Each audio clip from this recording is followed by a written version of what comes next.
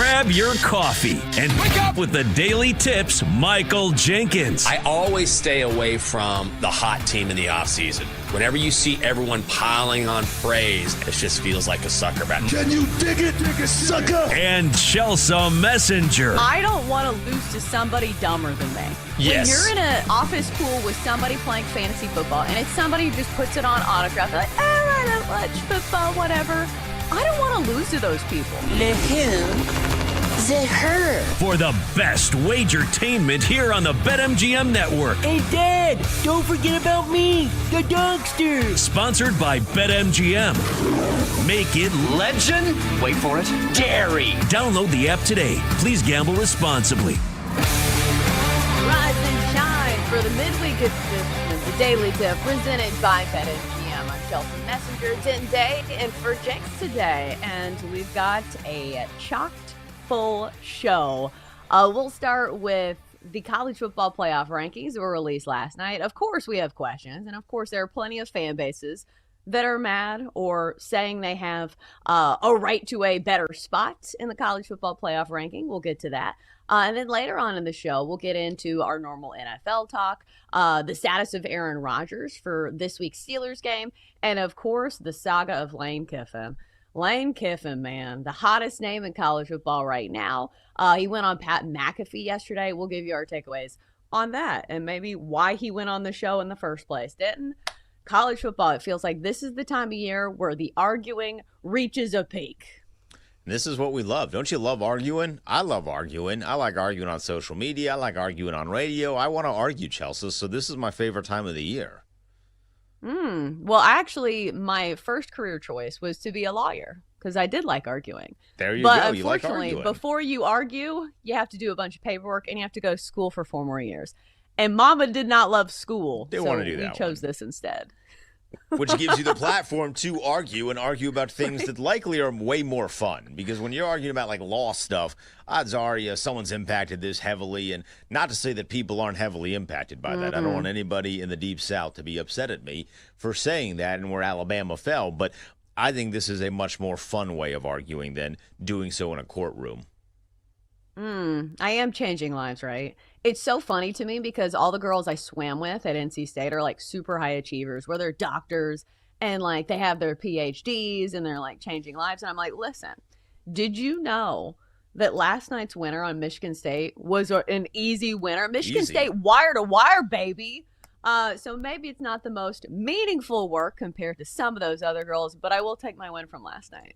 How about, well, you got to tell them you're 2-0 on the week. So, like, who's really helping change lives on a regular basis? Like, you might change lives every now and then when you get up for an argument if you're a lawyer or when you're doing nice surgery, but on a day-to-day basis, you're clearly killing them. Yeah, there's a girl in my grade that has 5 kids and completed an Ironman. So I'm like, ooh. Okay, but what did she think about Kentucky and Michigan State? Oh, who knows, right? Like, who knows if her analysis was spot on for Tom Izzo, for Kansas, for Kentucky, for all these schools that played last night. And then I'll say, for a Tuesday, last night was actually a pretty good sports night. Like, we had college hoops, we had the college football rankings kind of sandwiched in between. But I didn't love the fact that we had to wait for the start of the Duke game because Mama was trying to go to bed. But it was low-key a pretty good sports night. Yeah, LeBron came back as well. It was kind of like up to the minute, it felt like, with him coming back. He had a double-double. He ranks 18th in terms of the oldest to have a double-double. Now, it's only 4 other players ahead of him, but his age is the 18th oldest age that someone has been to record a double-double in NBA history. You know, Dikembe did a bunch. Robert Parrish did a bunch. Kareem Abdul-Jabbar got there a couple times, older than LeBron James, and John Stockton did it a couple times into age 41. But he comes back, he has a double-double. I was with you, though, so obviously I'm a big college football fan. I was like, yes, look, once we knew that Michigan State and Kentucky was basically over, I was like, all right, get it off. Let's move on here. Let's get to these rankings. They did go a little bit longer than I thought they were going to, considering that they were on the floor at Madison Square Garden interrupting Duke basketball. So I thought they would maybe make that a little quicker, but we got some very good quality content from those college football rankings when we got to hear the people speak, mainly just Hunter Yurachek. And boy, I've been an advocate, Chelsea, for the college football playoff not being rigged. I think sometimes people take that approach, and it's more for jokes on social media than anything else. It is really hard to be a defender of the college football playoff not being rigged after listening to Hunter Yurachek talk last night. That really torpedoed my stance there. You said that, and I was like, oh, that's cute. Look at how sweet and innocent he is. Just so thinking innocent. The world just is fair all the time. Because at the end of the day, I don't even think it's necessarily rigged, but I do think that when you look at the fan bases, and this is a money-making venture, at the end of the day, it's for entertainment, and they think about these fan bases that have, more eyeballs and can draw more people to these games. So I don't think it's rigged, but I do think that plays a factor in this. So when you say that you've lost faith in the committee, what exactly did you see where you were like, uh-oh, this is not good? Just listening to him talk. Because I'll say this, like some of these people, maybe they're just not that great at public speaking and they're not choosing their words correctly. But you look at this list, and I think a lot of people are stuck on the Miami Notre Dame stuff because it is very difficult to wrap your head around the fact that Miami beat Notre Dame head to head, and then you look at the losses, and I understand that angle where you say, okay, well, Notre Dame's losses are better than Miami's, and Miami has not looked great. And I feel like I need to preface this by saying, like, at the end of the day, just win your games. You play in the ACC, maybe don't complain, just win your games. But what do you think was, like, the biggest travesty last night? Well, so it's something that Hunter Yurachek said, and we have this audio, so I want to play this before I react to it. But it's something, so this is Hunter Yurachek last night talking about the very thing that you just mentioned, really more so about Notre Dame than Miami. Be in the field, we know they have to win the ACC to get in. How close is Miami and Notre Dame in terms of evaluation within the room? I think when you look, Reese, at Notre Dame and Miami, we really compare the losses of those two teams. Miami has lost to two unranked teams. Notre Dame has lost to two teams that are ranked in our top 13. And so we really haven't compared those two teams. They haven't been in similar comparative pools to date. But Miami is creeping up into that range where they will be compared to Notre Dame if something happens above them. I hate being told that I'm an idiot. And that felt like the AD from Arkansas telling me and telling the world that we are idiots. And it's not specifically about the Notre Dame and Miami comparison that has me hot under the collar, Chelsea, though I do feel like there are some things that need to be properly addressed there that are not, which we can get into in a second. But it's really just how they view Notre Dame as a whole. Because if you want to say, if you are going to take this approach still that you think Notre Dame is better than Miami, all right, you've at least been consistent with that for 3 weeks. So if you want a pat on the back, there's that. Do I agree with that? No. I think it's idiotic to get up there in front of the world and the people of Madison Square Garden to get up there and say that we are comparing losses without acknowledging the fact that one of Notre Dame's losses was to Miami. That itself is dumb.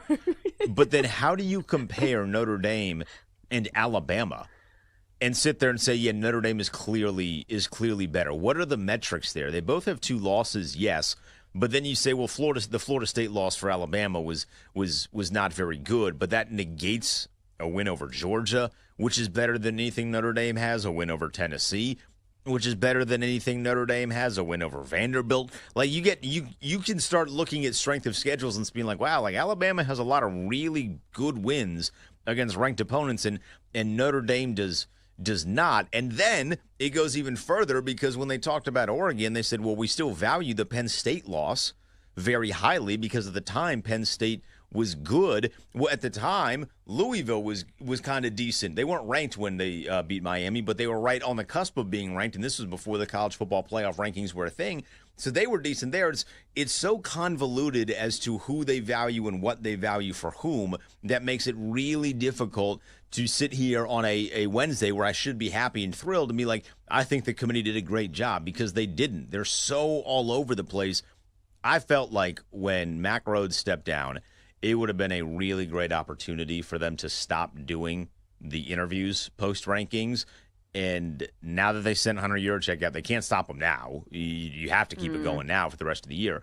They missed out on that opportunity because it feels like every time these dudes open their mouth, we get more confused.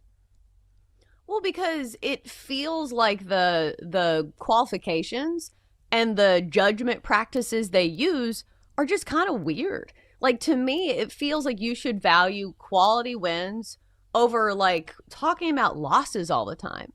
Do you get what I'm saying? Like, why aren't we rewarding people for their best wins instead of just doing all these mental gymnastics? Be like, well, they have some good losses.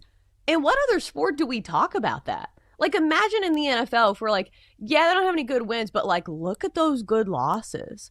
Like, they lost to the Chiefs by a few. Like, nobody does that. And, like, imagine if the NFL did this system. Like, do you know how many people would say the NFL is rigged if they did this nonsense? So it's wild to me. Just college football in general is wild, but the fact that there's a committee picking these teams, like, I know that's a whole other issue to get into, but at the end of the day, when you see them doing these mental gymnastics to try to, like, force some of these big-time programs, cough, cough, Notre Dame, up the leaderboard, it's just hard to look at it and be like, am I being gaslit here? What's going on? I know. It doesn't make sense. And, Yurachek in that clip that we played did say, and he uttered this on live television, that at no point have they actually compared Notre Dame and Miami together, which I don't understand how you're this deep in the process and not getting to that point to where you're looking at those two teams. Now, for those that maybe you're unaware of what the process generally looks like, the way that they do this is they break teams into into groups of four. So they're basically comparing four teams against one another. They rank those, and then they take another group of four and they compare four teams, and then they rank those. Well, I'm not like the greatest at math, Chelsea.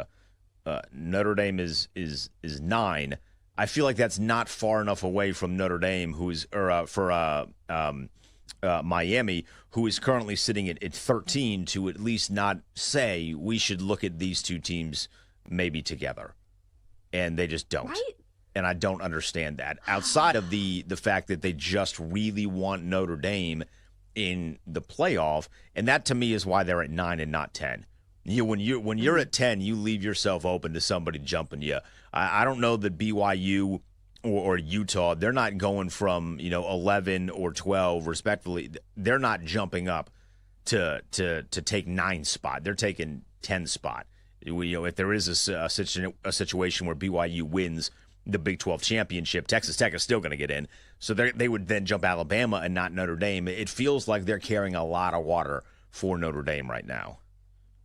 Yeah. The other surprise, which maybe it's not a surprise because I think we all know, like, the metrics absolutely love Texas Tech. And if you watch them on film, their defensive line is absolutely nasty. But were you surprised to see them ahead of Ole Miss and Oregon? Like, I feel like in the days of yesteryear, you would see a team from the SEC with 1 loss. You're like, there's no way. There's no way a Big 12 team with 1 loss would jump Ole Miss. And then you look at Oregon as well, coming from the Big 10. Were you surprised to see that, or do you think it's warranted? I think it's warranted. And I think you look at the fact that Texas Tech has the 1 loss where their starting quarterback didn't play, but in every single game where their starting quarterback has played, they've won by 2 scores. And I think that's really what separates them from Ole Miss. I mean, outside of Arizona State, Kansas State scored 20 on them, and that's it. It's a lot of 10s. I see some 14s. I see some 7s. Kansas got 17 on them. UCF this past weekend got 9 points on Texas Tech. They're so good defensively that I think it's warranted, certainly for them to be over Oregon.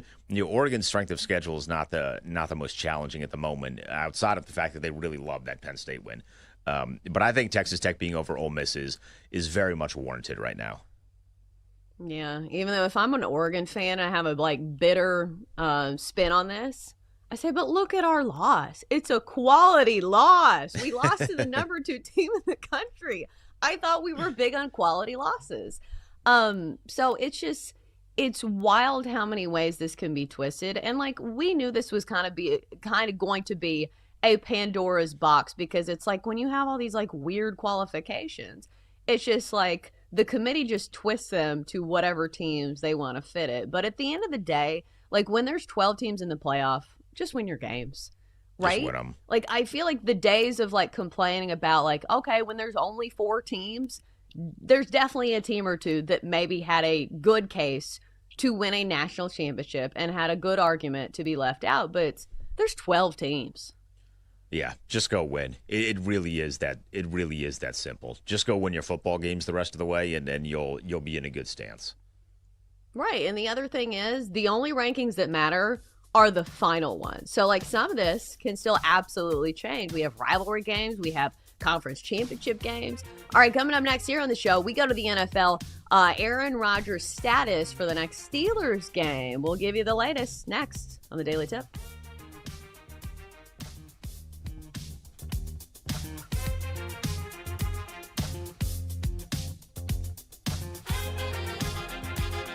Chelsea and Jenks will be right back on the Daily Tip on the BetMGM network. Make it legendary. Download the app today. Please gamble responsibly.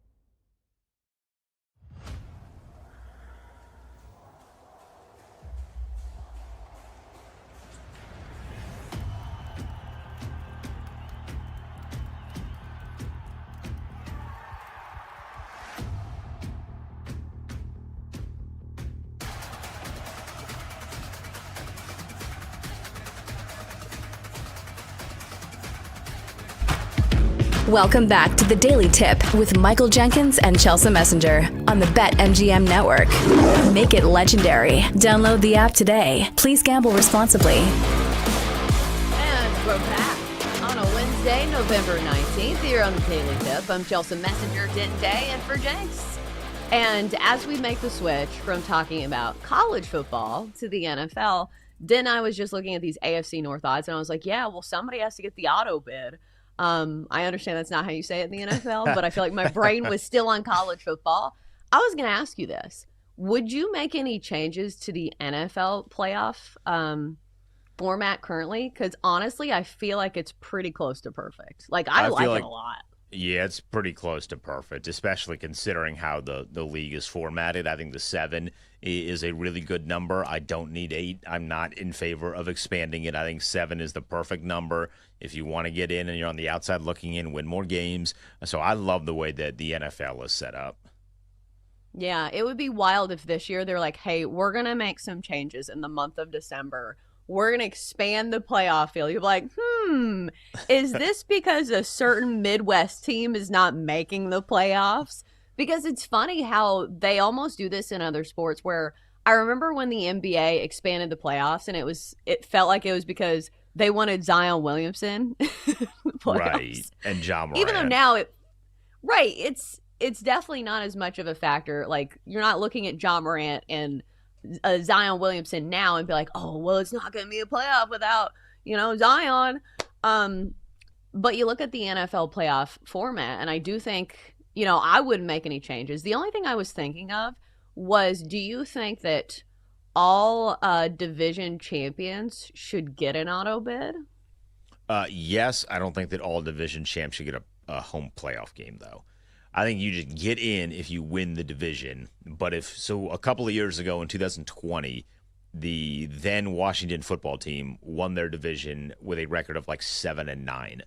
And they hosted the eventual Super Bowl champions, Tampa Bay Buccaneers, at FedEx Field. Like, that should not happen. You get invited to the dance if you win your division, but if your record stinks, I don't feel like you should be entitled to a home game. I feel like, I will say, I think the Bucs have gotten the advantage of that in some years, though, because it's not like the NFC South has been world beaters for most of, the last 5 to 10 years. So I don't know if they can complain, but you're right. Like, I do think seeding should restart once you get to the postseason, but I do think it places more of an emphasis on these divisional games, which is fun. Because I do like the divisional rivalries and how, familiar these teams are. And from a betting standpoint, like, these games are usually closer. So I don't know. It's just an interesting angle. But it feels weird to me that the AFC North is not one of the best divisions in football this year. As of now, the Ravens are your favorites at -325. Steelers +270. Bengals 30-1. Browns 51. LOL. But the big news in the division is that Aaron Rodgers suffered an injury last game, and I think we had all been waiting in the wings to see if Aaron Rodgers would play next game, if he would play the game after that. So Mike Tomlin talked about Aaron Rodgers and his availability yesterday. A little later in the week, we'll take a look at Aaron. And again, as I mentioned, the variables are stabilizing it and making sure that he's safe and he can protect himself, brace himself as he falls, etc. Pain tolerance, but that doesn't seem to be an issue with Aaron. He wanted to go back in the game on Sunday. And then lastly, obviously, how effective he can be. And so, Friday's probably a big day in terms of some of those things. I know he's working his tail off to be a component of this week. He and I talked yesterday. He expressed that directly. I'm of the mindset of supporting that. Okay, so if you need the coach speak decoder, so the Steelers have not ruled out Aaron Rodgers for this week's game against the Bears. He doesn't need surgery for his fractured wrist. And here's the other thing. Like, we all want to see Aaron Rodgers go against his old nemesis, the Chicago Bears, because he used to own the Bears, So you look at that matchup and you kind of hope that he plays. But still, like, the way that Mike Tomlin was talking about Aaron Rodgers, he's saying if he falls, he needs to stabilize himself. Like, I just thought of some old person on a walker that, like, needs a life alert. Like, I don't know why my mind went there, but, like, I don't know. It sounded like he was talking about a really old person, but he's right. You need to be cautious, especially when the guy is 41 years old and you have the rest of the season to worry about. So, Dan, let me ask you, do you think Aaron Rodgers plays? He's definitely going to play against Chicago. To me, he's definitely going to play. You are right, though. It did feel like that first, 20 seconds of that clip was not him talking about his quarterback and his injury. It felt like he was talking, there's not a lot of context there in the way that he was speaking. I would also think that maybe a coach would just say we should just keep him up. There is a world where the quarterback does not have to fall in the football game, but that just puts a lot of pressure on the offensive line. I think Aaron Rodgers is going to play. I think they need Aaron Rodgers to play. This division is a whole lot more interesting now that Lamar Jackson is back, Chelsea. And on top of that, if you're Pittsburgh, you have to start counting your wins as you move forward here. So you're 6-4 now. If you look at the rest of their schedule, despite the Bears having a good record, that's a winnable football game because they do have a good record, but they're not exactly the most impressive team to watch when you sit down and watch Chicago. So you mark that one as a winnable game with games against Buffalo and Detroit to go along with the two that you still have against Baltimore. You need every single other win that you can get along the way to keep yourself in contention for this division. And I think a lot of that's going to rest on really the wrist of Aaron Rodgers. They don't really have a better option. Right? That's why Aaron Rodgers is there, whether it's Mason Rudolph or Will Howard or whoever they want to go with. They don't have a better option. So I do think that Aaron Rodgers is going to do whatever he needs to be able to play. And I do think there needs to be some consideration into, hey, this is probably the last year. He hasn't come out and said that, but this is probably the last year for Aaron Rodgers. You might as well just go out there fighting and dying on the sword. Yeah, that's what I was about to say. I think that's the best point of them all because if you're Aaron Rodgers, what are you waiting around for? You're 41 years old. And also, you're a very petty person, and you love owning the Bears. And you look at the Steelers, and, the time is now. You're actually leading the AFC North. And I know, the Ravens, have a good shot to overtake the Steelers. But, it's the NFL. Anything can happen. So if this is probably your last year as an NFL quarterback, somebody who is as competitive as Aaron Rodgers is, I don't want to hear this nonsense of, oh, I'm just here to be a better. No, he's a competitive person. He did not get to this juncture in life without being a very competitive person and a hard worker. So I do think that enters his brain. And I do think that he's somebody who is going to push to play in this game because, like you said, it's a winnable game. It's a winnable division. And time is ticking for Aaron Rodgers. I also think I'm looking at this just from a divisional standpoint, Chelsea, from the perspective of Baltimore. They're 5-5 now, winners of 4 in a row since Lamar Jackson, in part because Lamar Jackson is back. They won another one without him, but in part because Lamar Jackson is back. Pittsburgh has a tough schedule the rest of the way, but so does Baltimore.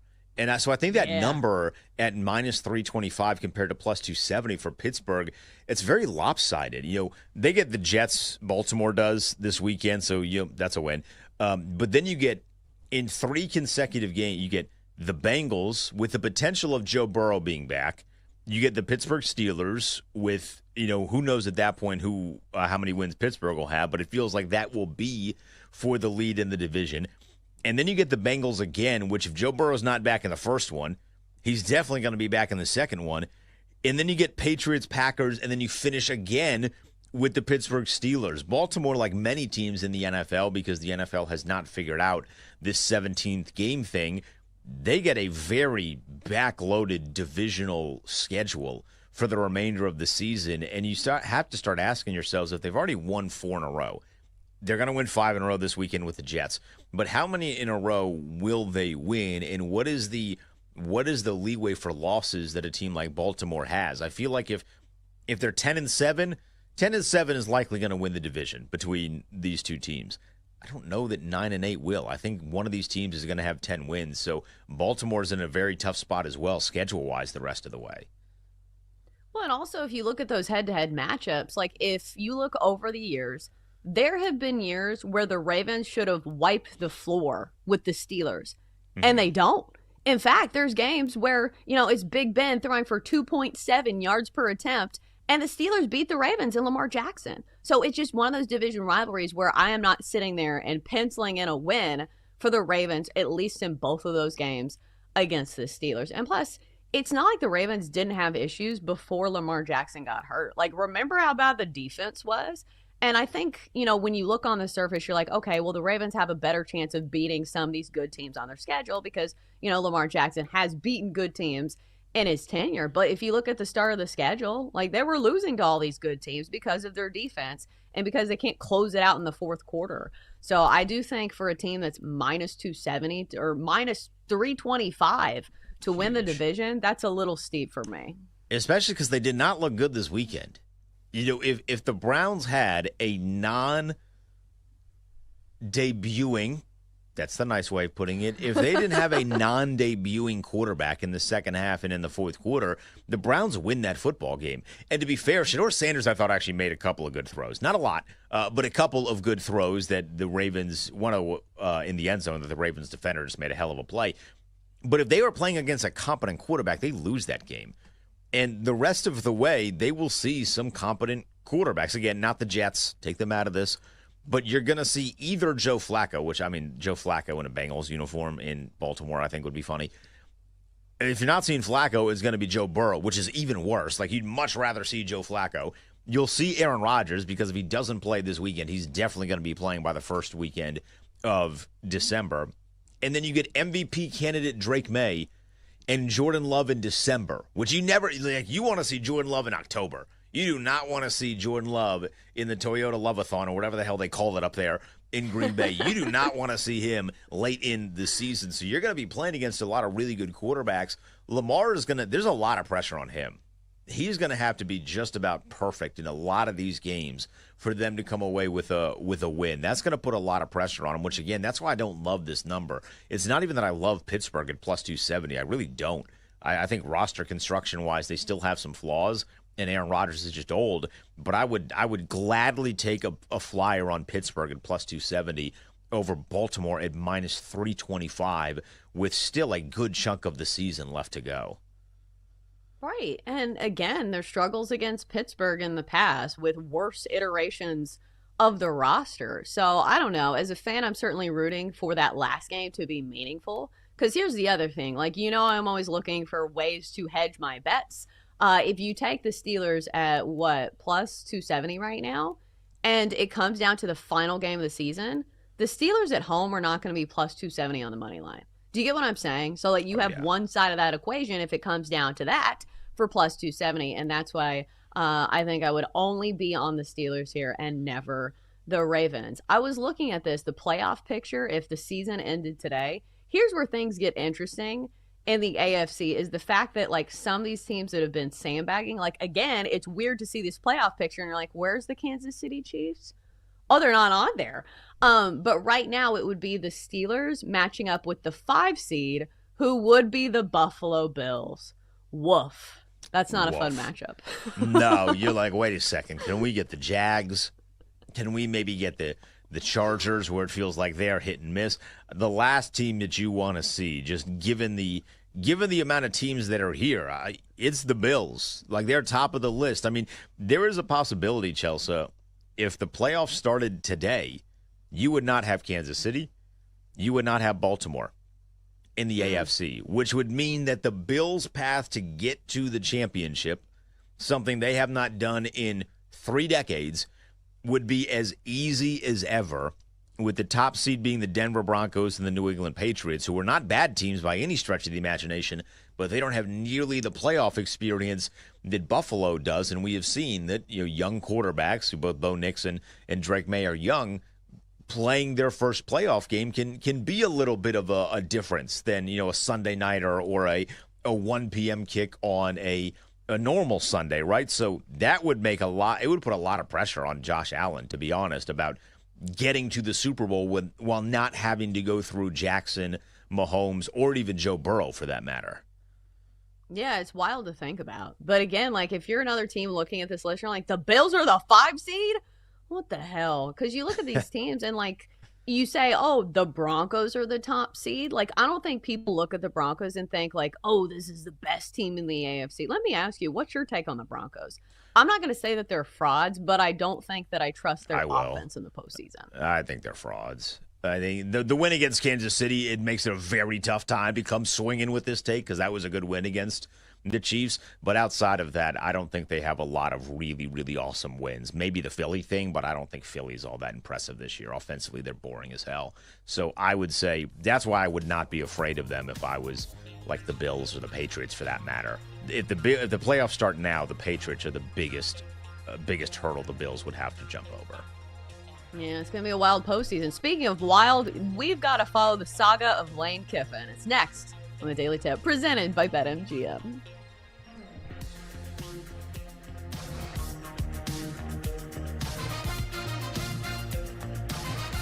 Chelsea and Jenks will be right back on the Daily Tip on the BetMGM network. Make it legendary. Download the app today. Please gamble responsibly.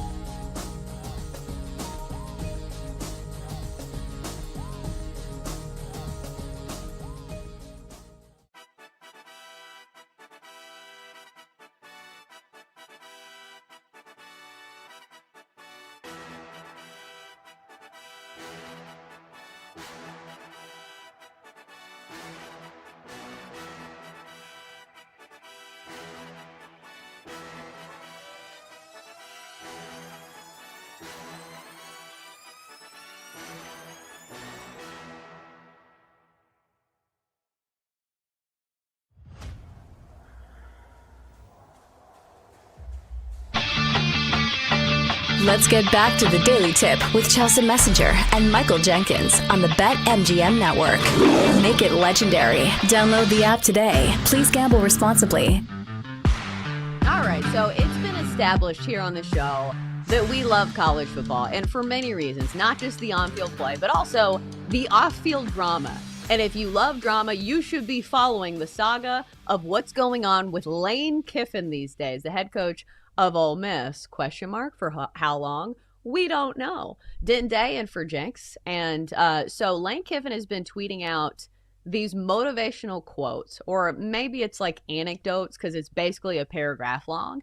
He is not composing these himself, but he is simply taking a picture of a book that he owns. And he was talking about this on Pat McAfee yesterday, where he, likes to do this every day. And here's the thing. Lane Kiffin has so much attention now that people are treating him like the Taylor Swift of college football, where he tweets out these quotes and people are looking for Easter eggs.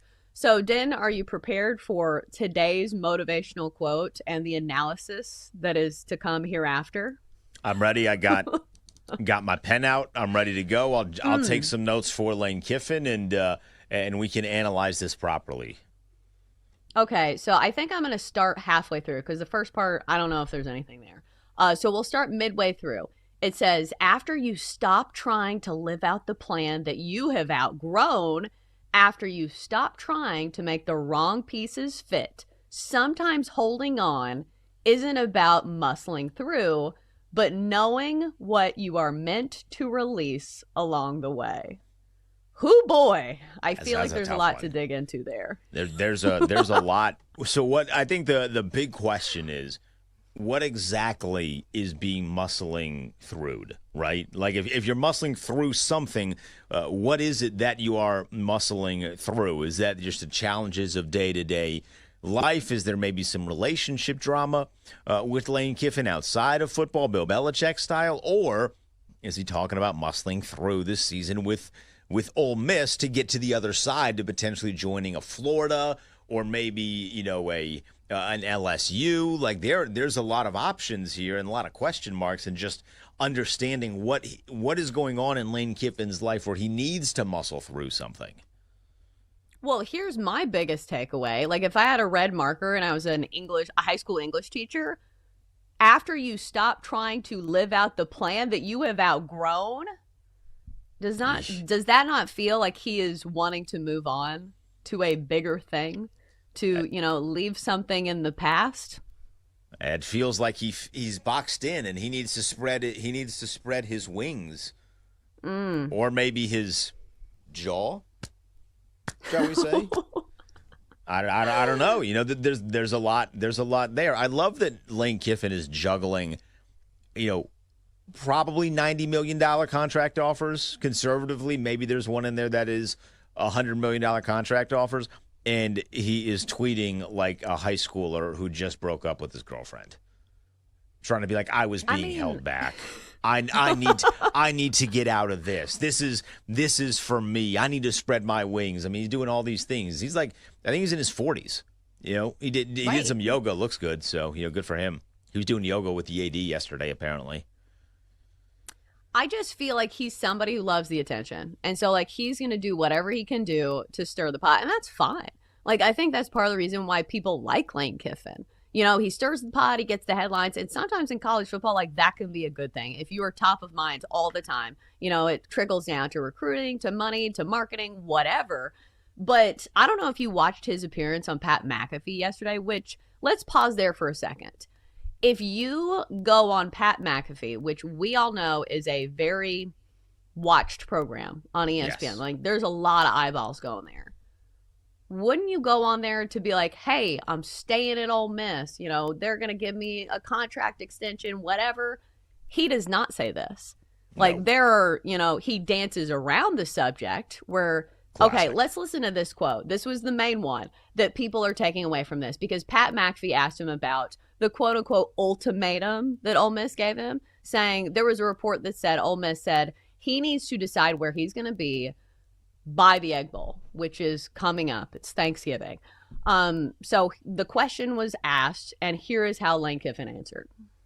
Yeah, that's absolutely not true. There's been no ultimatum, anything like that at all. And so I don't know where that came from, like a lot of stuff that comes out there. Yeah. But he did not say anything to the tune of, yeah, that's not true. I'm staying at Ole Miss. Right? Like, isn't that your biggest takeaway, is that he went on a national program and still did not make a committal response to Ole Miss? In fact, like, I felt like he just went on here to, again, stir the pot and get more attention. I do feel proud of the McAfee show for asking him that question. I wish they asked him more directly about, like, hey, are you going, like, hey, what about the flight to Baton Rouge? Or, hey, what about the flight to Gainesville? Because we know those things happened. I didn't know there was paparazzi in Baton Rouge, Louisiana, but I've seen pictures of the flight, pulling in to the airport in Baton Rouge. So, like, we know all of these things happened, and they weren't asked about. The ultimatum thing is kind of whatever. I feel like most programs would do that. The Egg Bowl is their last regular season game of the year, and then at that point, Ole Miss is going to be in the postseason. So you're then deciding, like, is our coach actually going to coach in the postseason or not? So that ultimatum being set there, that feels logical to me. Like, you need to have a point where you're like, you need to make a decision, because if not, we have to do what's best for our program here and find out who is going to be coaching in the at least one, hopefully more than one postseason game. I can't imagine that he, honestly, in this whole lead up, I don't think he's leaving. I don't. I think this is just drama. I think he is a glutton for this sort of stuff, and I think we're seeing this in real time. So I don't believe that he is going anywhere or leaving. But this has been a little interesting, the way that he's handled this. Well, I do think at the end of the day, a lot of it is it's a negotiation tactic, is it not? Like, yeah. I think it's to drive up the price of whatever Ole Miss is going to pay him, because, you're starting a bidding war between LSU, Florida, and Ole Miss. And I do think, like, obviously, get your bag, get your money, because we know money and, all that is the name of the game. Like, I understand it's not your NIL fund, but still, like, I get it. Get your money. It's fine. But here's the other thing that was kind of weird to me on Pat McAfee, is that he kept saying, we're having so much fun. I feel like most people who are having a lot of fun don't have to say it 15 times. Did you catch on to that? I'm like, we get it. You're having fun. It's a great fun year. You don't have to hammer us in the face with saying that this is fun. He wasn't beating the dead horse. He was pulverizing the dead horse with it being fun. Now, maybe that's just like his crutch word, because coaches, they're not. He does go on Pat McAfee frequently, though, so it's not like this is his first time doing an interview there. He's been on them. He's been on with them at least once or twice this season. I don't know if it's a weekly thing or not, because I'm not that big of a Pat McAfee guy, but he's been on that program before. But maybe that was just a crutch word. I don't know. I found that to be odd there as well.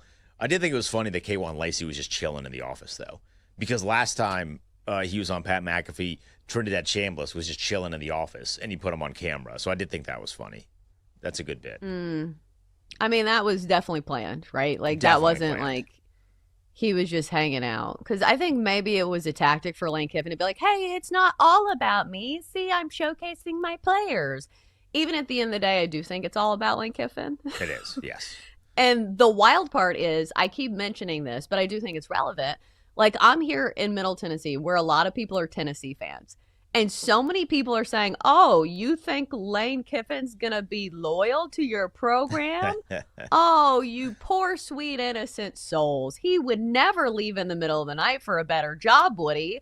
Oh, wait, we've already seen this when he left Tennessee for USC. So I think a lot of people have been burned by Lane Kiffin before. So I don't know. That's what makes it that much more interesting, because I do think that there is something underneath the surface that's like, hey, I don't know how loyal he is. Like, most coaches have already signed their extension, right? Like, that's the wild part, is that there's other coaches that could be going through this whole circus. Like, Curt Cignetti could be doing this, but he already signed an extension. He said, nope. Same goes for Matt Rule. So it's just, you see Lane Kiffin, he's like, hell yeah, I'll take that spotlight, and I will take this bidding war. And as crazy as, because I'm sure that the contracts have already been slid across the table. Like, hey, we are going to give you this. Hey, we are going to give you this. We are going to give you this. So he must be fighting for, like, maybe an extra $100,000 or maybe a certain amount of money allocated to the NIL because like he's not fighting for an extra $1 million. Odds are that the contract is already at least $11 million, and he's not going to get an extra one. He hasn't won a championship. No one's going to give him $12 million to coach their program. So that's already there. I don't know logically outside of him just being a glutton for attention, what else he would be fighting for that would lead him to not have signed or taken the deal. Now, maybe you're not taking the LSU or the Florida deal now, but Ole Miss should be able to match everything, especially if LSU is in the conversation, because they're going to have to pay Brian Kelly that entire buyout. They're too late. I know they're trying to be like, we fired him. No, you didn't. You didn't fire him with cause. You're going to have to pay Brian Kelly that entire buyout. So it feels like LSU is off the table. I just generally felt like that it was either going to be Ole Miss or Florida for Lane Kiffin in particular. It feels like John Summerall would be a good fit from LSU. He's the coach at Tulane. So it feels like it's between Florida and Ole Miss. And I don't know if there's anything that Florida can offer you that Ole Miss cannot equally offer you outside of the fact that Steve Spurrier never coached at Ole Miss. Yeah. From a betting standpoint, is there any way to spin this? Like, I was thinking, like, do you fade Ole Miss right now? Because you say, okay, there's a lot of other nonsense and distractions going on. Or I think a lot of people kind of thought that going into this last game, and it was not the case. So you look at this next game, and I think they play Mississippi State, who has played some good teams pretty closely, and then you have the Egg Bowl. Would you use this as a factor when, placing a bet? Because I would imagine, I don't know the line in that game, but I would imagine that the Egg Bowl. Okay, sorry about that. So we don't even get a chance. They don't get to play this weekend. They're robbing us of what would have been a really good gambling opportunity to fade Ole Miss. They get an entire bye week, and my guess is, Chelsea, by the time that Egg Bowl game kicks off, he has a contract extension with Ole Miss. So we can't even as a gambling community take advantage of the drama. I'm actually upset at Lane Kiffin for that. He's robbed us of the experience of us making money so he can make a lot of money. Well, I'm sure he'll post a motivational quote tomorrow that covers that. All right, hour 2, is next here on the Daily Tip. Stick with us. We'll be back after the break.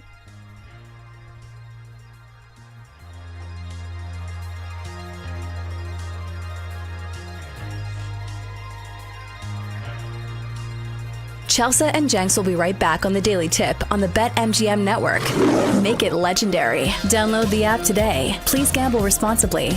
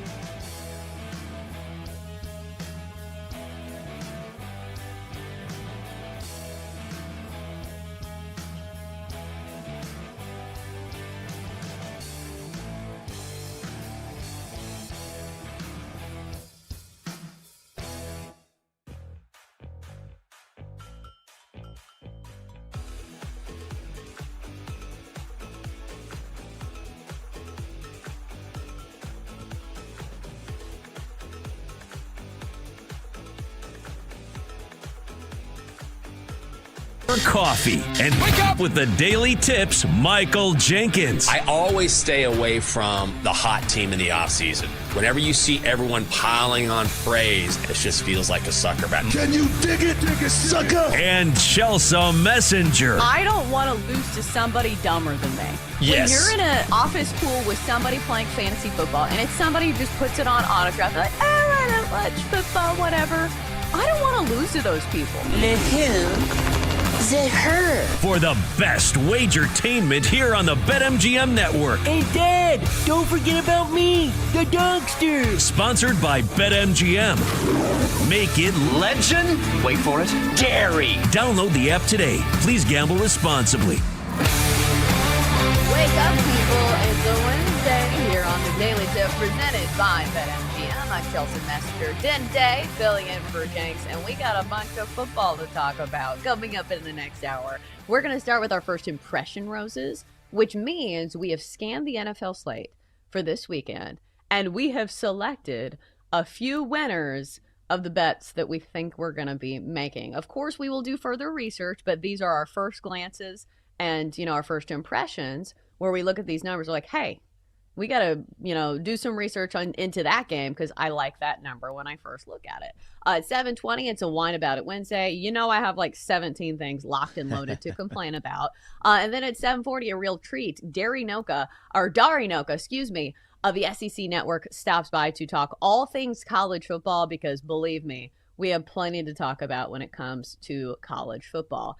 All right, Den, so I was just looking at my first impression roses, and I think all four of them are road teams, which is wild. And I was thinking to myself, I have seen like a smattering of articles on the disappearing home field advantage over the course of the NFL. Like, I understand some teams still very much have it. Like, you look at the Bills and like the Eagles, even if you look at like the Chiefs, like some of these teams still have a very distinct home field advantage. But if you look at the course of the league, like the macro picture of all the teams, we've seen this trend where I saw this article about last year where it's not as big of a thing where you look at home teams and you're like, okay, this is a sure bet in the NFL. You don't bet against the home team.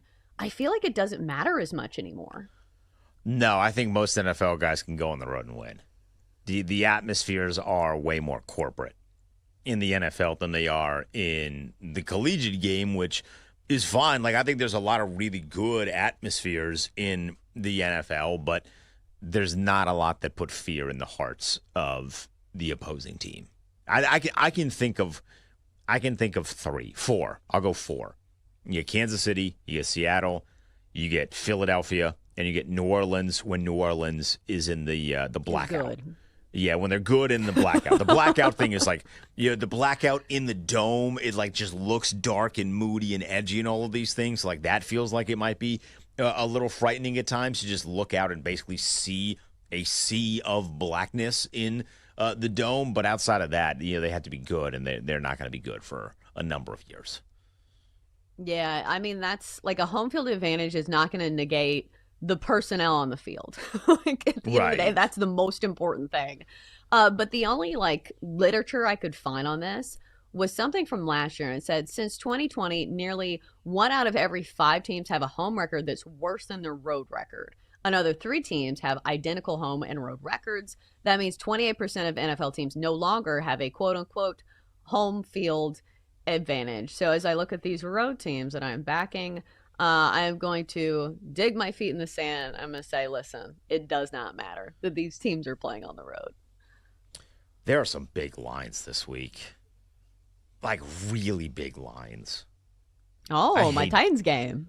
Yeah, that Have is you stumbled on the Titans? That's a pretty big one. You get that one at 13.5 with the Seahawks being favored.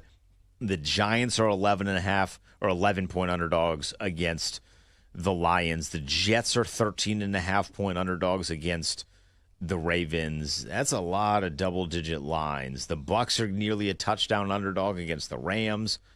Ugh, that's tough for the gambler.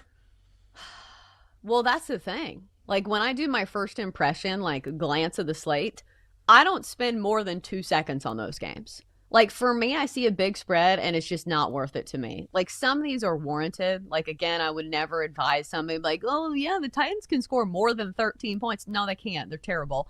But it's just a lot of points in the NFL. So if we're talking about first impressions, I go to the games that have tighter spreads. So here are my first impression roses, Den, if you are ready. And these are all road teams, like I mentioned.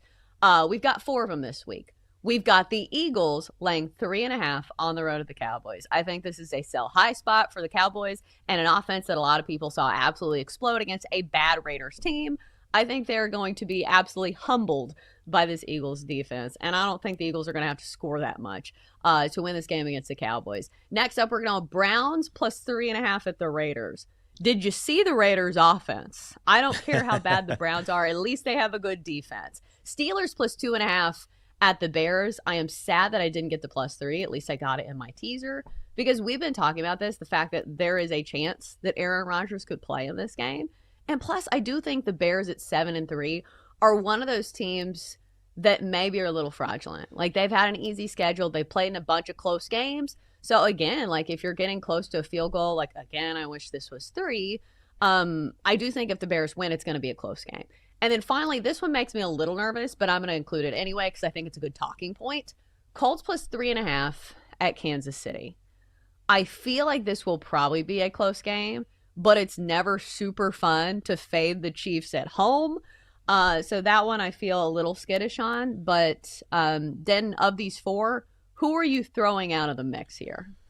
So I would be a little skittish on the Colts and Chiefs as well, just because that would then so the Chiefs have lost 2 in a row already. They need a strong offensive performance because, in the 2 games that they've lost, they've scored 21 points and 19 points. It's not good enough for an offense led by Patrick Mahomes and Travis Kelce and Rashid Rice. Like, you have your full allotment of weapons. I mean, Pacheco's still hurt, but his usage has not been nearly as high this year as it has been in previous years. So you have your full allotment of weapons, and you're not able to score. So that one would make me just a little nervous because I do think there will be some sort of overcorrection, if you will, with Kansas City having a sort of offensive explosion. I love the Steelers at plus 2.5. So I knew you were going to talk about that one, but I'm glad you did. I love that one. I think Pittsburgh's defense is going to be all over Caleb Williams. We saw Pittsburgh's defense a couple of weeks ago take Daniel Jones, who was playing at the time at a really high MVP caliber level, and then denigrate him back to the Daniel Jones that New York was ready to throw out with the bathwater. So what are they going to do against a guy like Caleb Williams, who is he's still in the development process?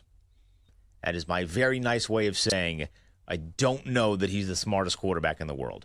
So when you're disguising pressures, and when you have a guy the capability of TJ Watt who can get after the quarterback, and when you have the guys in that defensive backfield that are just ball hawking, players with Ramsey and Porter and the litany of guys that Pittsburgh has out there, it does feel like that they'll be able to get after Caleb Williams and to make his life, quite honestly, miserable.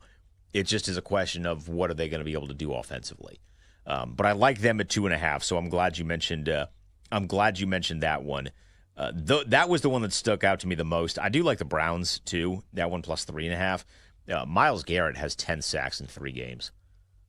That's insane. Just unbelievable. And that Raiders offensive line stinks. If you have not started praying for Geno Smith, you need to do so immediately, if not sooner, because he is going to see that mammoth of a human being in Myles Garrett constantly. He is going to destroy Myles Garrett might actually have 6 sacks against the Raiders. That sounds like a hyperbole. It's not. He might have 6. I mean, he's had 10 in 3 games. He might legitimately have 6 sacks against the Raiders. They're going to have to triple team him. And he might, it's going to be classic. Remember when Aaron Donald was constantly seeing triple teams? where there'd be plays where he lines up over the center, and then the center and both guards are converging on Aaron Donald. You're going to have to start doing that with Myles Garrett. You're going to have to chip him with tight ends. You're going to have to put a tackle on him, and then the guard's going to have to help, and then maybe you chip him with a running back as well. That's going to be a bloodbath. So that one, I'd be that under at 36.5, I think is a very good under, but I would be with you on Cleveland at plus 3.5 solely because they are going to get after him. Yeah, I was just looking. No sack props up yet on BetMGM, but I know they exist. So when it comes closer to game time, I do think that is a very good angle. Because you're right, the Raiders' offensive line did not look good, and Geno Smith looked absolutely terrible against the Cowboys. So I don't think it's going to go super well for them. But if you look at some of these other games, like, here's the thing about the Steelers, and here's the sabotage factor, I think. We have seen the Steelers defense have a couple good games, but for the most part, this Steelers defense has underachieved in a big way. But I will say, to argue with myself, kind of like Skip Bayless in those videos that I watch on the internet and I laugh at, a lot of these games have been against solid quarterbacks. Like the games they've given up a bunch of points. Justin Herbert, Jordan Love. Are we putting Joe Flacco in that category? I will say this. Joe Flacco is old, but he's at least a smart quarterback. And, the time that the Bengals scored 33 points wasn't the same deal, this last time around where they limited Joe Flacco to 199 yards, a touchdown, and a pick. But my point being is that, some of those quarterbacks are veterans, they are smarter. And I think if you are dovetailing along with the fact that you think Caleb Williams is not on that level yet, maybe it will be tough sledding against the Steelers defense. But my bottom line is just that the Steelers defense has not been very consistent this year. No, they have not. But I do think they've been playing better as of late. And I think that's going to put a lot of pressure on Caleb Williams. He's going to have to do a lot at the line of scrimmage. And I would imagine that the Steelers coaching staff knows that. And Ben Johnson probably knows that too. But if they were able to really, that Cincinnati offense, who even with Joe Flacco has shown the ability to put up pretty impressive numbers offensively. They couldn't do anything. So I don't know what Caleb Williams has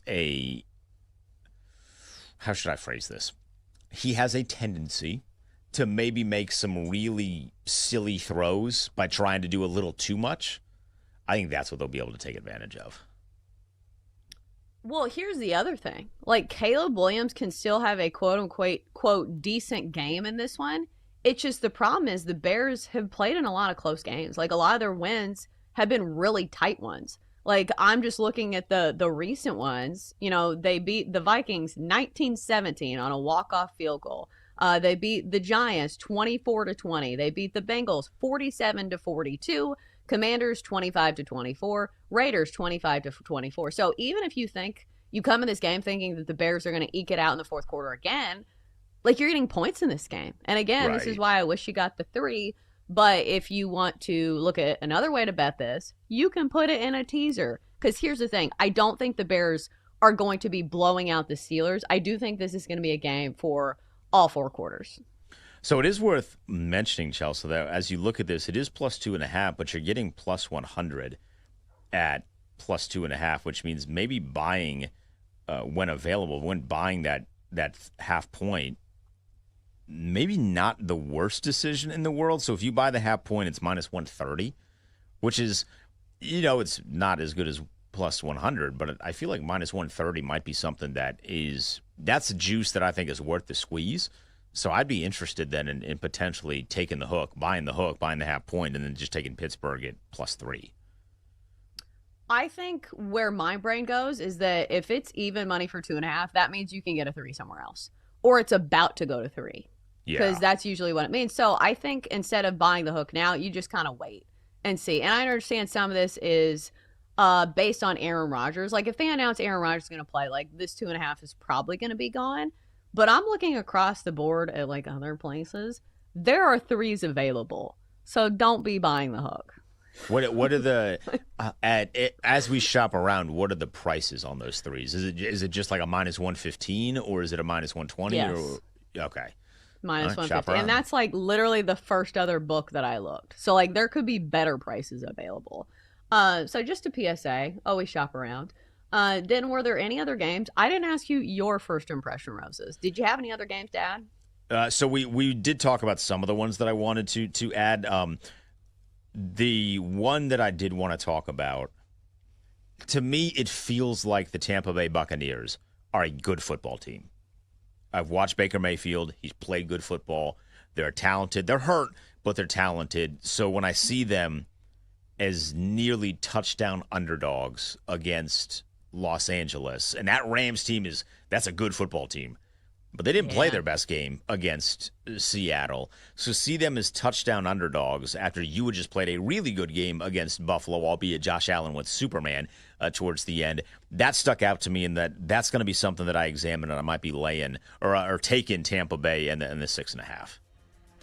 Yeah, I think emotionally I can't play the Bucs the week after. I play them in a teaser against the Bills, and they were winning that game, and then all of a sudden they don't even cover in a teaser. So Bucks, you broke my heart. No, thank you, please. Maybe next week. All right, coming up next here on the show, it's time to whine about it on a Wednesday. It's next on the Daily Tip.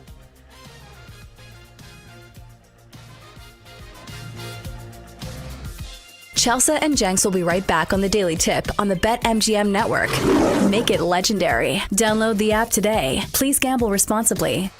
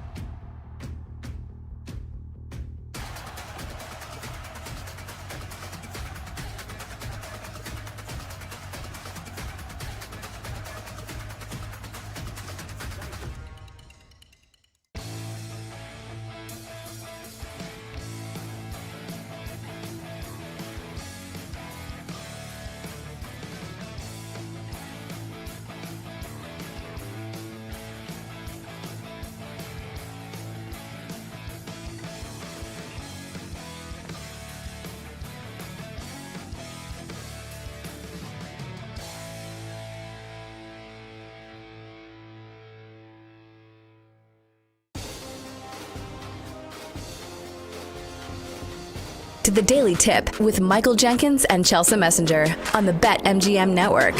Make it legendary. Download the app today. Please gamble responsibly. All right, we're back. The midweek edition of the Daily Tip here on a Wednesday, which means it's time to whine about it. We'll fire up our best complaints in a few mere moments here on the show. Denton Day and for Jenks. But here's something that I am not complaining about. So, Denton, I sent this to you yesterday because I am a huge fan of Pop-Tarts. And I think the Pop-Tart bowl has become like one of these like weird things that it's like kind of creepy and kind of odd that they have a mascot that goes into a toaster and then like the players get to eat a giant Pop-Tart. But this year, the People's National Championship, what the Pop-Tarts Bowl is calling itself, is now going to have 6 edible mascots, 3 on Team Sprinkles and 3 on Team Swirls, which I didn't know that you needed to pick a side in this Civil War. But let me ask you, are you Team Sprinkles or Team Swirls? So did it say the flavors of the swirls? Because that's a very important question that needs to be answered. See, I can't even think of the top of my head like what the swirl flavors would be other than wild berry. Like, you remember the one that's purple that has like the turquoise swirl? That's the only one I can think of. The rest of them are sprinkles, right? Which I'm totally out on wild berry. Just oh, really? A no for me. Oh yeah. Well, so they used to have, and this is going to show you the Pop-Tart historian that you were doing a show with. They used to have a cinnamon bun Pop-Tart that had the swirls. I don't know if they make those anymore because I believe I've told you this before. If not, you're going to get to hear it now. I did not have a toaster as an adult for years because I did not want to overindulge myself on the cookies and cream Pop-Tarts. Have a bad day, be like, you know what? I'm going to get a box of cookies and cream Pop-Tarts. And the problem is that would kill the box.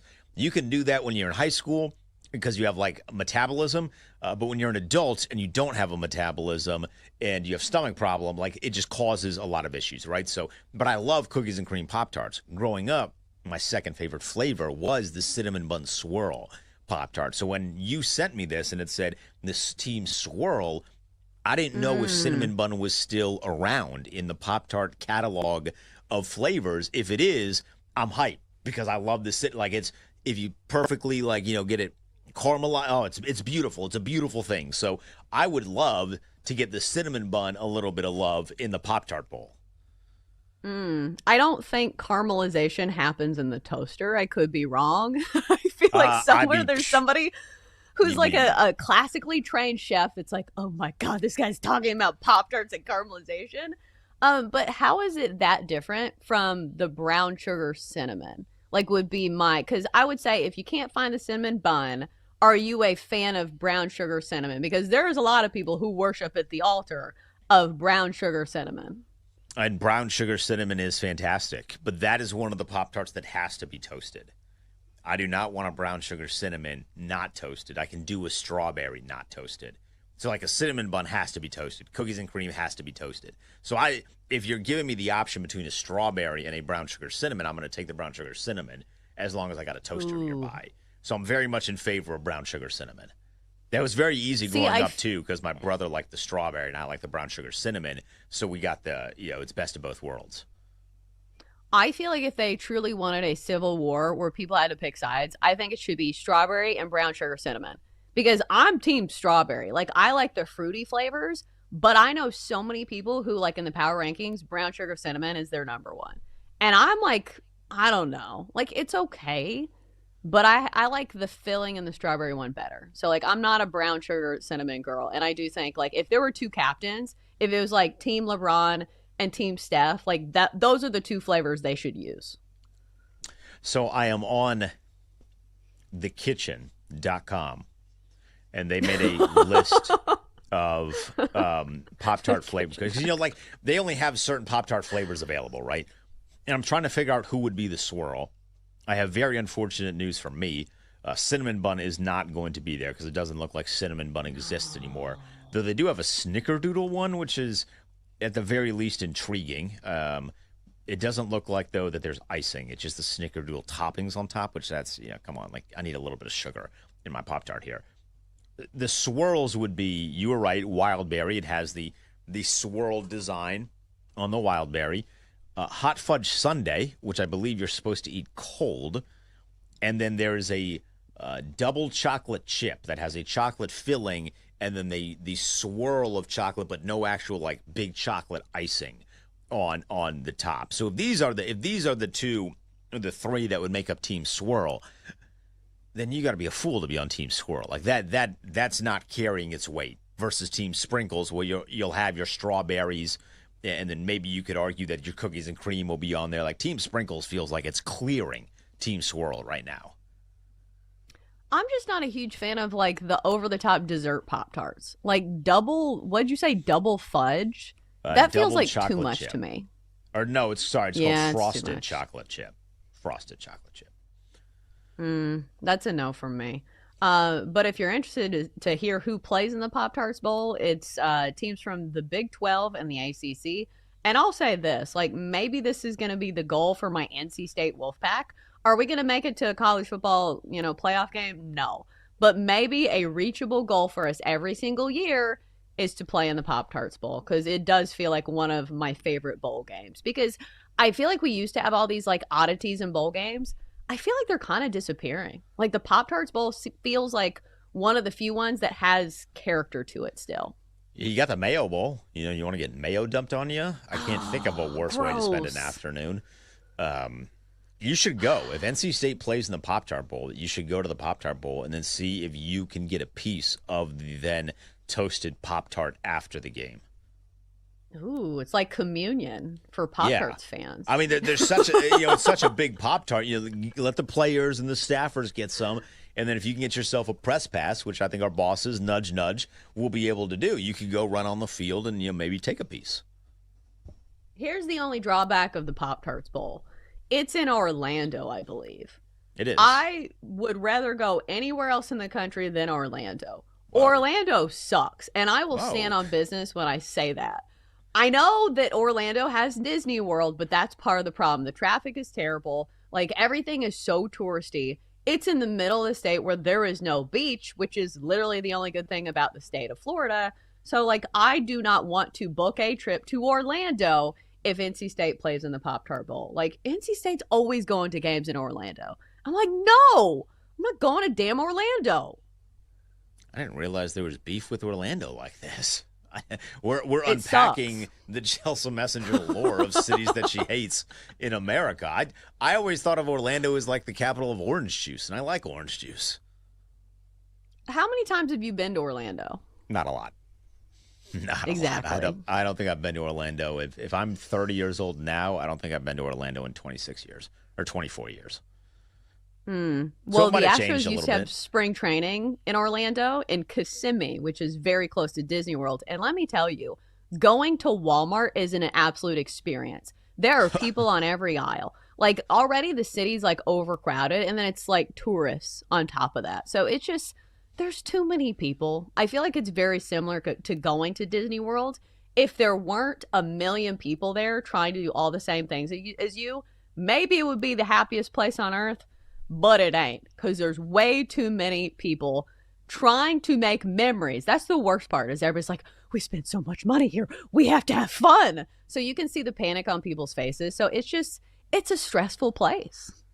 So you're not a Disney adult then? Is that what you're getting at? LOL, no. Absolutely not. I feel like I've already complained about like 15 things already, which is par for the course. I do love complaining. But let's get to it on a Whine About It Wednesday. Why talk about it when you can whine about it? Whine, whine, whine. Here on Whining Wednesday. Do you want to hear whining? On the Daily Tip.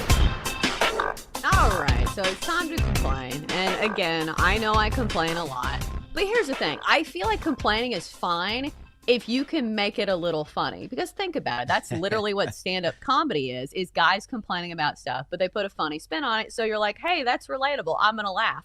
As opposed to somebody who's just negative and complains about things, and there's no spin on it. So, Den, I will say this, for the one positive spot of the show, I'm going to say that I have been trying to complain less. And if I'm going to complain, it needs to have like a comical angle to it, because we all know that person that's constantly complaining and nobody wants to be around them. So, like, with that being said, I will complain about things, but I'm going to try to keep it light. Is there something you want to complain about? And I understand that I have raised the bar. Now you got to be funny at least. Now you got to be funny. But maybe you don't. Jokes. At least be relatable. Like, that's the other thing. Like, if it's relatable, maybe it doesn't have to be funny. But I think you get the point that I'm trying to make. Well, so there are two people that suck in the world, Chelsea. It's people that don't put their shopping carts away. They just leave them out in the parking lot. And you're like, hey, you're an awful person. And then it's people that do not pick up after their pets. And in my neighborhood, we have been running into the latter. There's not a shopping cart area around my neighborhood, so we can't run into those.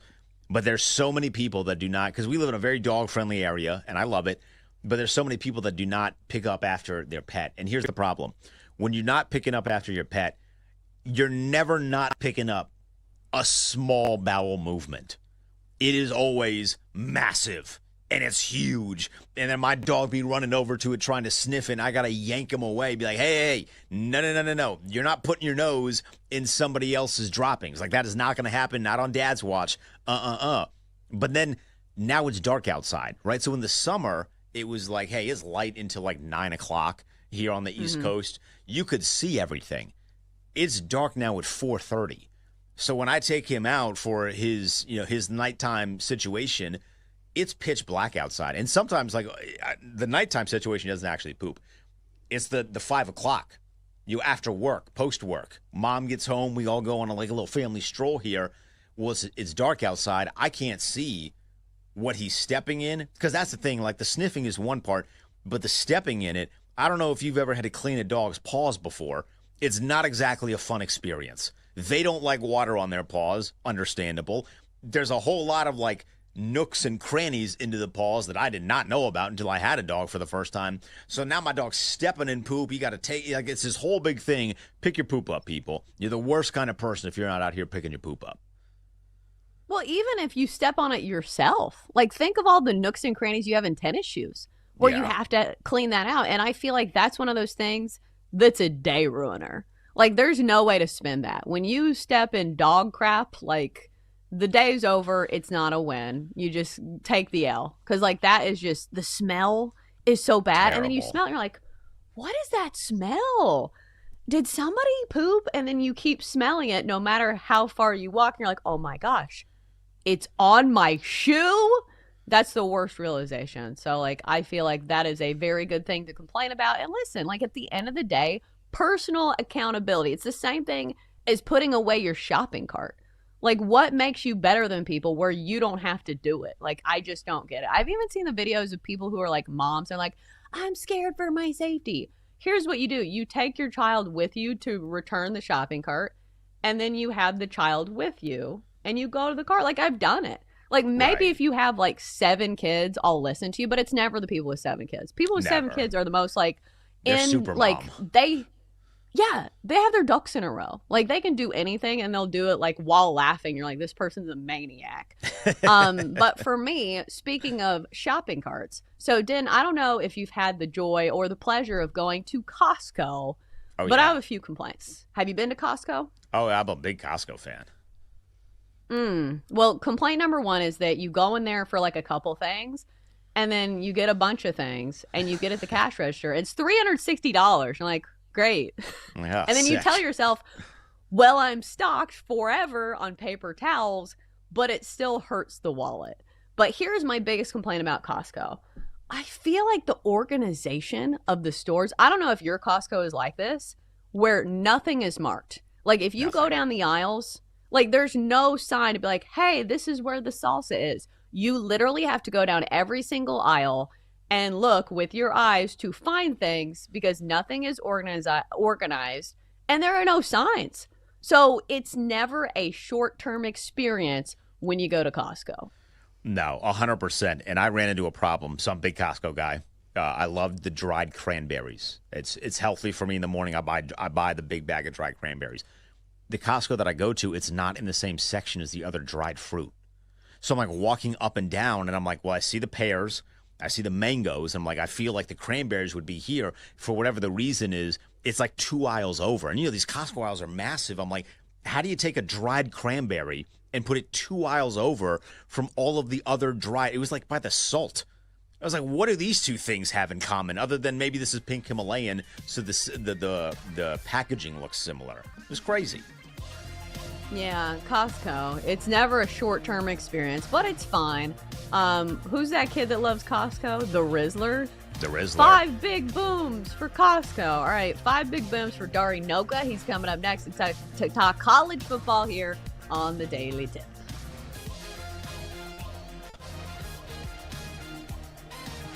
Chelsea and Jenks will be right back on the Daily Tip on the BetMGM network. Make it legendary. Download the app today. Please gamble responsibly.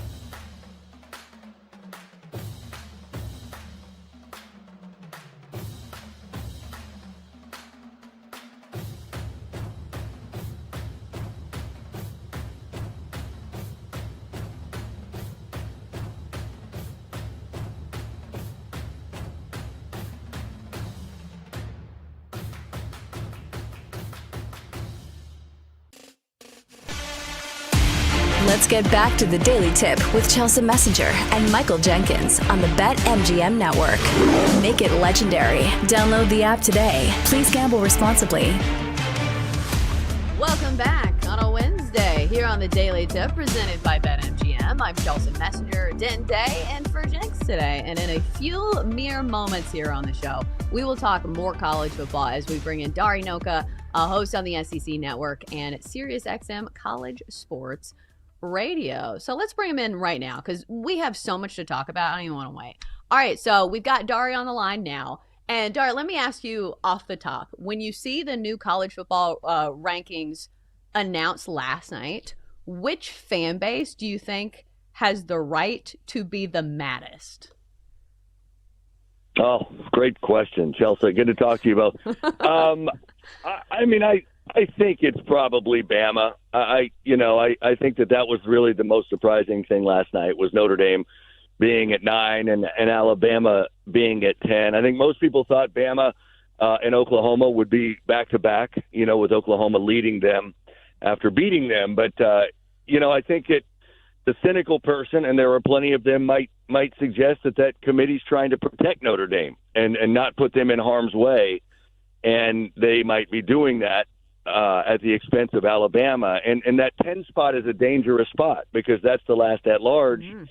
So all it would really take is something like BYU beating Texas Tech in the Big 12 championship game to have a bid stealer, and then all of a sudden number 10 does not make it. So I think it's a tenuous spot that Alabama finds itself in, and I don't think that fan base thinks they should. Dari, what did you make of Hunter Yurchek last night saying that they had not even compared Notre Dame and Miami to this point? Yeah, Denton, it's interesting. Understanding their policy of where head-to-head comes into play, I think that he's in line with their policy, which is, unless we see two teams as being otherwise equal, then we don't utilize head-to-head. So right now they deem that Notre Dame is significantly better, right? At least enough better than Miami so they don't need to utilize head-to-head. But he also referenced that, if some things above Miami happen, right? Let's say Cincinnati beats BYU, Utah loses to K-State or KU, then Miami would creep closer to Notre Dame. And if that's the case, that's where you might get a flip because the committee would have them essentially one spot separated, and then it would be hard to justify not using head-to-head. So that's their policy. They deem Notre Dame considerably better than Miami right now, so they don't go to head-to-head. But all things considered equal, and that would indicate that Miami would be closer to Notre Dame in those rankings than they would go to head-to-head, and Miami would instead be in and Notre Dame likely out. I think the great thing about these rankings that are released every week is that it is a great driver of the conversation of college football. But at the end of the day, for some of these teams who are on the outside looking in, I say to myself, there are 12 teams that get in the college football playoff. And in most years, there are not more than 12 teams that are actually capable of winning a national championship. So let me ask you, how many teams this year do you think are actually capable of winning a national title? That's I like it. Well, I certainly think the top four are, but it honestly might stop there. It really might. I think the two Big Ten teams, despite being, not nearly as tested through their strength of schedule, are very, very good football teams. And then I certainly think Georgia's playing at an elite level right now, and I think they're certainly dangerous. And I think Texas A&M the same. As disappointing as the first half was against South Carolina, the second half showed us how good they can be when they're at their best, and that's certainly really good. You get beyond that, I question Texas Tech a little bit, not defensively but offensively. I think Ole Miss, a little bit untested as it pertains to SEC play, can be very, very good, but again, inconsistent defensively. I think you start looking down that list at Oklahoma, maybe not good enough offensively. Alabama, again, at times not good enough offensively or defensively. I think everybody's got warts, but realistically, I think you could look at those top four and say any of them have a chance. But are any of them separated far enough from the rest of them? I don't really know. But, yeah, I don't look at 1 through 12 and say, you've got 12 contenders. And I certainly don't think that about the group of 6 team or the ACC champ, whoever that might end up being. We're talking with Dari Noka here on the Daily Tip. Dari, by the time Ole Miss plays their first college football playoff game, who will be their head coach? Wow, that's a great way to put it. I will say Lane. I still have this feeling Lane ends up at Florida. What I'm trying to understand through all this is, does Scott Carter need an answer, or Keith Carter? Does Keith Carter need an answer to then decide that, let's say, Pete Golding is going to be our head coach moving forward, or I need an answer, Lane, because while you will still be our coach now, I need to know that I need to start the search for somebody else. I still have a hard time thinking that regardless of what Lane tells Keith, that he won't coach this team while they're still playing football this season. It feels like there's so much to dive into when it comes to Lane Kiffin, because it feels like right now he's like the Taylor Swift of college football, where like all these people are doing like all of these analyses of these quotes that he's posting to the point where they're looking for like Easter eggs and all of these things. How much of this circus that's been going on is his personality, and how much of it is simply him trying to drive up the price of whatever contract he gets? It's interesting, Chelsea. I really believe Lane when he says, like, it's not about who's going to pay me more. I really don't think. Now, Jimmy Sexton, his agent, would say the opposite of that, right? But I don't believe that's Lane. I really don't. I do believe him when he says that. But I also believe that Lane cannot get enough of this. There are 3 schools in what most consider the best conference and deepest conference in college football that are waiting for an answer from him. And that is a really powerful place to be. And I think Lane is probably relishing in that power to some degree. We're all here to speculate where he's going to go. I mean, just like I would speculate that he ends up at Florida. That's not based upon any real solid concrete evidence. It's more of a feeling and maybe a conversation with a couple of people who believe the same thing.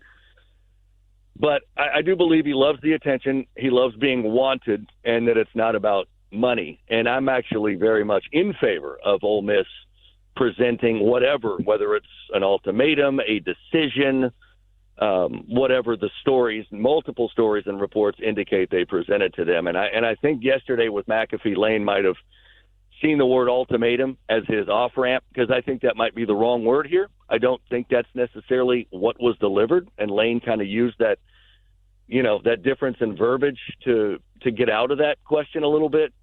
But I do think it's fair to suspect that Ole Miss wants an answer by the Egg Bowl. But maybe there was not necessarily an or that was presented. Tell us you're staying or tell us you're leaving or. I just think they want an answer because they need to figure out what the heck they need to start doing now moving forward. Dari, we got a couple minutes left here. I'd be remiss if I didn't ask you. Obviously, you host a show in Oklahoma now. What has the feeling been like the past couple of days coming off of that big win against Alabama? Yeah, it's exhilaration, to be honest. A bit of a relief because last year for Oklahoma folks was so difficult. I think they all got tired of hearing you're not SEC ready. What are you doing in this league? You can't compete in this league. And I think Saturday, actually the last 2 games they've played have been indications that maybe they are. I think there's a bit of a exhale because it appears maybe Brent Venables is the right guy there, and you don't need to worry about joining this incredible coaching search right now. But then it quickly turns into don't screw it up now, right? Missouri's a good football team. They can run the hell out of the ball. Take care of your business against Missouri and LSU. I don't think they're taking anything for granted. We've seen this team lose big football games that they should not lose historically. So there is certainly some trepidation, but at the same time, there's a lot of excitement and a little bit of relief, that that we're not going to have a coaching. Did we lose him? Is Dari still there? I'm not sure. Yep. Dari, can you hear us? I'm here. Yeah. I got you guys. All Can you hear me? Yeah. Hello? Okay. Yeah. Can you, if you can hear me, we have like a minute left. I just wanted to ask this at the buzzer. Do you think an SEC team will win the national championship? It's been a couple of years. I do. Yeah, Chelsea, I do. I do think so this year. I think Georgia and Texas A&M are both absolute contenders.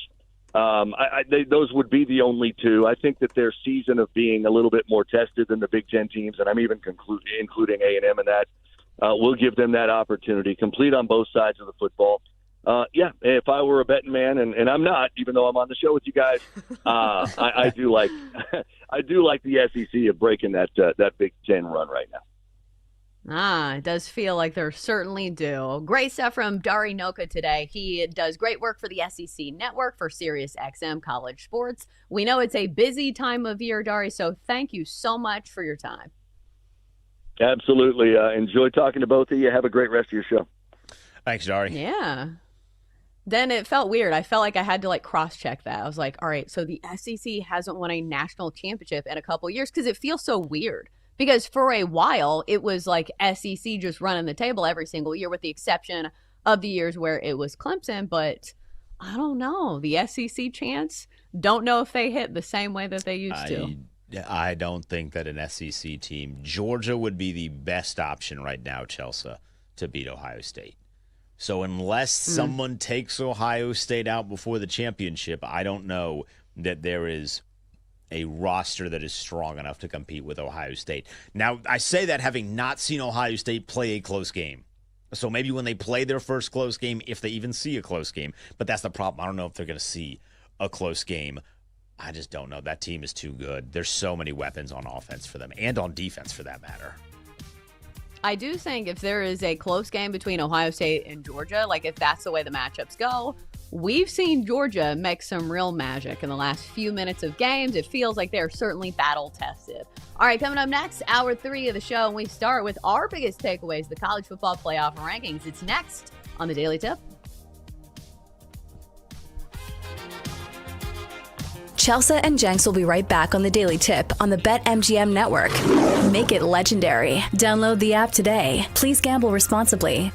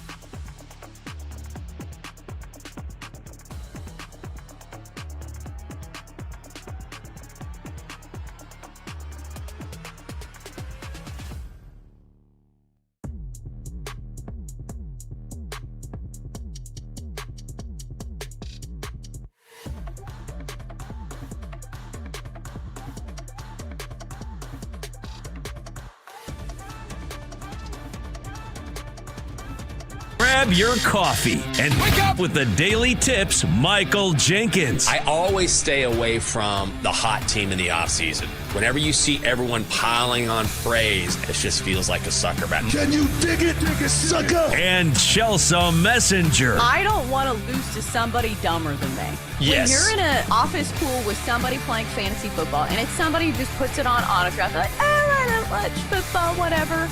I don't want to lose to those people. The who? The her. For the best wagertainment here on the BetMGM network. Hey, Dad, don't forget about me, the Dunkster. Sponsored by BetMGM. Make it Legend? Wait for it. Dairy. Download the app today. Please gamble responsibly. Rise and shine, people. It's time for hour 3 of the Daily Tip on the BetMGM network. I'm Chelsea Messenger. He's Day, filling in for Jenks.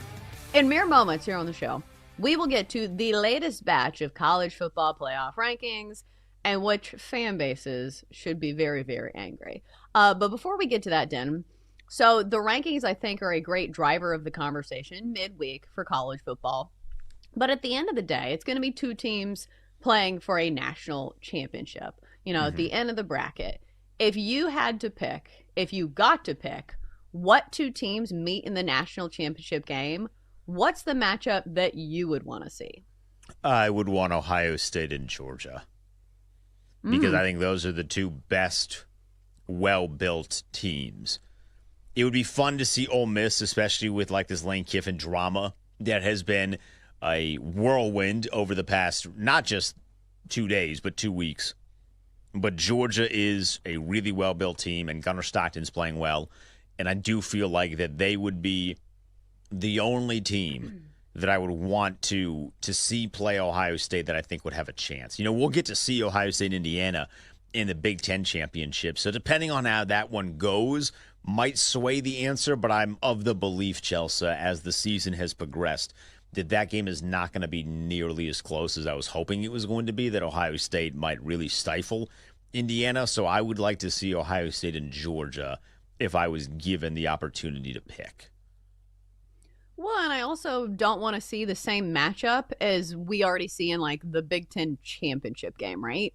Like, I don't think people want to see like Indiana v. Ohio State chapter 2. Yeah. And like, maybe I'm wrong because maybe it's going to be a great game. Maybe it's a great game and we're screaming for the sequel. But I don't know. I think I would like to see a team from the SEC get back in there. Would you want to see Texas Tech there? I think there's such an interesting case of, I still feel like there are some unknowns there because their defense is incredible. Their line play is amazing, but I'm not so sure about their offense. Like if they match up with somebody who can score a bunch of points, and granted, I know that is a tall task against that defensive line. Like, do you think that they can really match up with the skill position players of Ohio State? Like, that's my biggest question. No, I don't. And I don't know if they can match up with the trenches of Ohio State. I believe the Texas Tech's defensive line is good enough to be able to get pressure on Julian Saint and to stop the run. Ohio State's not a great running team at the moment. So I think their defensive front is well equipped to keep them at least competitive into a game for the first 2 quarters. I do not think that the offensive line against Ohio State, and to be fair, I don't think that there's a lot of offensive lines that would be able to handle the pressure that Ohio State can bring while then also getting yards. Because there are teams that they can handle the pressure, but then they're getting like 2 and 3 yard gains, and they're not pushing the ball down the field because they can't push the ball down the field. I mean, we've seen, Penn State is the only team that has scored multiple touchdowns in the first half against Ohio State. It's almost Thanksgiving. Like, that's a crazy stat that there are not a lot of, that no other team has scored multiple touchdowns in the first half against this Ohio State team. It really just speaks to how good they are on defense. So while I do think offensively they have skill position guys and a quarterback that's good enough to beat most teams, I do not think they could hang with Ohio State. Matt Patricia is just also a fiend when it comes to being a defensive coordinator in college. Yeah, and some of this will depend on matchups too. So some of this will change, and so that's why it's tough to like look at the bracket now, because sometimes it doesn't necessarily matter. And again, these college football Playoff rankings don't necessarily matter until it is the final set of rankings. So again, things can change. But then as you look at this list, and I'll read through the first few, okay? So the undefeated still remain in the top 3 spots. Ohio State, Indiana, Texas A&M, 1, 2, and 3. Georgia at 4 at 9 and 1. Texas Tech at 5. Ole Miss also at 10 and 1 is at your 6th spot, and Oregon at 7 at 9 and 1. Then begins the 2 lost teams with Oklahoma, Notre Dame, and Alabama. So when you saw these rankings for the first time, what stood out to you? Was there a team where you said, are we sure that's the right spot for this team? Yes, and that team was Notre Dame, and that team was Alabama. So my big point heading into the rankings, Oklahoma has to be above Notre Dame. I thought Oklahoma deserved to be above Notre Dame last week, but with the Alabama win, they have to be above Notre Dame. Committee handled that one. Thank you. Appreciate that. Oklahoma is at 8. I would still put them over Oregon, but they seem to be really standing strong on the losses. They're going to keep all of the unbeatens together, and then all of the 1-loss teams are together, and then all of the 2-loss teams are together. So they're standing pat on that, but I thought Oklahoma should maybe be a little bit above Oregon.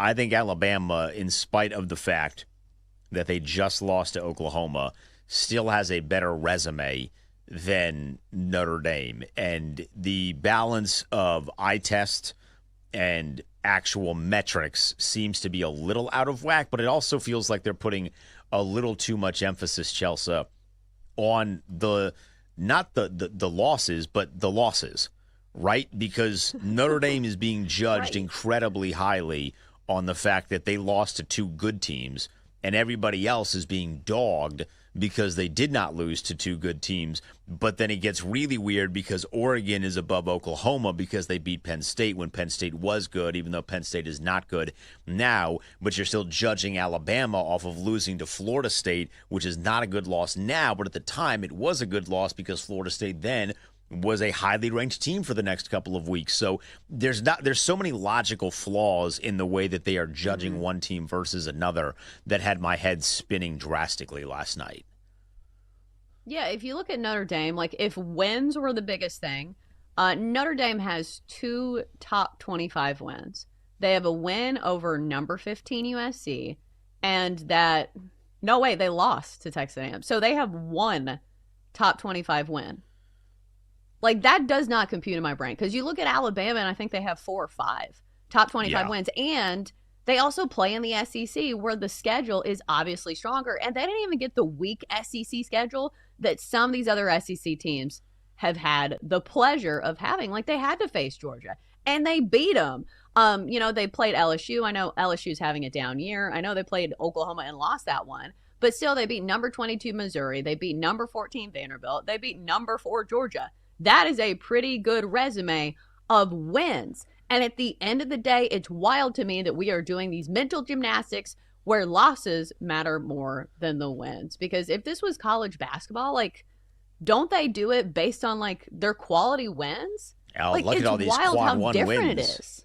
It's so different. And what has to be more excruciating for Alabama fans, this is a fan base that's been put through the ringer, right? But what has to be excruciating for them is you beat Georgia. Well, Georgia's still ranked highly. You beat Vanderbilt. Vanderbilt is still within striking distance of getting to the college football playoff. You beat Missouri. You know who's still ranked? Missouri. Tennessee. Tennessee is still ranked. So not only are they beating teams that are ranked, but those teams are still ranked now. Whereas Notre Dame, they beat Pittsburgh. They beat up on Pittsburgh last week, but they beat them so bad that they're now out of the rankings. So they only that USC is basically that is what they are holding on to for dear life to say that we deserve to be a part of this. So when you stack quality wins against teams that still to the day are in the rankings, it just leaves me with a lot of confusion about how they fall behind Notre Dame. And that's what they did. And then the committee's answering for that was awful. They don't have a concrete answer. And that, I think, is what annoys me, Chelsea, is that they're talking out of not just both sides of their mouth. It feels like this is some weird like 4D interdimensional. Am I tripping on Molly? Where the mouth now has 8 sides, and they're talking out of all 8 of the sides of the mouth when it comes to discussing certain teams versus other teams. The criteria should be the same for everybody, and it feels like it's not right now, and that's frustrating. I think the worst part is it feels like we're being gaslit because like they just keep saying these things about Notre Dame and how they deserve to be here. But at the end of the day, it feels like it's Notre Dame. It's a huge fan base. It is a blue chip program, and we get it. You want to include them in your college football playoff, for the eyeballs and for the attention. And that's fine at the end of the day, I suppose, because it is entertainment. But don't look at us and be like, well, Notre Dame's just simply better. Like, look at how quality their losses are. Like, what are we doing? It feels like when you're a kid and your parent says something and it doesn't make sense. And they're just like, well, it makes sense because I said so. Because I'm your mom. And you're like, what? Like, that's how it feels to me when I hear the college football playoff committee speak. And it's so bad that we aren't even talking about that weird Group of 5 decision that they made. James Madison should be in the rankings right now, and they're not. Tulane gets the nod, despite the fact that Tulane has a blowout loss to Ole Miss, but that's fine. You're going to judge, a Tulane team against an Ole Miss team. That one checks out. But just a couple of weeks ago, they lost by 22 to UTSA. And you look at James Madison, and they're shredding the opposition. They lost to Louisville in week 2 of the season, and then they have massive margins of victory the rest of the way. Their closest margin of victory outside of the loss is 7 points. That happened weeks ago. You got a 10-point win against Louisiana. You hung 63 on Old Dominion. You hung 52 on Texas State. You hung 35 on Marshall. And then their previous game, they hung 58 on Appalachian State. And they're not in the rankings, but Tulane is. JMU's in the Sun Belt. Like, it's not like they're in the Conference USA or the Mountain West. They're in the Sun Belt, which is a very, very highly thought-after conference in the sport. So Tulane getting the nod over them, well, I think the Tulane quarterback, Jake Retzlaff, who quarterbacked BYU last year, is a really, really good player. I wish there was a little bit more clarity on why they decided to have Tulane over James Madison. This is where I get really upset that we don't have like an others receiving votes section for this, because I don't now get to know how close of a distinction that was. Did they even consider James Madison? Was it Tulane from the jump? So that's a very frustrating element to this as well. Not that it really matters. The Sun Belt team, the Group of 5 team, they're going to get pounced in the playoff. They're going to lose by 3 scores. That doesn't bother me, but I want to know what their thought process is as to why Tulane is above James Madison. Well, I do think if there's a school that has an argument to like be angry about this, it's these smaller schools that this would be program changing. Like, even if they go to the playoffs and get absolutely blown out, like, this is a big deal for recruiting, for their program, and for the direction of their future, just because it means more. Like, I know that's the SEC saying, but you get what I'm saying. Like, some of these schools, if they miss a year in the college football playoff, like, it's not the end of the world. They are still a brand name. But if you're James Madison, if you're Tulane, like, these are schools where this would be a massive deal if they got in the college football playoff. Huge. Right. So when Liberty went to, this was not a 12-team playoff, but Liberty was the highest-ranked Group of 5 the year before the 12-team playoff, so they got to go to the Fiesta Bowl, and they got to play Oregon. Don't ask me the score, it doesn't matter. But I went out there, and I got to watch my school, but I got to just be around the experience, and the amount of experience that your guys get from being in those positions to constantly, be a focal point of media attention, and to see a massive big stadium, because they played where the Cardinals play at State Farm Arena, which is a beautiful stadium. That's a really, really big deal.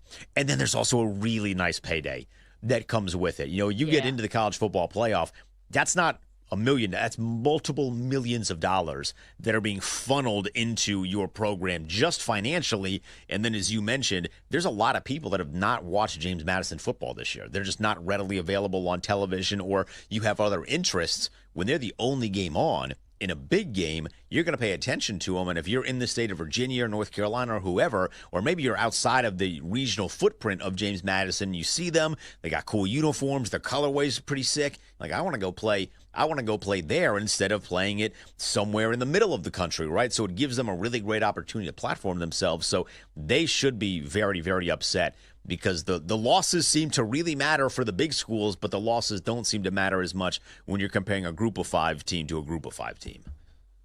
Yeah, there's a lot of mental gymnastics going on. But I will say, at the end of the day, like, number one, the only rankings that matter are the final set of rankings, because listen, we'll probably see some chaos at the end of the year in some of these rivalry games and some of these conference championship games. But also, like, are there really more than 12 teams that can win a national championship? Like, my answer is no. Like, I feel like there's probably 4 or 5. And the rest of the teams, like, I know that you're mad about your spot or whatever, but at the end of the day, it doesn't matter. Like, it just feels like there's only a few teams, in my opinion, who can actually win a national championship. All right, coming up next, we'll switch gears to basketball, college hoops, NBA. We've got it all. It's coming up next on the Daily Tip.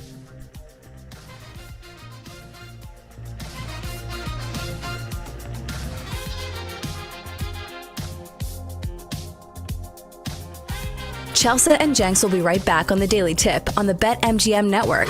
Make it legendary. Download the app today. Please gamble responsibly.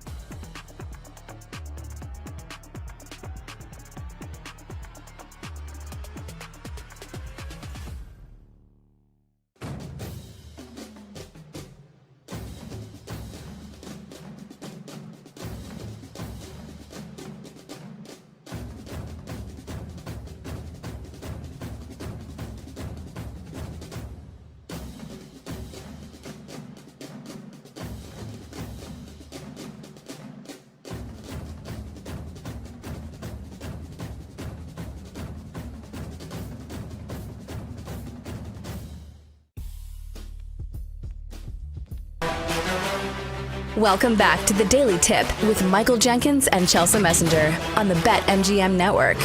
Make it legendary. Download the app today. Please gamble responsibly.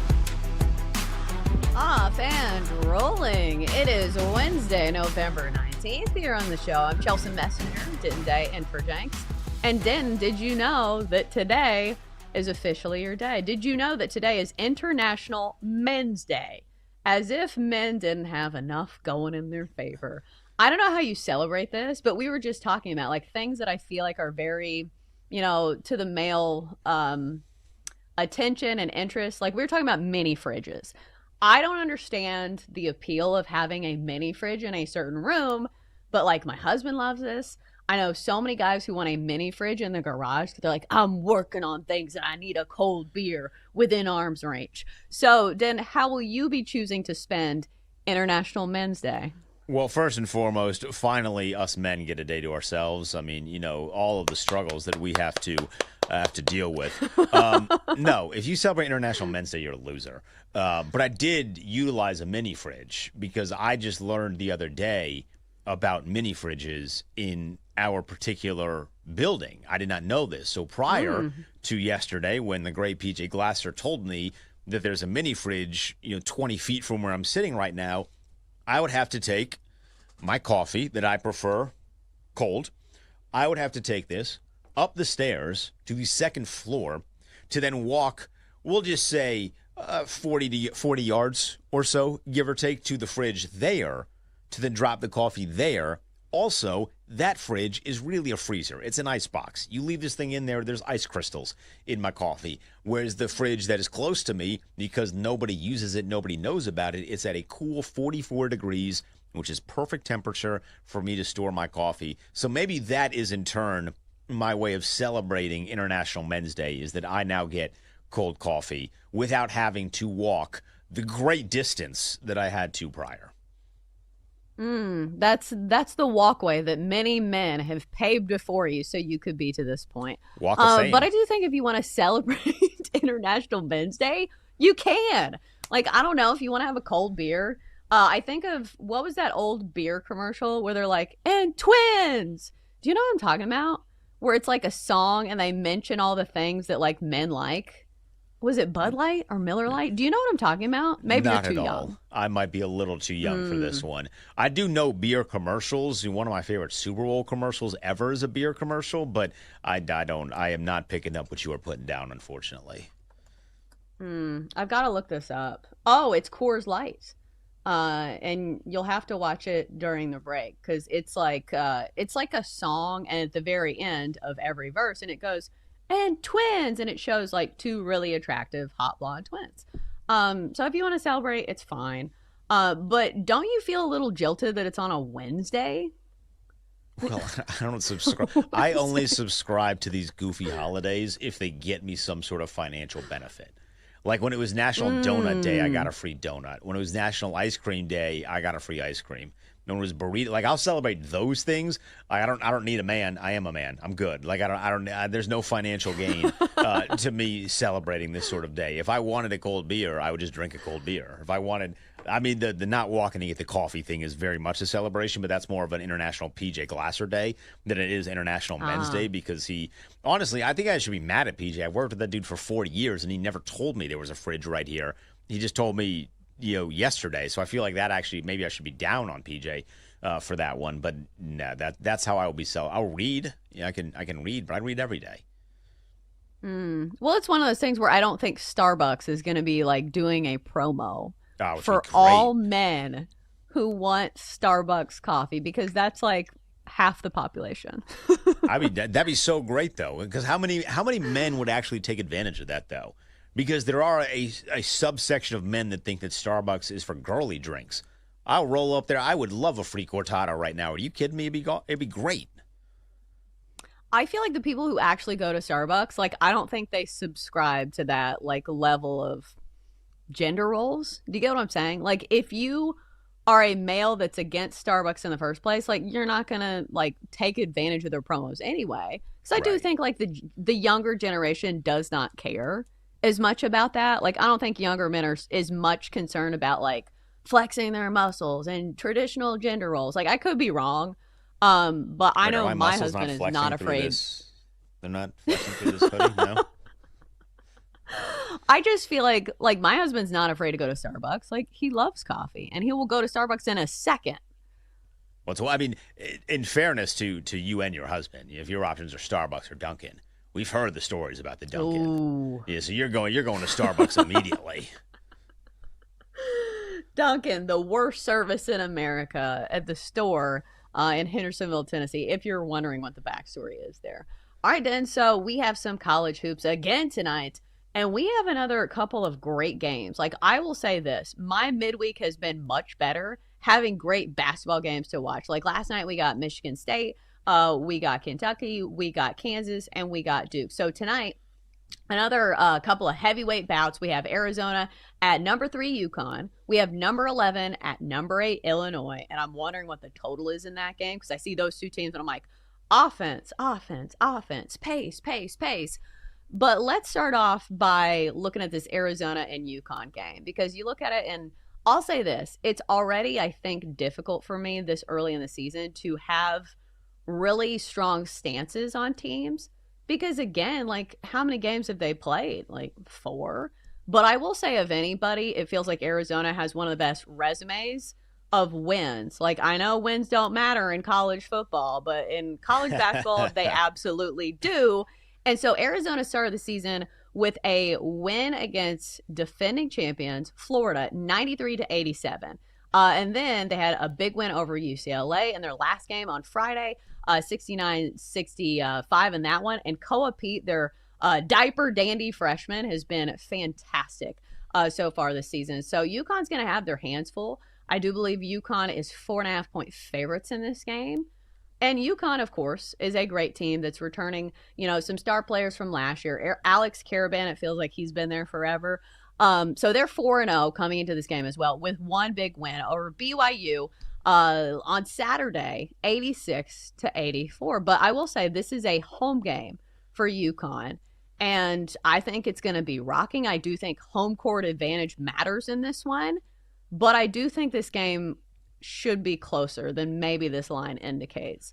Do you have a takeaway in this game? Do you have a prediction? Or do you say, hey, it's very early in the season? So it is all of those things. It is always tough to factor in, because this does feel like a very new thing for college basketball, to be playing these sorts of games to this point in the season. Like, usually we'll open with a couple of really good games, and then you kind of go your separate directions until you get like the Maui Invitational. But that's a select location. That's a neutral site sort of thing. Arizona traveling across the country, we don't really know how that impacts teams on a regular basis yet. Like, we're still getting more information because it's still very new. With that said, though, Chelsea, this feels like more of a feel play for me, because I cannot imagine and I cannot hope that we're going to get 3 consecutive games with highly ranked matchups that are blowouts the way that we did last night. Duke covers that 11.5. The Michigan State, that wasn't a sweat for you at all. You might have sweat the first quarter or the first media timeout period. But outside of that, Michigan State blew the doors off of Kentucky last night. So I'm hoping that Arizona keeps it close enough with UConn to the point where this is entertaining in the late stages of the second half. And it does feel like that Arizona, over the course of years, always does play really well in the non-conference in the beginning of the season. I think back to matchups where they played Gonzaga really tough in years past, when Gonzaga was at the height, and when they played Duke really tough in years past, when Duke put together really good teams, which they do on a regular basis. So I would be leaning in favor of Arizona in this one, solely because I'm hoping to keep it. I'm hoping that the games are close, and that I do think Arizona is a really good early season team. That's where I was leaning, but like, this line's already moved a couple points from last night. So when I was doing my research, this line was 4.5. Now it's all the way up to 6.5. So clearly somebody's big on UConn, but the bets over at BetMGM as of right now, 71% of the spread bets are on Arizona. So I think for me, it's just, when you see volatility in college basketball, like, especially with the resume that Arizona's put together, because just from a logic standpoint, you say, okay, it's tough to go on the road and play in a tough environment against a really good team. But it feels like even 4 games into the season, Arizona's already battle tested. Like playing Florida and UCLA, 2 of their 4 games so far this season, and they've won both of those. That is a big deal, especially when your best player is a freshman, because obviously that's when the questions come in is that, okay, he's a freshman, he's really talented, but can he be great from the jump? The answer has been yes for Kobe. The line movement, though, does scare me a little bit. So you said 4.5. When I was giving my soliloquy, it was 5.5 on BetMGM, and it's now 6.5. So in the span of a very short period, it's jumped multiple points and moved and dancing and doing all these things. That leads me to believe that there's some big-time money that is coming in on UConn as we speak here. That is what makes our position very, very tough. You know, let's play the woe is me here. We're tasked with finding a side right now hours before the game. There's going to be a lot more movement. We don't have all the information. So while my lean would still be in the direction of Arizona, I'm a lot more cautious just based off of what has happened in the last 90 seconds, 2 minutes with all of the line movement. I get what you're saying. And I will say yesterday, like the game that I followed, the line movement was correct, where we were talking about Michigan State and Kentucky, and that line was 5.5 when we were doing the show, and it got down, I think, to 4. So clearly people were believing in Sparty, and it was the right side. But I'm here to say, like, it's not always correct. It's not correct 100% of the time. So we'll see. And I do think if the odds makers thought that this line was 4.5, and now it's all the way up to where it is almost a 3 possession, win that you're looking at for UConn to have to do over Arizona, I think I'm still going to take the points. All right, next up, let's go to Alabama at Illinois. Or excuse me, I think this is a neutral court. Alabama getting 3.5 in this one, total of 182.5. And that was my first instinct because we know over the years, this has been, kind of the identity of Alabama, and it has not changed this year. Right now, sitting 11th best adjusted efficiency on the offensive side over a KenPom of teams in the nation, and number 4 in tempo. Alabama certainly likes to run and gun. Then you look at Illinois. Maybe they don't push the pace quite as much as Alabama, but still one of the best offenses in the country, sitting at number 4 right now. But again, we're 4 games into the season, but they do have a signature win already over Texas Tech. That was at home for Illinois. The problem with Alabama is that I've already believed in them once this year, and they did not win. They did not cover at home against Purdue. They lost that game 87-80. So I think that I've been burned by Alabama. I might need to sit this one out, but I do think we see a lot of points here. I would be chasing Alabama for that very reason because I, like you, was burned. I thought Bama was going to beat up on Purdue because their tempo would be too much for Purdue to handle, and it was the opposite, but there's no way. There's no way they're losing to another Big Ten team this early in the season, right? Surely that can't happen. I thought basketball just meant more in the SEC or something like that. I do like Alabama, though. Their ability to make shots, they are a tough team to wager on because in the same breath of being like, wow, they're one of the best shooting, most offensively talented teams in the country, when they go cold, you find yourself trapped and you're just absolutely, you are in the wilderness just wandering. But I do like Bama in this game. Now, I'm literally watching it now, Chelsea, the line dance, more so the money line than the actual number itself. But this line is moving, or the money line is moving on this as well. So Bama's now plus 140. I'm literally seeing the red and the green boxes on BetMGM as I sit here and hypothesize. But I think I do lean Alabama on a neutral site against an Illinois team that's a really good team, but just Bama getting an opportunity to kind of get one back on the Big Ten after losing to Purdue in the fashion they did last week. Yeah, the tough part of betting on Alabama is that they're also going to shoot a ton of threes. And like threes, as we know, can be a volatile place to hang your hat on when it comes to the offense. Like last game, they shot 44 threes. They made 36% of them, which isn't terrible. Like, it's not great, but it's not terrible. But when you shoot that many threes, like, the point still stands is that you're shooting splits, you're going to live and die by the 3 ball. And sometimes that's not something that's, like, super dependable that I like to put my money on. Yeah, we like to put our money on fundamentals, on good quality execution, not spraying and praying. the way that Nate Oates coaches his team up. He's like, if you are taking 53s, odds are you're making more than the other team. So let's run it up, champs. Now, they're very good at that, but that is the one caveat that I've had with Alabama for years now at this point. But I do still feel good about them tonight. Yeah. It sounds like you should be betting on Big Ten basketball instead of the SEC then. If you want fundamentals and beefy big boys down low. Maybe I'm just thinking of Michigan State last night. All right, coming up next, we save our best for last. Our best bets of the entire slate come your way next here on the Daily Tip.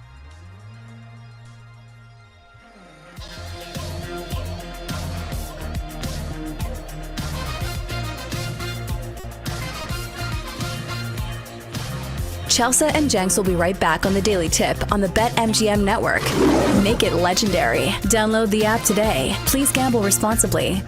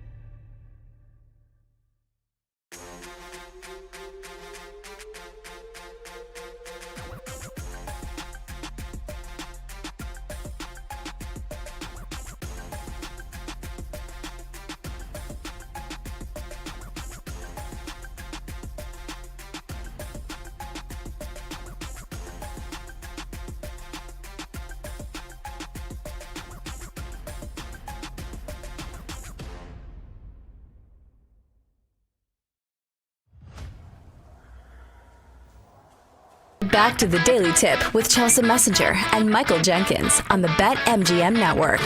Make it legendary. Download the app today. Please gamble responsibly. We've saved our best for last. Best bets coming your way in mere minutes on the Daily Tip in our final segment. As I type mine into the rundown. Denton Day filling in for Jenks today.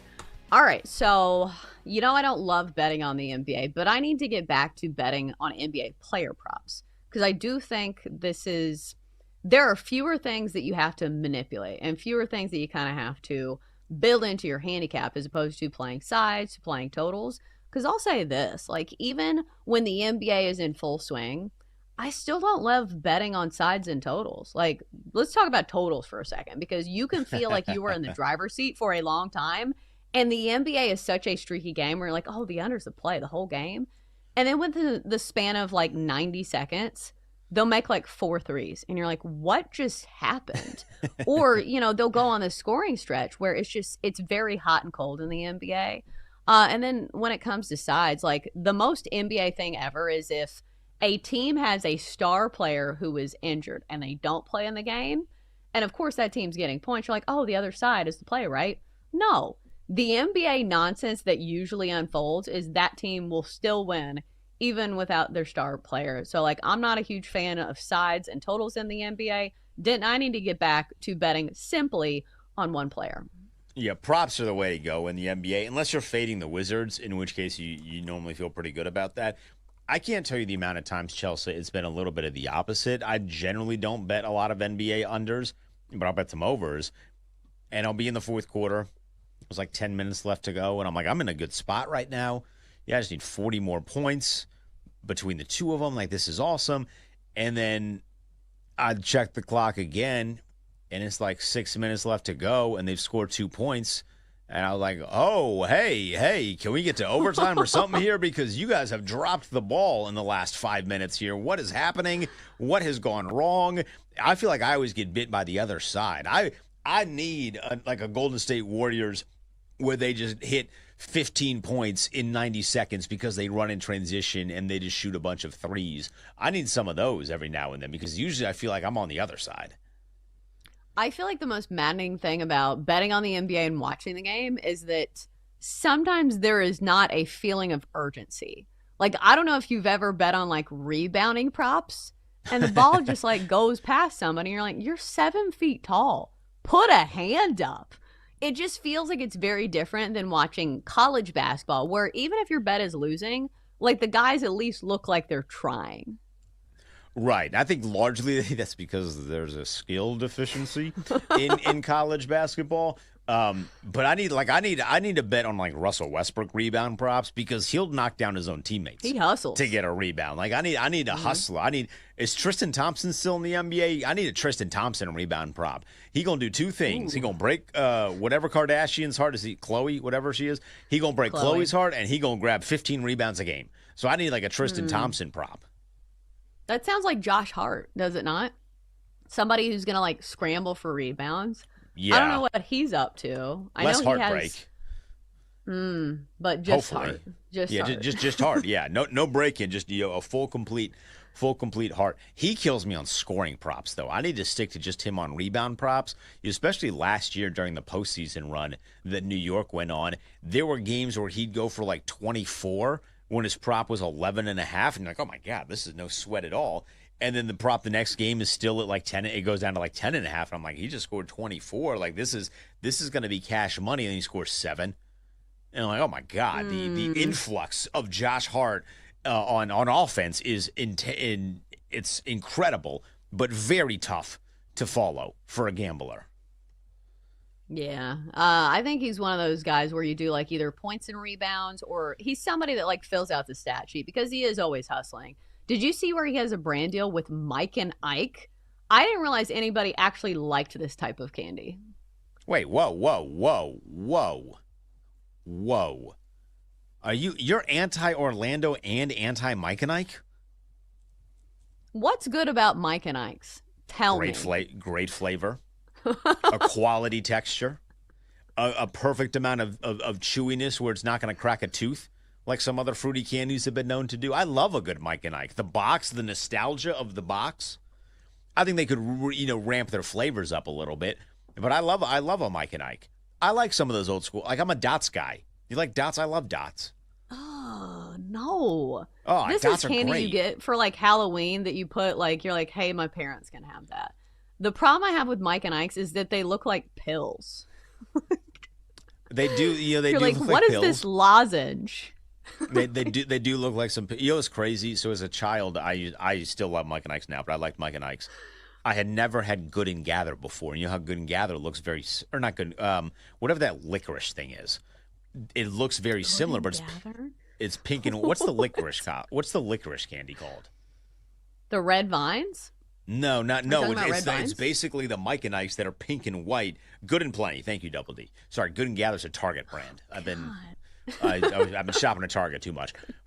But Good and Plenty is like it's the same thing as Mike and Ike, so it looks like a pill, but it's pink and white. And I thought that was going to be like strawberry and cream. So imagine me at like 8 years old grabbing a handful of what I thought was going to be strawberry candy, and then it is the devilish flavor that is licorice. Oh, it was a horrifying experience.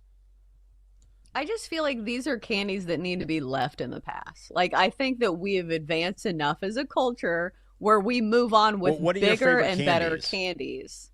Like, I don't know, the ones in the 21st century. Like, I like Starburst. I like Skittles. I like the chocolate varieties. But, like, pill-flavored, I don't know. It just feels like it's chemicals. Like, what is even the flavor? Are they supposed to be fruit flavors? Of Mike and Ike, yeah. Good and Plenty is just licorice, and Good and Plenty is terrible. Like, that needs to be just, who likes licorice? That's a terrible brand of human that likes licorice. You got to get your taste buds checked. Wait. So you don't like Twizzlers? No, I don't like Twizzlers. No, what? All right. You're dunking on Mike and Ike's, but you're going to bring up Twizzlers? Twizzlers are good. I feel like Twizzlers are the perfect candy to snack on during a movie because they're not that heavy. Like, I like the texture of them. I like the pull-apart ones where you can eat it one piece at a time because it wastes time. Or, like, you can do it over a long period of time is my point. During movies where you don't eat, like, a handful and it's already gone. So, I do like licorice. Lifesaver gummies are the movie theater snack. Those are good. Wear them like rings, like I'm Thanos. I can't do that anymore because my fingers are too large and they don't make it for adult size, which makes sense because you shouldn't be doing that at 30 years old, but I had a dream once. Oh, yes. And then we all grow up. All right. I suppose we'll get to our best bets instead of beefing over what candy is the best. All right. So let's do it. Who do we have the most faith in today? Time to place your bets. I still can't believe that you're dying on the hill of Mike and Ike's. But, Den, I'm going to let you go first. What's your best bet of the day? All right, so I got 3 to give you. My best bet is going to be a player prop, though. I'm going to give you Nikola Jokic over 51.5 points, rebounds, and assists. Denver's taken on New Orleans. New Orleans has been diabolically bad. Fire the coach. Like, that organization, that operation has been awful. And on top of that, Chelsea, I could get Nikola Jokic for a triple-double at the same price at -125, but I felt like the better value is in the over 51.5 points, rebounds, assists. In the off chance where, let's just say he goes for 34, 12, and 9, you miss out on the triple-double, but you still hit that number. So I'm going to go over 51.5 points, rebounds, assists. Hard to argue with that one. Nikola Jokic is amazing. All right, so I'm going to go with a player prop as well. I'm going to go Anthony Edwards of the T-Wolves over 27.5 points against the Wizards, because you look at the matchup cheat sheet and guess who's giving up the most points to opposing teams? It is the Washington Wizards. And I do feel like this is a bit of a like beat writer special, where if you look at the last game for Anthony Edwards, he took the blame and the Timberwolves lost to the Nuggets, where he said, this was on me, I didn't make my shots, I need to be better moving forward. To me, that says this is a bounce back spot. And what better of a spot going against this Wizards defense? So I think Anthony Edwards has a big night here. And plus, we've seen him, have some big games as of late. Had 35 against the Jazz and 30 against Sacramento. So I think it's fully gettable in this game. Next up for you, Den, what else are you playing tonight? So this is, I guess it kind of counts as a pseudo squad play because we're on the same game, on the same side, just in a different way. I'm going to take the Timberwolves over 126.5 points against my Washington Wizards. This is unequivocally one of the worst teams I've seen play basketball. They are all over the place. They are relying too much on veterans. Now, they're supposed to be bad this year. That is part of the plan of what Washington is trying to do. But they're relying on veterans for offense. Those veterans don't play defense. It's a whole big operation that's kind of failing in terms of wins and losses. They just generally don't play good defense. I mean, a Wizards team that I've been a fan of hasn't played good defense since like 2006. It's been a really, really long time. So I think Minnesota has their way with Washington. It's kind of a get-right game, as you mentioned. They lost their previous one to Denver. Anthony Edwards a little upset. I think the team's a little upset. So now they're going to punish Washington in the process. I would have played the 16.5, but there is a stopping point for me. 16.5 is just a massive line to play in the NBA, so I felt way more comfortable and confident with over 126.5 points. Yeah, I like it, obviously. I think they're similar bets. Okay, so did you already say your last bet, or do you need No, I got one more. On that one? I got the Warriors plus 6.5 against Miami. They played Orlando last night, and I kind of liked the Warriors in that one, and they got trounced. It was a really great game from the Magic. So I'm expecting a little bit of a bounce back. Maybe not so much a win for the Warriors, but to at least keep it close against a Miami Heat team. I think there might be a little bit of payback on the mind for one Jimmy Butler. Anytime he gets to go back to Miami, you get to play them a little tough. But Steph has had just an unbelievable year already, and I think there is incentive for him, as we now know, to score 40 points at this age. So I think you're going to see a big-time offensive performance. So I like the Warriors to keep it close. I like them covering 6.5. I like the handicap there. It's always good when you can fit in the revenge spots. And I will say, I just looked up Mike and Ike's, and there is a, quote, Merry Mix that is Christmas-themed. It does not say the flavors. Maybe it's just Christmas colors. But I feel like that should be in your stocking. You should hope for that. Great stocking stuffer right there. Just a little Mike and Ike's in the stocking.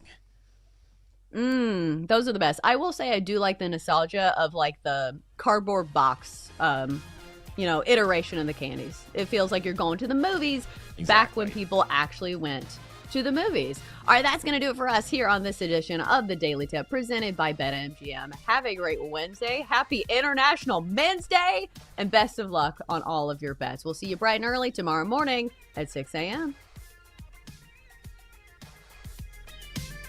You've been listening to the Daily Tip on the BetMGM Network. Make it legendary. Download the app today. Please gamble responsibly. If you missed any of the show, listen back anytime on the new and improved Odyssey app.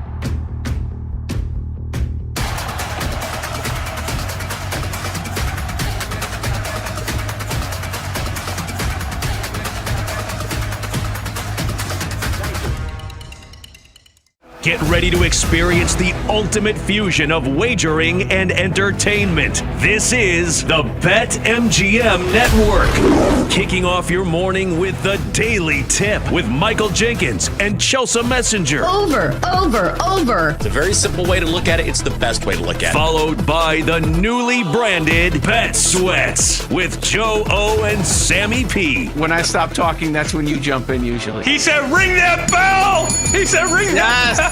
Then it's You Better You Bet, hosted by Nick Costos and Femi Abebefe. Great teams and great players get a whistle. It's happened forever. It will continue to happen. Capped off every night with the electric Brad Evans and Ryan Horvath on BetMGM tonight. Oh, that's a sexy phrase. Quote Dr. Dre, creep with me and walk with me on this one.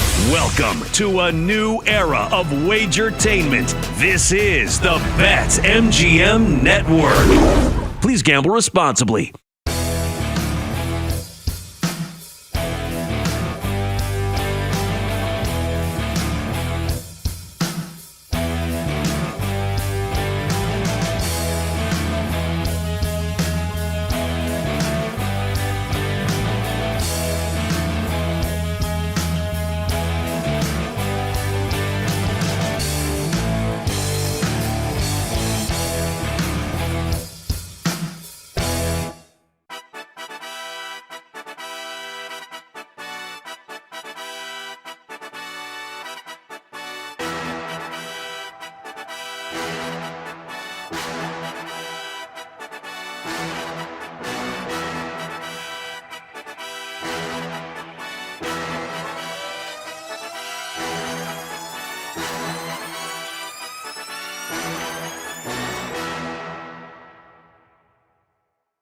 Get ready to experience the ultimate fusion of wagering and entertainment. This is the BetMGM Network. Kicking off your morning with the Daily Tip with Michael Jenkins and Chelsea Messenger. Over.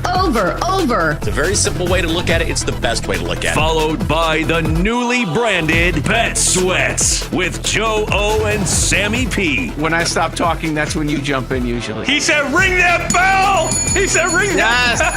Then it's You Better You Bet, hosted by Nick Costos and Femi Abebefe. Great teams and great players get a whistle. It's happened forever. It will continue to happen. Capped off every night with the electric Brad Evans and Ryan Horvath on BetMGM tonight. Oh, that's a sexy phrase. Quote Dr. Dre, creep with me and walk with me on this one. Welcome to a new era of Wagertainment. This is the BetMGM Network. Please gamble responsibly.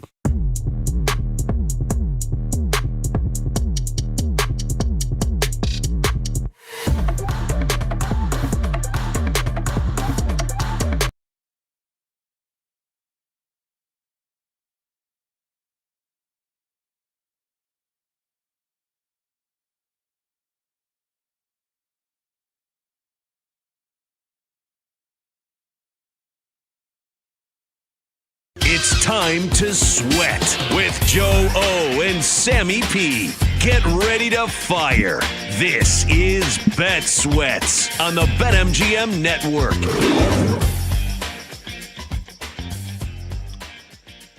Welcome in on this Wednesday morning. Joe O, Sammy P with you for the next few hours. Nate Collins will drop by in 20 minutes. 10 o'clock hour, our buddy Andy Molitor from the Deep Dive Podcast will hang out as well. We have a brand new playoff bracket to go over. Some college basketball going on last night, NBA. We'll have power rankings. We always do that Wednesdays, live dogs and teasers. A lot happening. But Sam, I know we're coming down to the final minute. Actually, about a minute before you popped on, Paul Aspen gave me an update. I'm like, oh, yeah, I forgot. Sam's got that last-minute doctor's appointment. We weren't sure if he was going to be here on time, but here you are. Everything good to go? They say 100% bill of health or what? Well, the doctor was 45 minutes late to the appointment. Of course. 45 is strong. 45. I'm someone who's late a lot. Like, I'm always running late or getting there last second. And 45 is it's impressive, man. They tell you get there early. So I got there early because I'm trying to get out of there ASAP because we have a radio show to do here, doctor. So I walk in at 8 o'clock. The appointment's at 8:15. But if they tell you to get there at 8, the timeline is the same for the doctor. If I have to be there at 8, you should be somewhere in the vicinity at 8, right? Mm-hmm. So 8:20, 8:25, 8:30. I've already given my blood. And it actually made more sense after because the communication was so bad. I had told them a week ago, please let me know if you need me to do anything before the appointment. Nope, all set, all good, everything checks out. So I get there and they go, where's your blood? I'm like, I haven't given the blood yet. Oh, and then they start taking notes. I'm like, what are you writing? I just told Blood. you. Needs blood. So I go down, give blood. Got the little thing right here. So gave the blood. Go back upstairs. 8:40, doctor's still not there. I said, I'm not waiting much longer. I don't wait for anybody, let alone my vitamin D doctor. So, yeah. So 8:46, doctor strolls in. Are you in a hurry? Define hurry.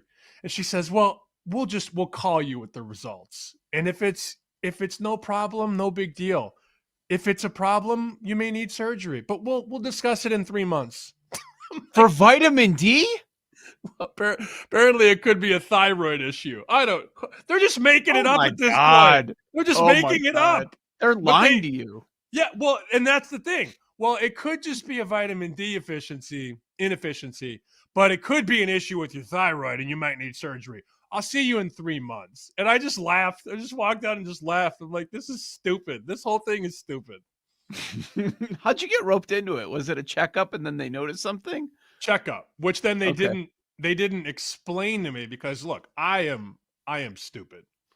If you need me to get blood before the appointment, just tell me. Like, I live 4 minutes away. I left the hospital at 8:51 in the morning.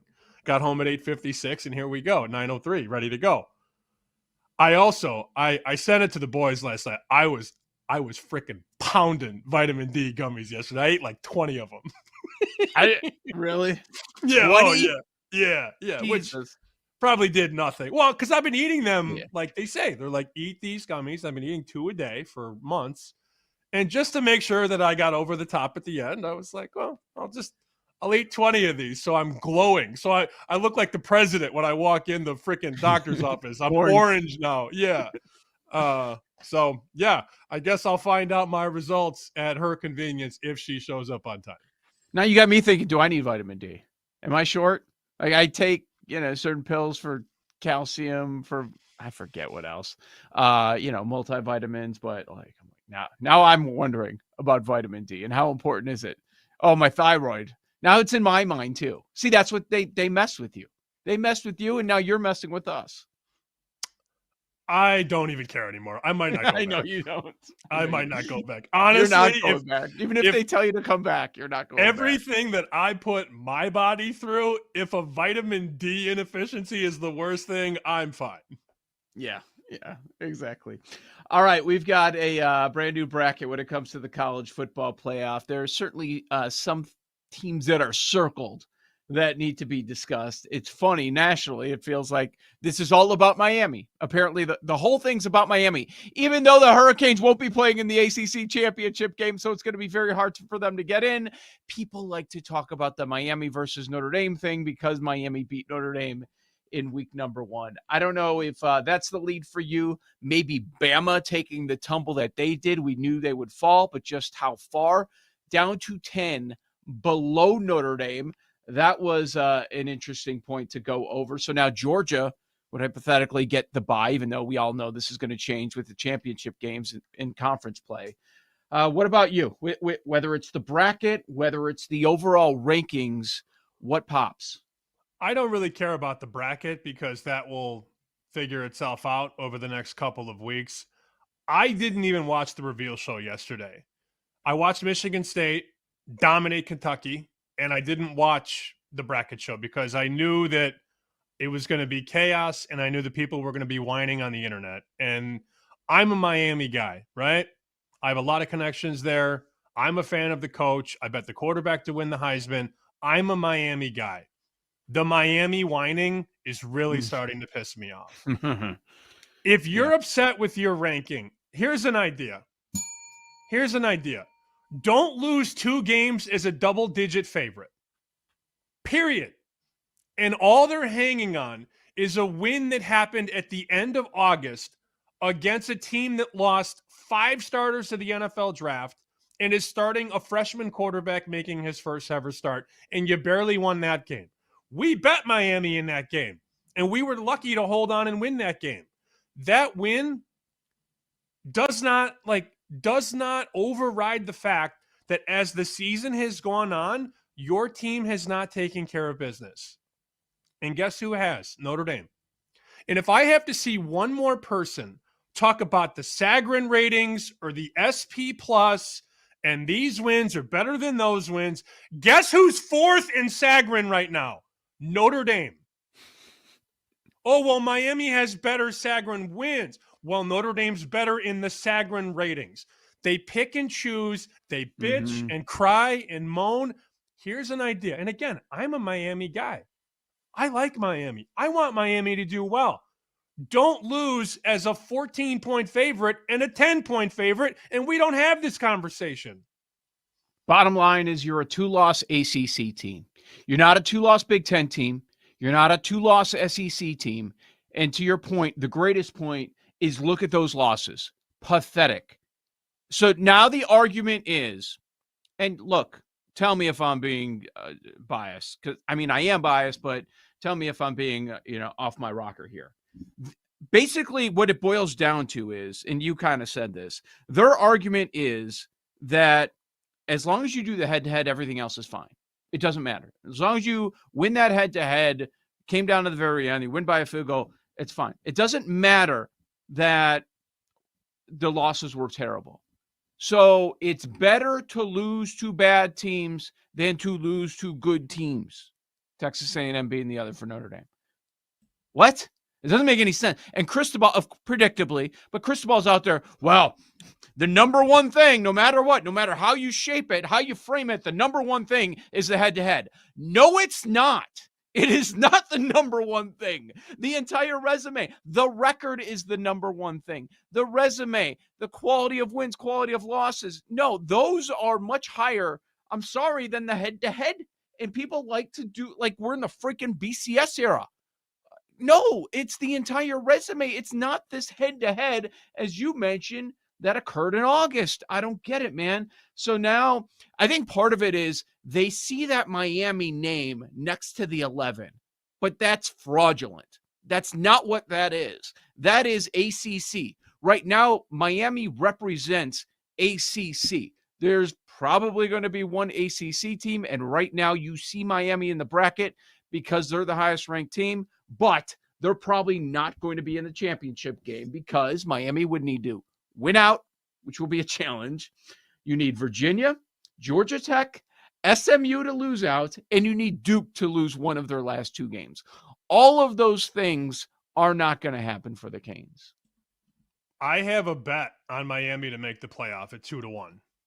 So if anybody has the right to be biased or over the top for Miami, it's me, because I will gain financially if Notre Dame gets out and Miami gets in. Notre Dame deserves it more. Notre Dame's better. Notre Dame's favored on a neutral.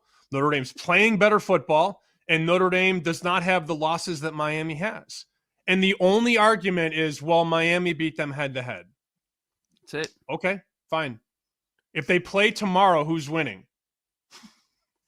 Like, teams get better. Like, and that's what I just don't. And like the Sagarin thing is really making me laugh. I could get angry and I can go hot take here and I can go flagship, but like the reality is Notre Dame is a better football team and has been a better football team for probably 6 weeks. And I want to see the best playoff. And the best playoff includes a field that has the best teams. And right now, again, with my Miami bet, I would love Miami to get in. But if I want a better playoff, Notre Dame goes in before Miami. That's all. I mean, what are we even talking about here? Seriously.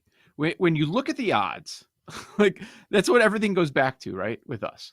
Look at the odds. Miami to make is plus 260. Miss minus 340. And then you go down to the Notre Dame number. To make minus 3,500. But wait, Joe, wait, hold on. Miami has more wins against the top 40 Sagarin teams. Yes, I know. Shut the hell up, man. Shut up. So this is the argument? Like, that should settle it right there. Minus 3,500 to make. 12-1 to miss. Notre Dame's in. Like, stop. And you can keep crying all you want.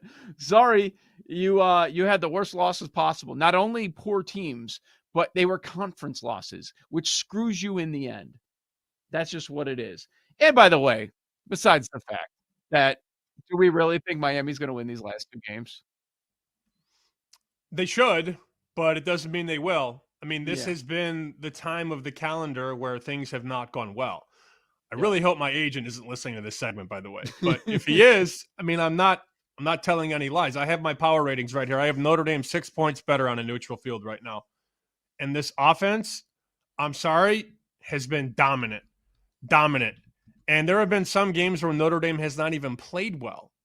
And, you know, the crazy thing is I'm not a Notre Dame guy. You're a Notre Dame fan. I'm not. I want the best teams because I want the best playoff. On this winning streak of 8 straight, 56, 56, 28, 36, 34, 25, 49, 37. And some of those games, they pulled the starters out in the second half. And then here's the one caveat. Oh, well, the schedule is easy. Okay, well, the Miami schedule is easy too. Mm-hmm. And Notre Dame has better losses. Yep. Well, Miami right now, the 13 in the rankings. Notre Dame is 9. So you'd have to see a big jump there. And neither of them are going to have a conference championship game. Alabama at 10. They take a free fall to 10. Also notable, staying in the SEC, 3-loss Texas all the way down to 17. If there were any questions about whether Texas is in or out, that answered them last night. A lot of times we say, well, it means nothing. It means nothing. That meant something. The committee told us Texas is out. Don't even waste your breath. I've seen enough Arch Manning to know that I don't need to see any more Arch Manning, at least this year. Now, if he takes a step next year, fine. But we made this joke months ago. I see Nate Collins in the green room too. Nate will appreciate this one. Arch, he looks like Cooper's kid. He doesn't look like Peyton or Eli's kid. Right. I mean, it makes sense. Apple doesn't fall far, huh? Can't read a defense. Can't hit open targets. Plays off target. Bad footwork. His feet are pointing right. He's throwing left. And they put up again, what they scored 10 points against Georgia? Mm-hmm. You have to, in the eyes of the committee, you have to round into form and play your best football at the end of October and through November. And Texas is not. And Miami kind of is. Notre Dame is. Notre Dame is on the throttle. Notre Dame hit the NOS, and they're going to get in. And here's my favorite thing. Dan Wolken, all these guys, all these guys. Oh, the committee's going to lose your integrity. Do you think they care? You think the committee cares what the journalists say? No. Dan Wolken. Like, he's the be-all, end-all. Dan Wolken wore a mask for 5 straight years. Stop with Dan Wolken. Get out of my face. We're going to go over these matchups later on this hour. Hypothetical point spreads for all 4 of the matchups that we have set. So we'll talk about that coming up in a bit. But next, our buddy Nate Collins will hang out. We'll talk some NFL with him. Joe O, Sammy P, this is Bet Sweats on the BetMGM Network.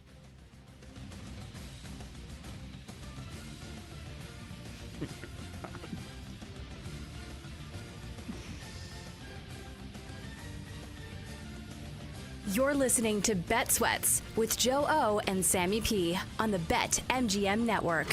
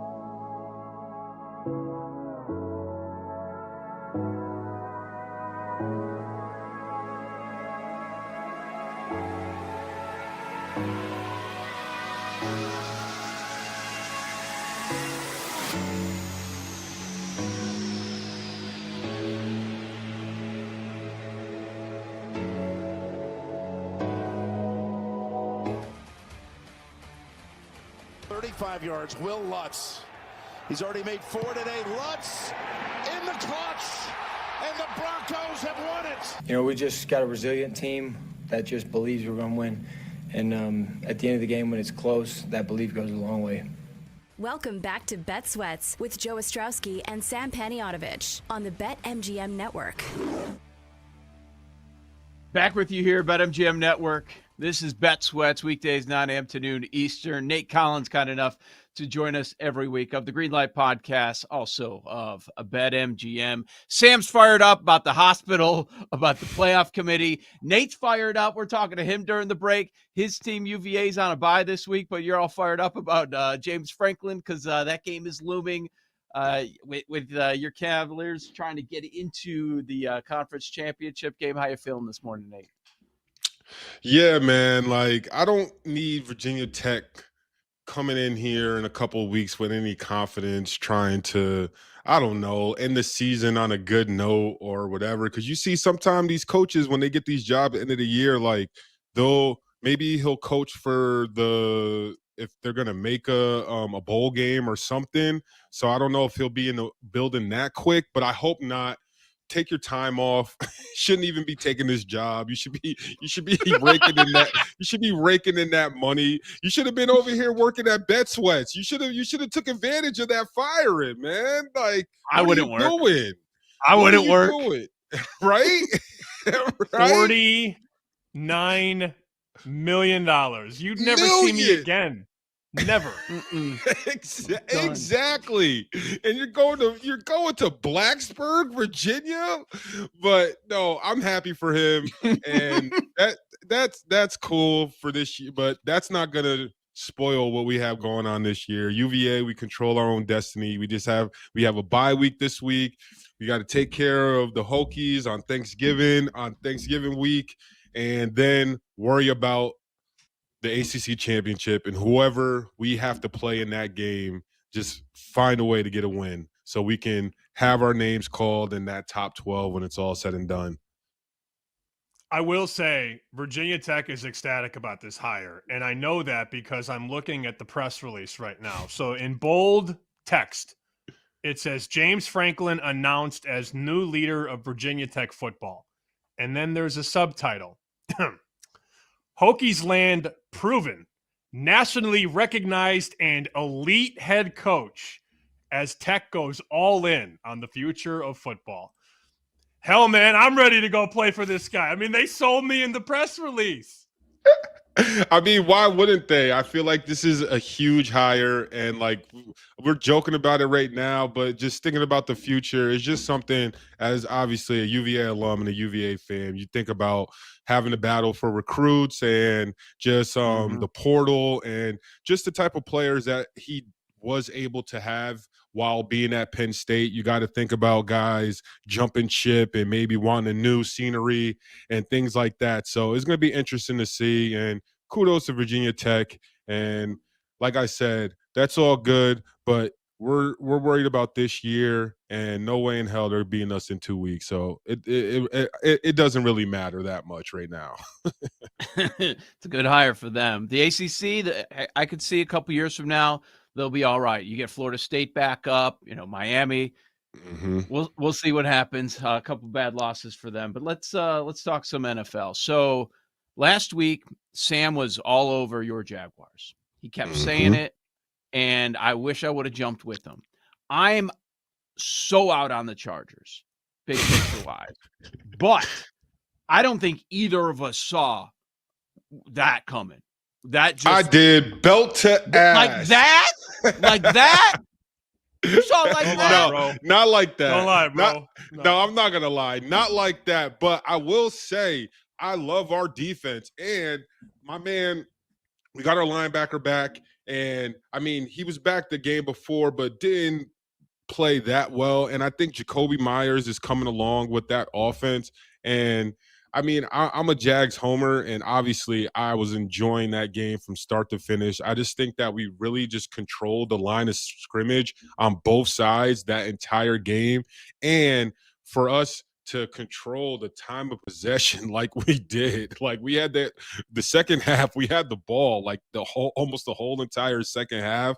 And I just hope it's something that we can mimic. And if Trevor can play, he just has to play decent. And our defense, the way we're playing right now, if we keep having our ends play the way they did in this past game, like we look good. We're in the playoffs right now. We control our destiny. We have some quote unquote layup games coming up, and then we play the Colts at home in 3 weeks, which will be a huge game. And if anyone is a Jaguars fan like I am, the Colts don't beat us in Jacksonville. They don't beat us for whatever reason. So it's something where the Jags right now, we're looking good, and I'm excited for the end of the season here coming up. Kansas City is 5-5. Out of the playoffs. They are still the second favorite to win the AFC, which we understand because they have Mahomes. And if they get in, they are dangerous. But, Nate, I don't know that they get in, man, at this point, because you have to go. We did this yesterday on the show. You're 5-5 through 10. Now you have to go 5-2 in your last 7. And I've seen nothing to tell me that that's going to happen. You know what I hate in these scenarios is just that everyone hates the thought of Kansas City not making the playoffs.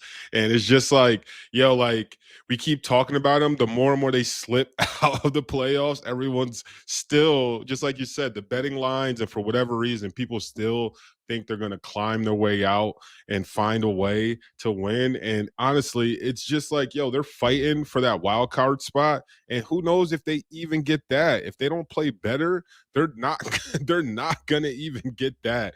And I just feel like, honestly, this will be, I think it's good when teams like this maybe take a year off from making the playoffs. It just makes everything, the parity, a little bit better. And honestly, and if they do find a way to run the tables, like kudos to them. But right now, just like you said, I don't see it. The way they're playing, I don't see it happening. They can't get to the quarterback.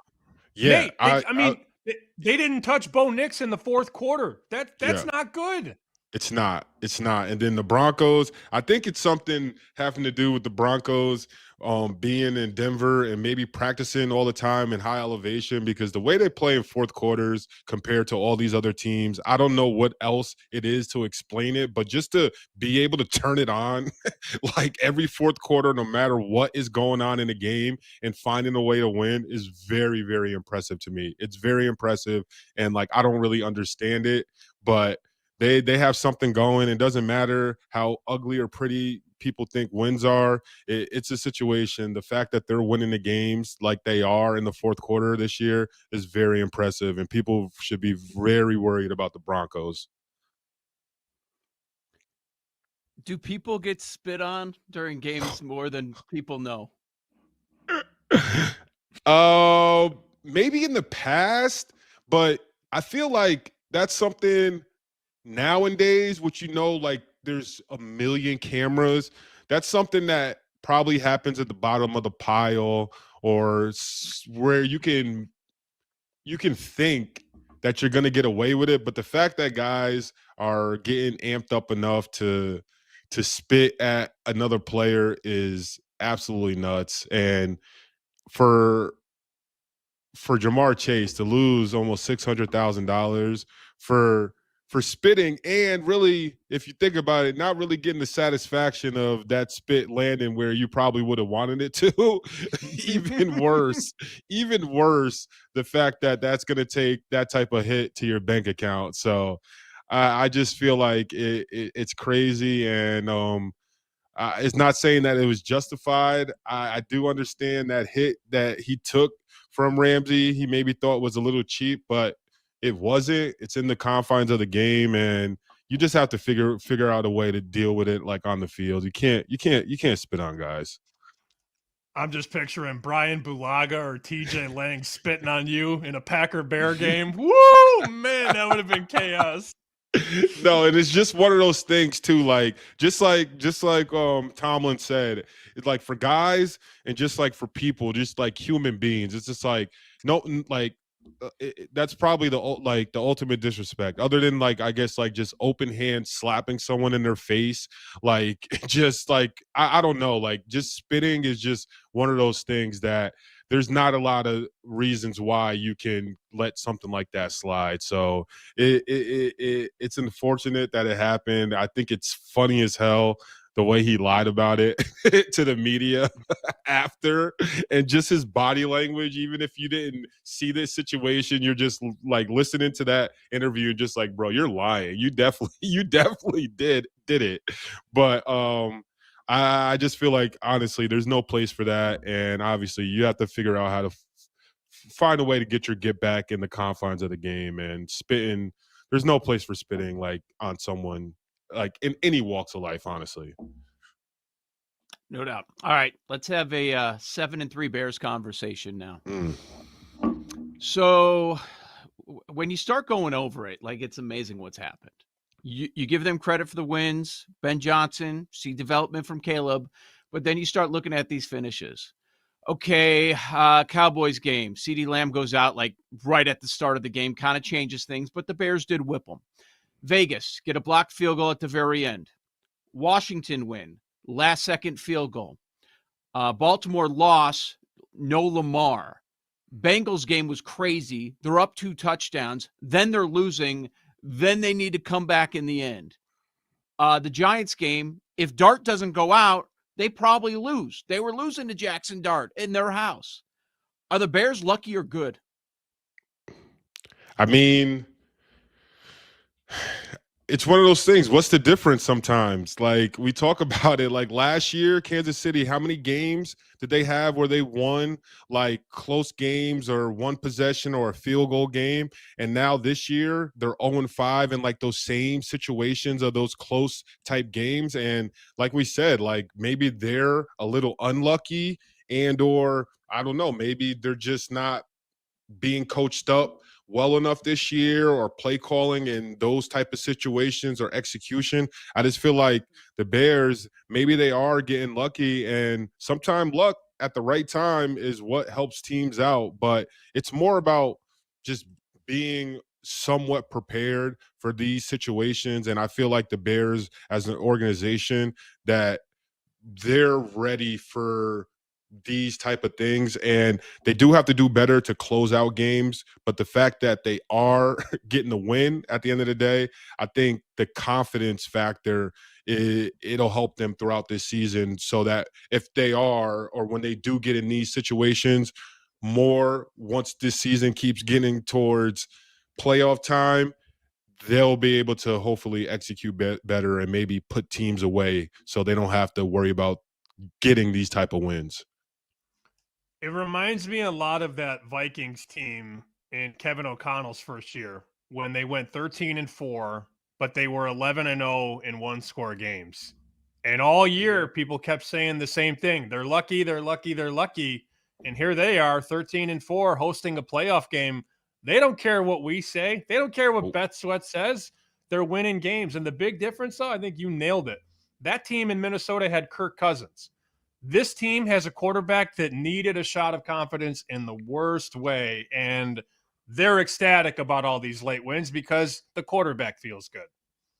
Yep, and it's just funny. We were saying it's just funny, like winning cures everything in the NFL, and just to think about the start of the season, how everyone felt about the Bears, how many nail polish jokes you were getting, how many the butt of the jokes, and it's just like, hey, like I said earlier, I was like, once this kid starts winning, like all that stuff is gonna disappear, and that's what happens in the NFL. That's what happened with fan bases, and as long as they're gonna compete in games and now they have a winning record, and that fan base has something to cheer for. It's like everyone's gonna have Caleb's back as long as he doesn't go out there and start playing crazy. I just feel like yeah, like you said, he is doing better, and that team is gonna go like with him and his improvement. And I think they've done a great job getting him set and in the right spots to kind of be the player that they need him to be. So it's going to be exciting for the Bears. They got a tough end of the year. They got to play the Packers twice, and I think that will be a big factor too, is just how they play the Packers, because that's a easy way for those fans to flip on you too. You play bad against the Packers these last 2 games, everyone might start making those nail polish jokes again, honestly. Yeah, you get swept by the Bears, things will flip, certainly. Anything for this week as far as best bet? Any take going into week number 12 here? I don't think there's any way in hell the Ravens are beating the Jets with Tyrod Taylor starting 13.5 points. I think that's a very, very high line. I do not feel like the Ravens, even though they won, I do not feel like the Ravens are playing well enough. I feel like they really should have lost to the Browns. If we're really if we're really being honest about it. And I don't know what it is with the Ravens right now. Like, they just don't look complete. I don't know if maybe Lamar's not 100% healthy and like hasn't been 100% healthy since that first game in Buffalo, but it's just too I don't know. Vegas, sometimes they have spots. I just don't know what they see. Or they just honestly just think the Jets are that bad, which I don't think they're that bad. And I think they'll look a little bit different with Tyrod Taylor starting this game. They needed a Mark Andrews trick play to take out the Browns. It was an ugly game. I watched every damn excruciating snap of that one. It's about that, yo. The green light as a group, we had the under on that game, and we were all dog cussing monking. Man. For that damn play, because we were sitting pretty thinking, worst case scenario, to kick a field goal. And we were like, Mark Andrews, you're supposed to go down right there. And it just killed everyone's hope in the group chat watching that damn trick play, man. Damn. Nate Collins, every Wednesday on the show. Appreciate you. We'll talk after Thanksgiving here on Bet Sweats. You're listening to Bet Sweats with Joe O and Sammy P on the BetMGM Network.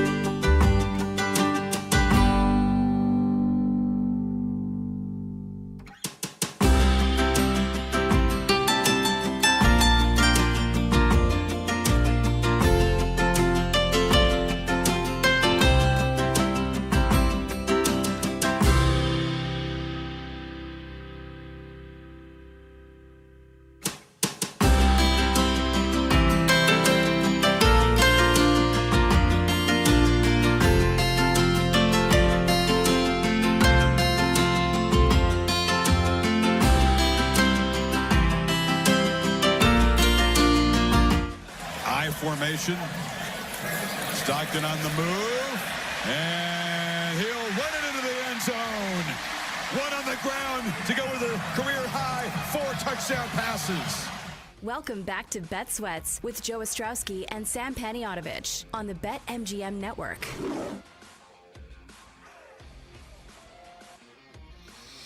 Joe O, Sam and P, we had a good conversation with Nate Collins during the break. I wish that was on the air. That is one of those conversations off air that could be on air because it's wild. It's wild as people are getting set to get their turkeys. I'm very excited to talk about Nate Collins working on a turkey farm in Virginia. I can't wait. I really, to be honest with you, I wanted to bring him back for just the beginning of this segment, but he's got things to do. I understand all that. But he said, don't worry, we can talk about it before Christmas, which would be ideal. So Nate said he started doing some work on this farm in rural Virginia where they breed and develop turkeys. And I'm looking at the website now. These turkeys look like they were trained by Bob Baffert, Joe. I mean, they're massive. I mean, that turkey looks like it's coming out of the 7 post at Churchill Downs. It is massive. And what's the price range on these turkeys? I mean, of course, it depends on the size that you end up getting, but like their Thanksgiving whole turkey, it ranges from the smallest, like a 9-pound bird, 133, to 474, like a 32-pound turkey, $500. And then we're not getting into shipping and all that. So there are people, they're sold out. There are people that spend this much. And he was saying it's different. It is different. You taste it. See, we need to get our guy cooking one of these boys. Felder? Felder. You think Felder knows about this farm? They're not that far know. apart. We need to put those two together and see what happens. We need to get Felder and Nate together. I'll come in, imagine? I'll do the dressing. So I'm not, for the first time in 4 years, I'm not doing Thanksgiving because I'm going home. I used to. Oh, you're not hosting, but you're okay. I'm going home for Thanksgiving for the first time since I left Chicago, which is very nice. At this point, I mean, people know what's going on. Like, no, I'm not. Sorry, I'm not working next week. I'm going home, So I don't have to do anything because we're going to a big Thanksgiving and I'm not hosting it. But for the last, maybe 3 of the last 4 years, I've done Thanksgiving the week after Thanksgiving because it's easier for my parents to get here and my brother to get here. And we have other friends come in for it and all that. Because if you're going home, most people travel Tuesday or Wednesday before Thanksgiving. And then you have the meal on Thursday and then everybody goes home Friday or Saturday. But you can save hundreds of dollars.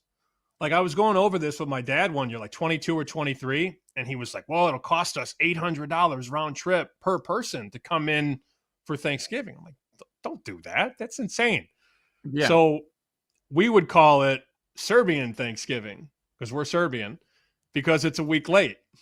So you get all the food cheaper and the flights are cheaper. Have I ever told you the Serbian Christmas story my dad always tells? So Orthodox Christmas is on January 7th. Normal Christmas, well, normal's maybe a wrong word. Christmas is on celebrated in this country the most. Yes. Sure. So Christmas 1 is on December 25th. Christmas 2 is on January 7th. We got all the good gifts on January 7th because everything was cheaper. Oh yeah, you get twice as much.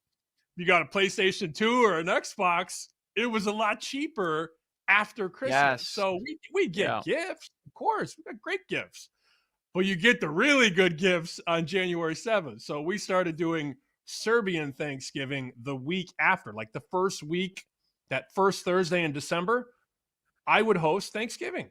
And the food was cheaper and it was easier to get here and everybody had a great time. So I don't know where I was going with that, but I don't have to do any Thanksgiving cooking or hosting this year. And I'm a little sad about that, but at the same time, I'm just going to stuff my face all day and nap. That's all I'm going to do on Thursday next week. Yeah. To your point about the date doesn't matter. Like, no, we don't have to go out on your birthday. It can be any day. It's the point of getting together and celebrating. Yeah, you're right about that. I have no idea what the hell we're doing. That's funny that you're sad. It's first time in a long time that you're not hosting. We've never hosted. I've never done anything. Maybe that's not a big surprise for anybody because the wife handles it all. I don't even know what we're doing. I have no idea. We always go to her parents, and her mom had hip surgery last week. So she's there all day, every day right now because she can't move. I'm like, we haven't even talked about, hey, are we going to be having Thanksgiving anywhere? What is the plan? No idea, but not a big deal. So we'll figure that out. If we had a Bet Sweats Thanksgiving at the Ostrowski house this year, what is everybody bringing? Paul, what are you bringing? Jake, what are you bringing? Because you got to bring something. Yeah. Nate inspired me. I'm bringing Chinese food. So perfect. Oh, that's Christmas Day. Cop out. Pizza. Even better. Terrible. Come on, Paul. There's a schism in the Aspen household about Thanksgiving. Like Dan is big. I forgot about it. Guy. Your sister. Yes. Sister's kind of like overrated. Maybe a free range turkey would change her mind. We won't fight about it every this year. Yeah. Well, they're separate. So does she want really Italian? Conflict. Who wants it? Somebody wanted Italian, right? Or maybe that was Christmas. I mean, it could change every year. I don't know. Yeah. I mean, I'm a big stuffing guy. I don't know that I've ever made it. Same. So I'll let Sam handle that since he's got the inside track on the dressing.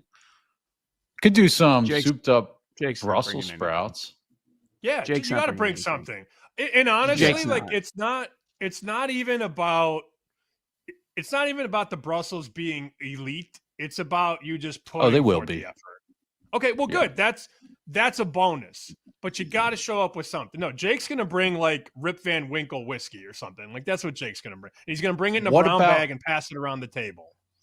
What about chili? I was going to say mac and cheese, but all right, man. Mac and cheese. All right, man. Chili? All right, man.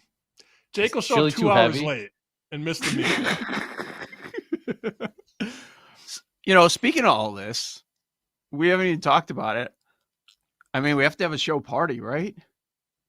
At some point coming up, there's been a lot going on. All right. Should we power rank who's not invited? Well, this is going to be pretty long. Yeah. Yeah. Will we have time in a 15-minute segment to do that? Might need to be 2. There's no end to how long the power. It's not a top 3. It's not a top 5. Just go. Let's start throwing out names. Not invited. I mean, we're going to need a segment alone for Gertch's list. Oh, man. If we give him a day to prepare that, oh, man, it'll be like the one day when he came out, when he started ripping everybody under the sun. Who's the singer? David Bowie. David Bowie. David Bowie. Yeah. Not invited. David Bowie. No Bowie not songs. Invited to Bet Sweats Thanksgiving. Yeah. Definitely. Is he alive or dead? Don't even know. Bowie's been dead for 10 years, I think. Yeah. Okay. I was going to say alive.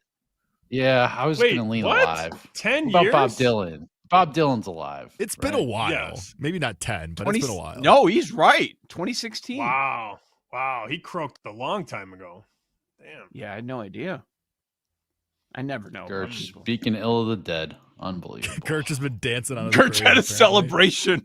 Gertch had a party. Party already happened, Joe. It was for David Bowie's death. Sorry. Yes. We missed it. Yeah, Gertch. Yeah, we get it, Gertch. He said in the chat 3 times he's dead.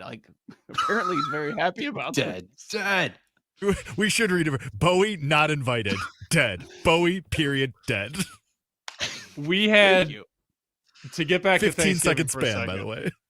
We did power rankings. We've done it on this show. It's a very easy topic around the holidays. We did Travis, Claudia, and myself when we had the show on Nesson. We did our Thanksgiving power rankings of food. And my list was the best, naturally, because I know what I'm doing. Claudia's list. It started, number 1 was ham, not turkey, ham. And then number 2, the number 2 item on Claudia Belafonte's Thanksgiving power rankings was Italian food. That's I'm like, you can't pick something that is 20 items. You can't pick a group. It's got to be a thing. Yeah. It's a line item. Right. It's not a group of things. And then I think she also had cheese and crackers on the list. And I thought, if I was at this Thanksgiving, I'd flip the table. This is awful. That's terrible. I think she didn't prepare for that segment. She forgot about it and just came up with something on the fly. That had to be. Or her family doesn't celebrate Thanksgiving like a normal family. I mean, like that's not a normal Thanksgiving, having Italian food and cheese and crackers. Italian food. Food. Travis was like, "What? It's Italian food?" Because we didn't see the list before the segment. Yeah, I mean, I don't mind something different though. Like, I get it. If you don't like turkey, you want to bring Italian food, I don't mind it. Like a couple years, my uncle started doing steak instead of turkey. I'm like, yeah, that sounds amazing. Nobody's gonna complain. Yeah. Yeah, last year I did a big turkey, an 18-pound turkey, and then I did a 6-pound lamb, a lamb roast. So if you didn't want turkey, you can try this lamb, which is our family's twist on, the holidays. Lamb is a very, Greek, Serbian delicacy, I guess, if you do it the right way. So, but the Italian food as a group just blew our minds. Like, what? Put meatballs on there, or put spaghetti, or on like there, sausage and peppers. Yeah, pick one. Yeah, Italian food, number 2. Yes, number 2 overall. Not a bad idea, but you got to pick one. That's the point of this. Pick one specific item. All right, we will get to the college football playoff spreads coming up in a bit, and we'll do power rankings. The aforementioned power rankings next. Miss the playoffs in the National Football League. Our favorite bets right now here on Bet Sweats. You're listening to Bet Sweats with Joe O and Sammy P on the BetMGM Network.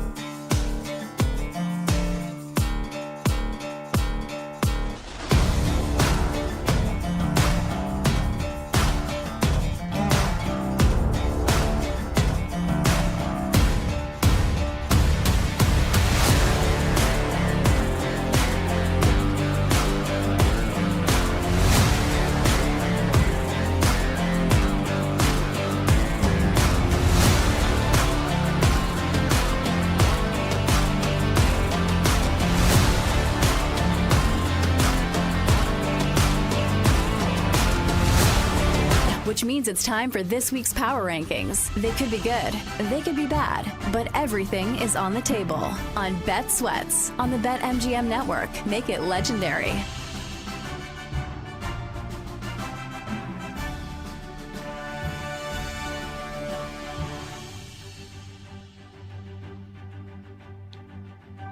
Joe O, Sammy P. Every week on the show, we do some power rankings. This week, we decided to do make and miss the playoffs. So we'll get to that coming up in a minute. We'll do a top 3 list.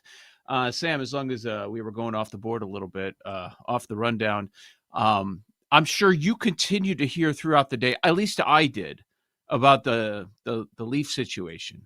Did you purchase because I got some suggestions. I'm like, oh wait, this might be a lot cooler than the whole backpack deal. Did you continue to hear people? Did you make your purchase? Is that official? I did. One of our loyal listeners, Bobo, sent me. I can't remember the company it was, but he sent me one that he uses. He sends you one too. He sent you the list or his. Leaf blower? He sent me a picture of the blower mulcher vacuum you're talking about. So I bought one of those. I bought a different kind, but it changed it for me because I didn't know that they had leaf blowers that also worked as mulchers and then had that bag that you're talking about. So now I can just get all the leaves together and it sucks it through the hose and then mulches the leaves into a bag that I can then just dump into a can with a large black garbage bag. Yeah, so the only problem is that this one is corded, but I have like a 50-foot extension cord anyways. So do I. I bought a Black & Decker corded electric 3-in-1 handheld leaf blower, vacuum and mulcher, and I got it on sale for $86. So that gets here tomorrow. I ordered it about an hour after we got off the show. I ordered it. It gets here tomorrow. So when I get back from New York tomorrow night, I'm probably going to assemble it, all that. Not that there's going to be a lot of assembly, and it's a corded one, so I don't have to like charge the batteries or anything. But I'm actually excited to get out there Saturday and go to town on this yard. So, yeah, once he sent me a picture of this, and like you said, less than $100, what sold it for me was I was looking on a different website, just seeing if there's a store like around the corner that I could go buy from. Blows 250 miles per hour. Like, think of the damage that I'm going to do with all the kids in the neighborhood, just going right up to them when they least expect it. Bam, 250 in your face. So, that was a good selling point. Yeah, anyway. I'm thinking about getting the yard done. You're thinking about blasting the neighborhood kids with the leaf blower. But I guess if you're going to spend $90 on that, that's months of fun for you if you're going to be that guy. So I am pumped. And I went, as I told everybody, I went to the hospital this morning. The tree right in front of the house is basically naked now. So all the leaves are on the ground. The timing is perfect. This thing gets here tomorrow. So on Saturday, I'm going to crack an edible or two. I'll be outside. I won't even know what's going on, man. I'll just be vacuuming and mulching leaves all day Saturday. We've reached this stage in our life. This is what gets us going. This is what gets us excited. I called one of the local companies, one of the landscaping companies, and hello, I forget the name of the company, Ostrowski Landscaping. So, hi, I'm wondering about winter cleanup. Please hold. Guy gets back on the line. Yeah, we're thinking about $550. I'm like, for what? For what?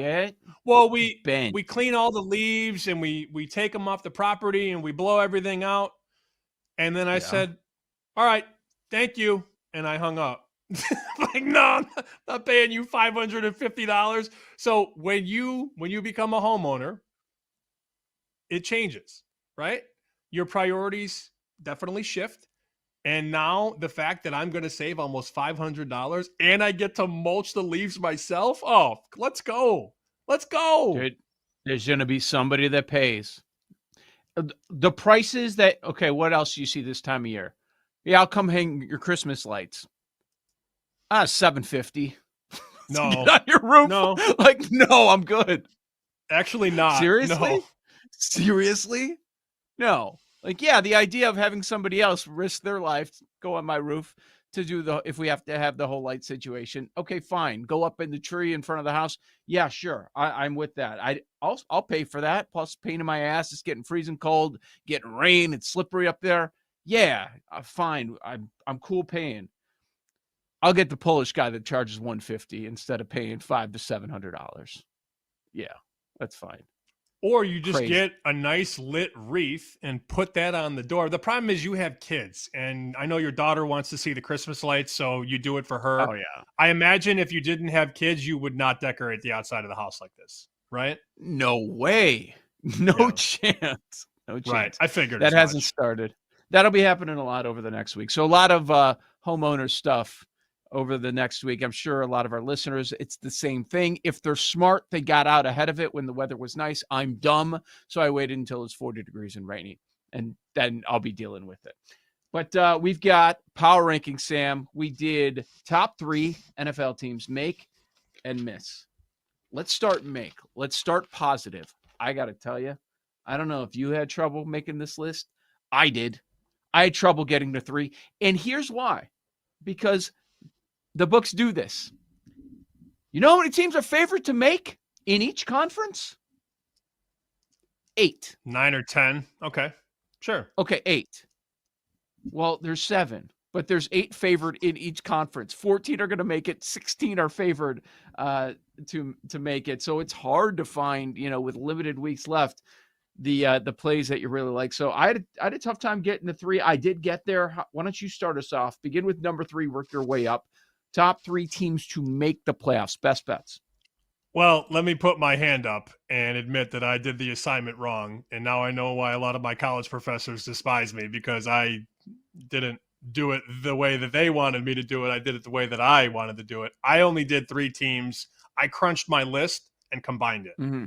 So I only have 1 list. I have 2 makes and 1 miss. So my list is a little bit different. I thought about it probably the same amount of time, but I didn't do 3 and 3. I just did 3 total. So my first team, okay. I apologize, Paul. I did this wrong, but I still think I'm going to knock it out of the park. No, I did it wrong for sure. Okay. I don't know. I'll take the fall on this one. But my professors used to be like, you did the assignment wrong. And I'm like, well, how did I do on the one that I did? Oh, you got an A, but you did it wrong, so you get a B. I'm like, okay, Hardo. Anyways, so yeah, oh man, I got several stories like that. Number 3 for me is the misbet. I got there, finally. I wasn't really here yesterday, but this morning I'm there. And if you just think about it as a price relative to what the real price should be. And I sort of hinted at this yesterday. If this was the Steelers or the Broncos or the Chargers, we're talking about this team being minus 150 or higher to miss the playoffs. But because it's Kansas City, they're making the make minus 200, giving me the miss plus 175 at BetMGM. And that's just a bet for me at this point. I wish I had the balls to put them higher, to put them 2 or put them 1, but I'm not trying to get all hot takey and make this like the best playoff bet right now, because it's not. There are better ones out there. But a 5-5 team that has shown you very little pass rush and very little ability to run the ball. Granted, they've done it against good teams, a lot of these losses, but they still have some good defenses to face. I mean, people are just penciling in the Colts as a win. And I do think the Chiefs are going to win, but what if they can't stop Jonathan Taylor? And what if the Colts go up 14-0? Like, that's possible. I'm not going to bet the Colts, but they could lose. And this Texans game coming up, they'll beat the Texans. Well, Stroud's going to play. And you got DeMeco Ryans' defense that is probably going to turn your water off. And like I said yesterday, man, if Worthy goes down again, rolls an ankle, misses 2 weeks, they're done. They're done. They don't have the ability to sustain any more injuries because they have put themselves in this spot. So my third favorite bet, make or miss, is Kansas City at plus 175. You got to go 5-2 in the final 7. And I know the league wants it, and I know the bettors want it, and I know people are expecting them to just flick that switch on, but I'm not there. And again, if this was a lesser team with a lesser pedigree, there's no chance in hell it's minus 200 to make. So from a price standpoint, I went KC. On line 2, second favorite make or miss bet, I went Chicago to make minus 125. If you can't beat them, hell, man, just join. Just join it. I think they got to win 3 more games. And some would say that they're not going to, but I see the Browns on that schedule. I see 2 games against the Packers where they've been, pretty solid as of late. If they win this game this weekend, that's a huge thing. If they're 8-3 after 11 games, let's go. And it's Mason Rudolph likely. It's not Aaron Rodgers. That's what it sounds like. So you're going to miss Rodgers likely coming into Chicago and ripping your hearts out again. That's another check mark in the Bears' direction. I'm not laying the best of the number because this number 3 weeks ago is 4-1, but I think everything is breaking right. They're clearly well coached, and they believe. Belief is a scary thing in sports, and they do believe. And I think this is one of the best 7 teams in the NFC because they're 7-3 and they need 3 more wins. Very possible. And then number 1, I just trust this guy. I trust this coach. I know the offensive line is banged up, and I know they just got slaughtered by Jacksonville. But I trust Jim Harbaugh, and I always have. And he finds out how to turn cream into butter. He just does. And I think Herbert needs to obviously be better down the stretch, but they have a very attainable schedule. At this point, they're 7-4. They're going. There's coming up. So now you're 8-4. Then the Eagles come to town. That game's going to be 17-14 either way. You can win that one. You go to Dallas. You're home against Houston, and then you're at Denver, who might be honestly like locked into the number 1 seed at this point. Who knows with Denver? Who knows? So you get 3 more wins in LA. You're in. It's a little pricey at minus 160, but I trust Jim Harbaugh way too much to bet against him. Okay, I like this. We found some spots where we disagree. So I mentioned that I had a tough time getting a 3 with the make. So I didn't know what to do with the 3rd spot. It basically came down to, do I want to do Carolina at plus money or do I want to do Kansas City as an odds-on favorite? I don't love it, but I put Kansas City at minus 185. At the end of the day, I do think they're going to make it, but I don't like the bet. I'm not telling you to make this bet. I had to come up with a 3rd for this exercise. So at minus 185, if pushed to it, I do think that they make it. I'm not willing to bet that they miss like Sam, but I understand his rationale. So I did put KC minus 185 3rd, just because I think they're going to be in, and they were somewhat close to around the even mark. There's just not a lot of bets to make there. Number 2, we are in agreement. Chicago to make at minus 125. Sitting at 7-3, it's a numbers game. I know the schedule is tough the rest of the way. If you look at remaining strength of schedule, second toughest belongs to the Bears. But I do believe that they will beat Cleveland at home. I do believe that they will split with Green Bay. Now we're at 9. And so with these other games, Philly, San Fran, Detroit, and the other Green Bay, of those 4, give me 1. Win one of those 4, and you're in. And I think the Bears are in a great spot.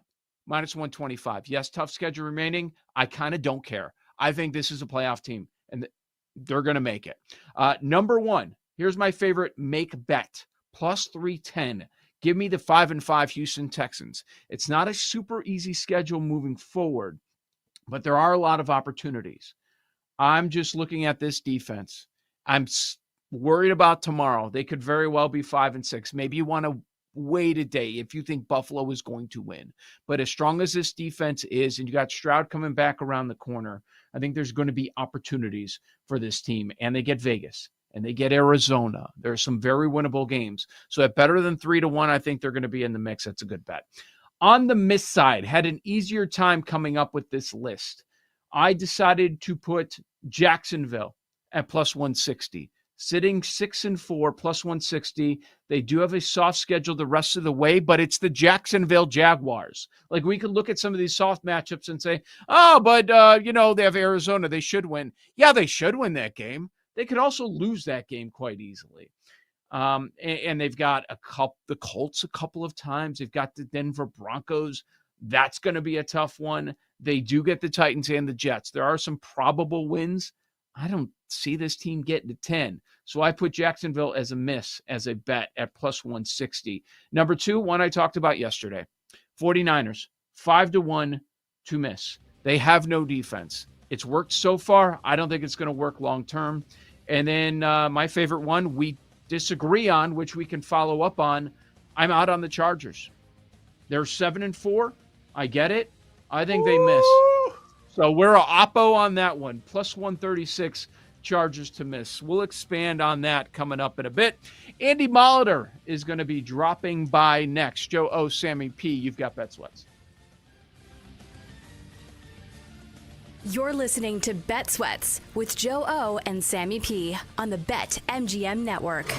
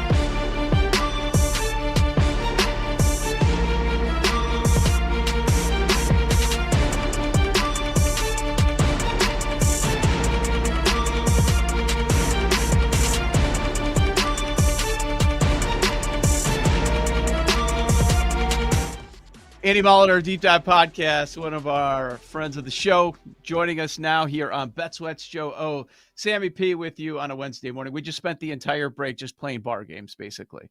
Sports, bar games intertwined, right? Is that what happened, Sam? Yeah, basically. I had brought back the old name game, where if I was to name a former Major League Baseball player, I would say Andy Molitor. And then Joe would have to name a player whose first name started with an M. So Joe would say Maglio Ordonez. And then Andy would have an O, and Andy would say Orlando Cabrera. And then it's back to me. So I would say Chris Young. And now Joe has a Y. Did you before he had cell phones with all the stuff on it?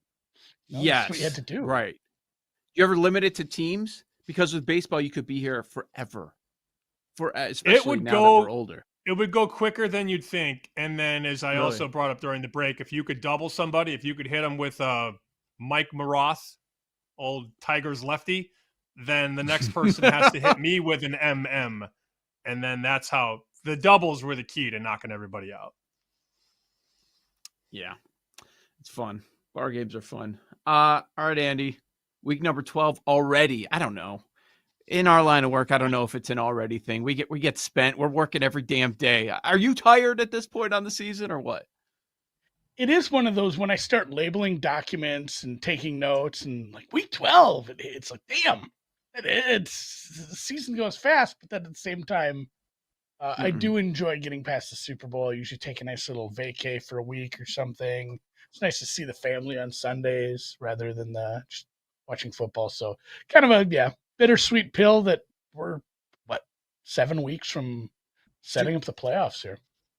Do you have a vacation planned? Because I'm trying to figure out a vacation after the Super Bowl. Oh no, my wife's been hitting me up with that because at the hospital she has to pick her PTO time if she wants a full week, like a year ahead of time. So she's like, "What should we do something next August?" I don't know. Maybe.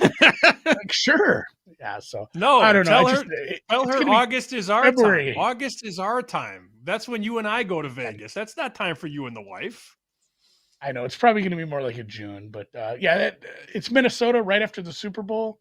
Kind of feels like I need to get somewhere south. I might try to make it down to Waste Management Phoenix Open that week. That's a nice respite from the terrible weather up here.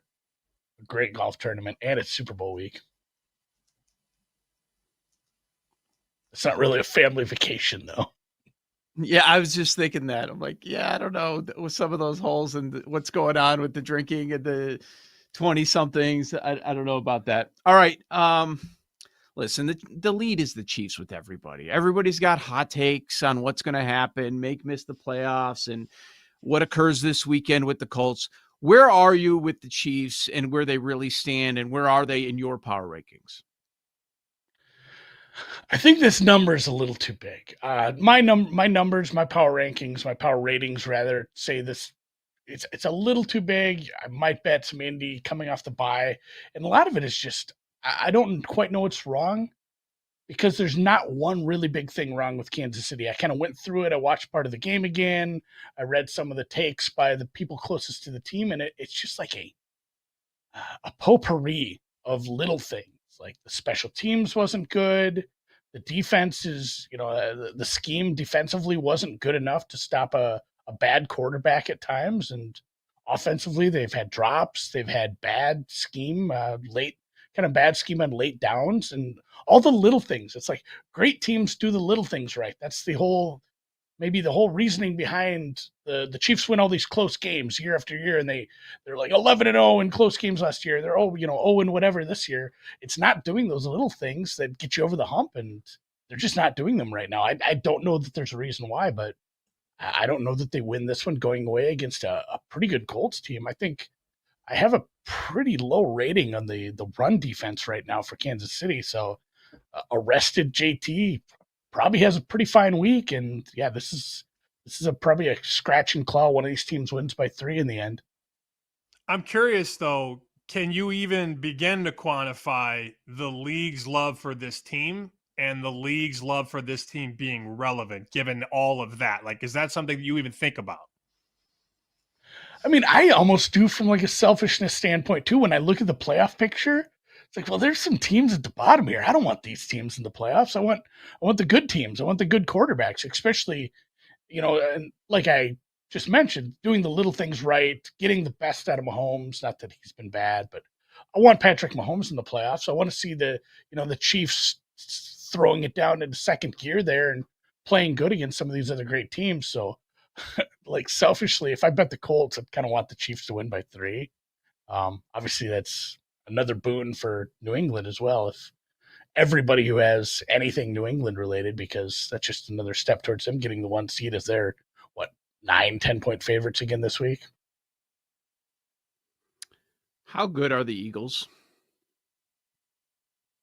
Well, that's a tough question to answer. I don't understand what their offense is doing like 95% of the time, but that defense really showed me something against the Lions. The Lions have been, putting up gobs of yards. They had a deep threat. They have your possession receiver. You got 2 good running backs. Goff has been good. Obviously, a couple weeks outdoors in a row there for Goff. Maybe that starts to affect him a little more than getting to play inside constantly. But man, those 4th downs. I was joking with Drew. They needed like the cartoon sound effects when the running backs would hit the defensive line. So it was like the coyote hitting the tunnel where it's actually a brick wall. It's just smacking people. And they were winning so much up in the trenches. That defense is a pretty big upgrade for me this week, and it's just kind of maybe what they're going to be predicated on right now. And if they get this offense moving a little bit, they're in line for the 1 seed right now, playing in the Link in November, or excuse me, January. That's not going to be any fun for anybody. So maybe they're not elite, but if they're good enough to get the 1 seed, it's going to be tough to get by them to, in the NFC here. That's Fangio, though. I mean, Fangio has figured this year's defense out. Last year, he didn't really have to do much. He just needed to, figure out the schematics. Yeah, here's my 11 guys. Yeah, but I mean, the draft picks, the Quinyon Mitchells and the Cooper DeJeans were awesome. And he just was like, oh, this is fun. And then you lose some of the guys, right? You lose Sweat to Arizona. You lose some of the other guys, the pass rushers, Milton Williams up front. He goes to New England and all that. And, that's what happens when you win a championship. Guys come in and they poach. But I feel like they've figured out their cornerback issues, because CB2 was a big problem early. And that has been fixed, it looks like. And who looks better than Jalen Phillips right now in that defense? Fangio was probably banging on the table in that war room. I mean, holy cow, man. I know we never get like splash trades. It's not the NBA. It's not the MLB where there's so many hot stove stuff going on, but it's fun when one really works out. And honestly, you're talking about the Cowboys. They had one obviously working out too. They gave up a lot more for it, but this total's dropping like a rock now. What are we, 47.5? It's been Cowboys overs, and then suddenly kind of hitting a wall here proverbially. And man, I've been betting some Cowboys team total overs. I had some live during the game last week, but this might be the spot where the Cowboys offense finally starts to look bad. There was a little bit of quit in the Raiders there defensively trying to tackle Pickens. I don't think we're going to see that this week. And as you pointed out, that the CB2 thing, you remember that in week 1? It was just like, there's a guy on this defense. It's like the Army guy meme where one of them's in a clown suit. That was CB2/CB3 for them. Like, this guy doesn't belong in this defense, and he's just clearly a weak spot they're picking on. You don't have that anymore. That was the game. Wasn't that the game that CD dropped like 3 balls or 4 balls in that game though? Like, that's why it was close. Yeah. Oh yeah, he had like 8 catches for 100 yards and 6 drops or something. It was ridiculous. They just said, well, we're going to just throw it at one guy. And obviously now Pickens has integrated himself in the offense a lot more, but it still feels like a very big ask for the Cowboys against this defense. People like to talk about biggest fraud, luck box, whatever you want to call it. It's all pretty much the same thing. Is there one glaring team? Is it the team that we follow the most? Is that the obvious one? You can say it. I mean, we've been killing them as much as anybody. Yeah, I mean, you're kind of baiting me into digging into the Bears, but man, I bet the Bears last week just because the opportunistic defense against a guy who's going to throw 5 turnover-worthy, passes. So It was a little closer than I would have liked at the end. But yeah, the Bears' record and how good they actually are, probably not on level right now. They're the 3 seed if the playoffs start today. It doesn't quite feel right, all things considered. Ben Johnson's getting more out of this team than I think other people could, and probably has a bright future. It's maybe I think maybe we're in the spot the Seahawks were last year. We had McDonald, who was a defensive guy. He needed to get his people set up for that defense to really thrive like it is this year. He needed to get his guys in. He needed to get his system in place. Sometimes it takes 18 months. And I think that might be what you get with Ben Johnson, where this is a team that struggles down the stretch, reverts to the mean, water finds its level. But moving into next year, it's really something nice to build on. I bet the Vikings the last 2 weeks, and I want no part this week. So naturally, Minnesota will lose by 3 or win outright because that's how life works. I want to take 6.5 again. Like, I want to get there. I want to stay at the table. I want to hit again. What do you think of Minnesota Green Bay? Packers almost a 7-point favorite at home. Yeah, I'm pretty much on market here with my numbers. I looked at this a bunch because it's kind of 2 teams. I want to fade them both. I didn't love parts of what we saw last week with Green Bay, and obviously I didn't like a lot of what we're seeing with JJ McCarthy. I mean, it's just his EPA numbers are at the bottom right now, which is bad because there's people like Dylan Gabriel that exist, and you're below him in some of these now. It's pretty rough right now, and I think the pass rush for Green Bay is probably going to be a problem again. We've seen that a couple times when he's hurried. It just gets even worse. It's a lot of points, so it's a lot of points for a Green Bay team that, and honestly, drops last week is probably what sealed that cover. Reverse cover if you had Green Bay, I guess. But if they're not dropping the ball, this is a much better offense than I think we've seen over the last couple of games. So I'm a little scared off here. And like I said, I'm on market, and I don't know. I get the Vikings thing behind me too. I should put the clown face back on it because that was a tough loss for them. If I had to bet this one, I would probably take Green Bay, honestly, just because, like I said, that offense is better than what we're seeing right now. They're just dropping the ball. They're kind of like the Eagles to me. It's like, well, this offense should be so good with all these players you have, and you have a better quarterback here. Why are we not getting the results? With Andy Molitor, Deep Dive Podcast, Joe O, Sammy P, you've got bet sweats and a lot of points. That's kind of the theme of the week, right, Andy? There are 3 double-digit spread games. You mentioned one. We were just talking about one that's 6.5. Well, there's, I think, 4 games that are 6 or higher, including Thursday night football.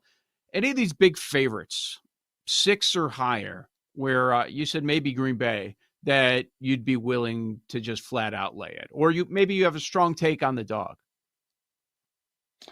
I might lay it with Seattle on the road. Me too. I don't know that Tennessee gets to 7 in this one. Mm-hmm. I saw a couple of nice flashes last week. Cam Ward is, very hit or miss, obviously more miss, but this is the biggest defensive offensive mismatch I've had probably all season. Seattle's defense held our MVP Stafford. He was your MVP co-favorite. He held him down pretty well. A couple of those scoring drives obviously were short scoring drives due to the Darnold throwing those interceptions. Really, they limited a very good offense at times. And yeah, this is one of my best defenses against the Tennessee offense that has very little going for them. Now has their best receiver out with a broken leg. And, Seattle should just be able to kind of dictate this if they want to run, if they want to throw. It's another, the Tennessee defense is nothing to write home about either. This is my lowest rated team and one of my highest rated teams, even on the road. And my numbers are, again, it's pretty close to 13, but it feels like Seattle can just kind of name their number here. We have less than a minute. You are one of the only grown men I send pictures of soup to because I know you appreciate them. And I did one last night that I know you liked. What's the next soup coming out of your kitchen? Loaded baked potato. Ooh, it's a good soup. It's not elite. Excellent. But you know what? It's very photogenic. It has, the bacon and the cheese and the chives. The colors really pop. There's some of these soups. It's like, oh, this is really good soup. You're just taking a picture of a bowl of chicken noodle soup. Sometimes you need one to pop on camera. This one's a star when it comes to getting its picture taken. I don't know. I mean, that sounds elite to me. We have 30 seconds. What's an elite soup? Corn chowder's my number one. Any soup with bacon. I mean, any soup with bacon for something just does it for me. But yeah, corn chowder's number one around these parts. Good Sammy, stuff. Check out the soup I made last night with the gnocchi and the bacon. Woo! Woo! Oh, really? Oh, that sounds strong. Oh, yeah. We can talk about it. I'll check that out. Okay, good. We'll do that on the other side. Thank you, Andy. Check out Deep Dive Daily, Deep Dive Podcast. Got Andy Molitor there. We will pick that up. Also, we need to continue that Chargers conversation as well right here on Bet Sweats. You're listening to Bet Sweats with Joe O and Sammy P on the BetMGM Network.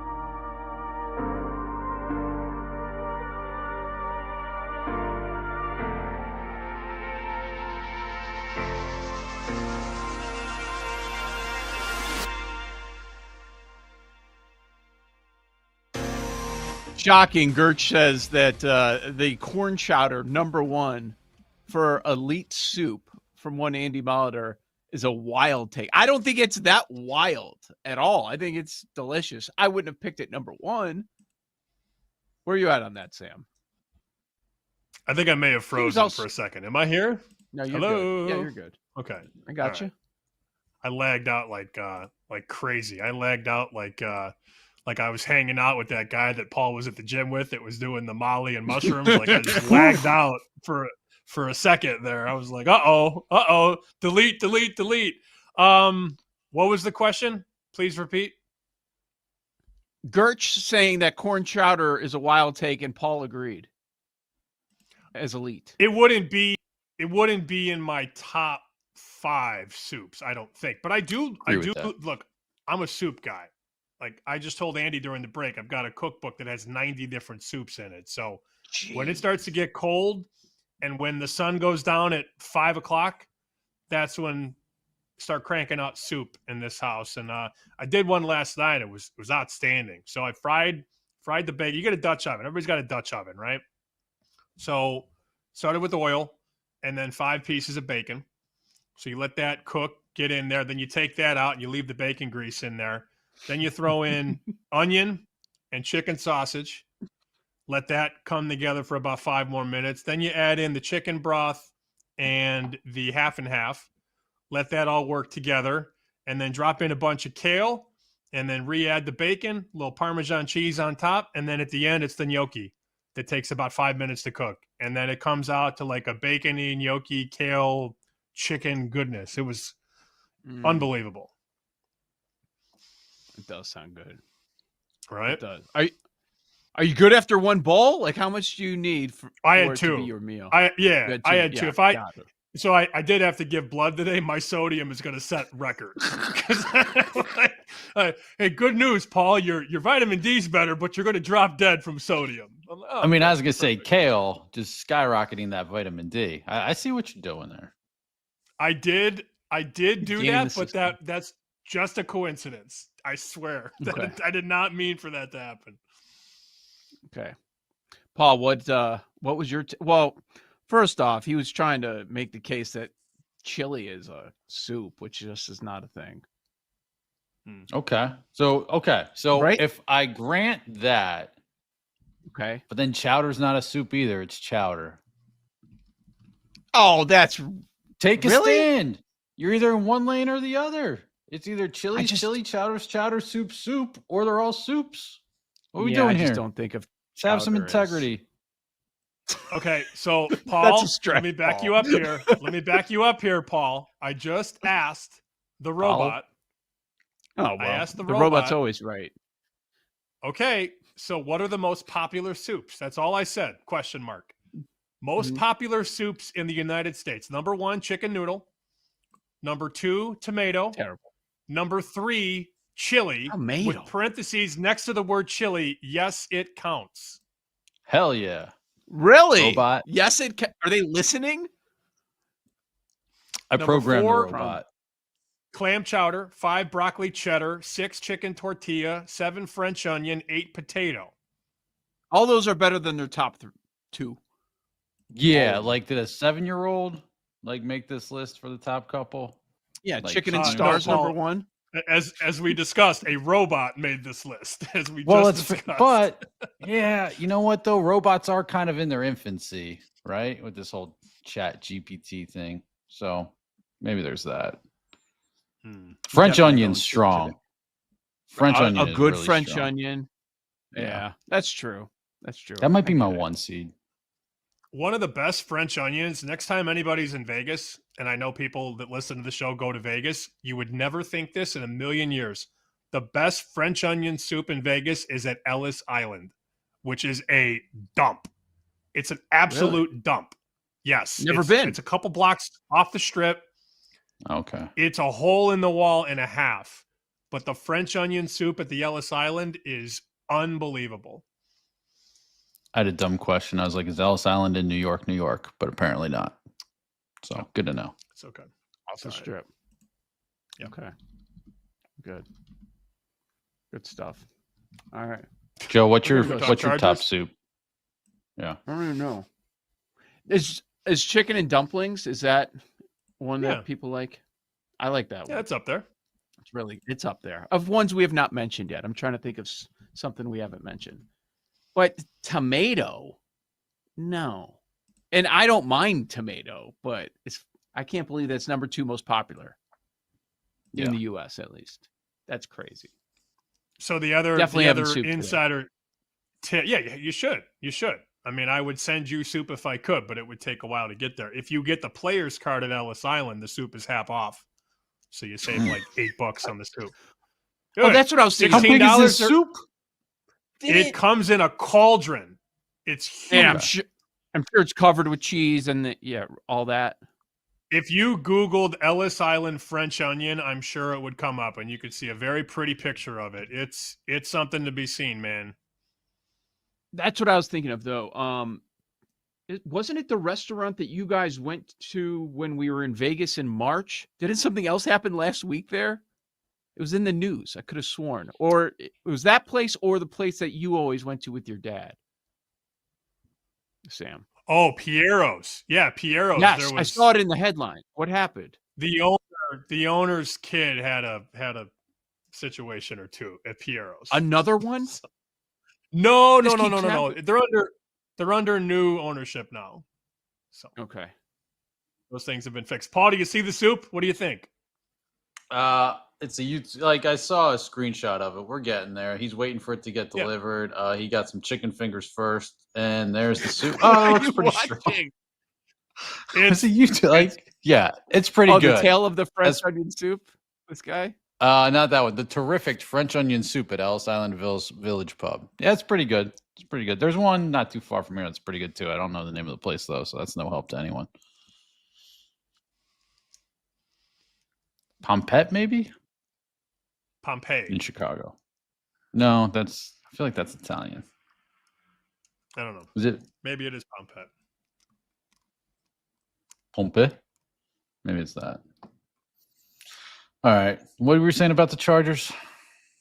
Yeah, well, I have them to make. Joe has them to miss, and I look at their schedule, and I think there's 3 wins there. And I'm not one to routinely lay $1.50, $1.60 on a bet.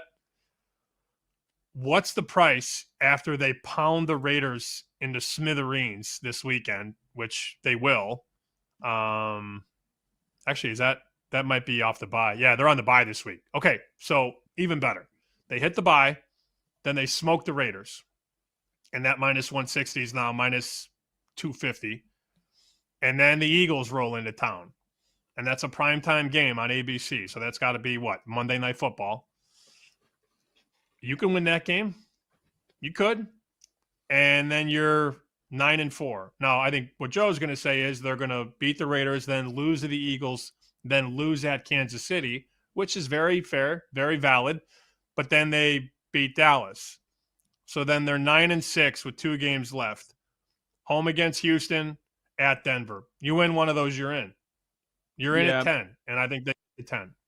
Yeah, I do like that we are total opposite ends on this. It'll be something. It'll be something fun to root for.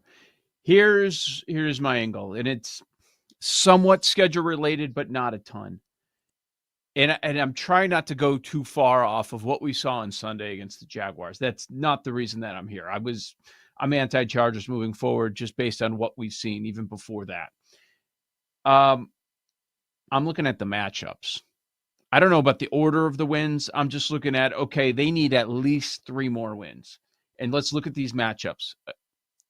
They can't handle pressure. They're not going to be able to. Denver, pressure. Philly on Sunday night. We saw what they do.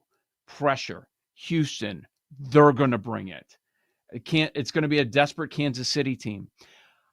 I don't want to go too far and say the Cowboys fix things, but Quinn Williams looked damn good, man. Damn good on Monday night. I don't know that continues, but maybe they're going to bring more pressure. At least that's the expectation. And even against Vegas, you got Crosby. Could he just wreck that game? So while it is not the most difficult strength of schedule moving forward, it's the 8th toughest. I'm looking at it. I don't like these particular matchups, losing 2 to 3 tackles now. with this team. I think they're going to be in trouble. And even in the games that they've been winning lately, Herbert is constantly under duress. So that's why I'm anti-Chargers. I just think in the trenches, they're going to have a tough time. I just trust Harbaugh. And he's been a head coach. This is year number 6 now. So 5 full seasons. Made the playoffs in 4 of the 5. The one year they didn't was that 8-8 year in San Francisco when everybody got hurt. And maybe everybody's getting hurt this year in Los Angeles. But I trust the guy too much. Like he's such a trench guy that I love to roll with and that I've bet on a ton.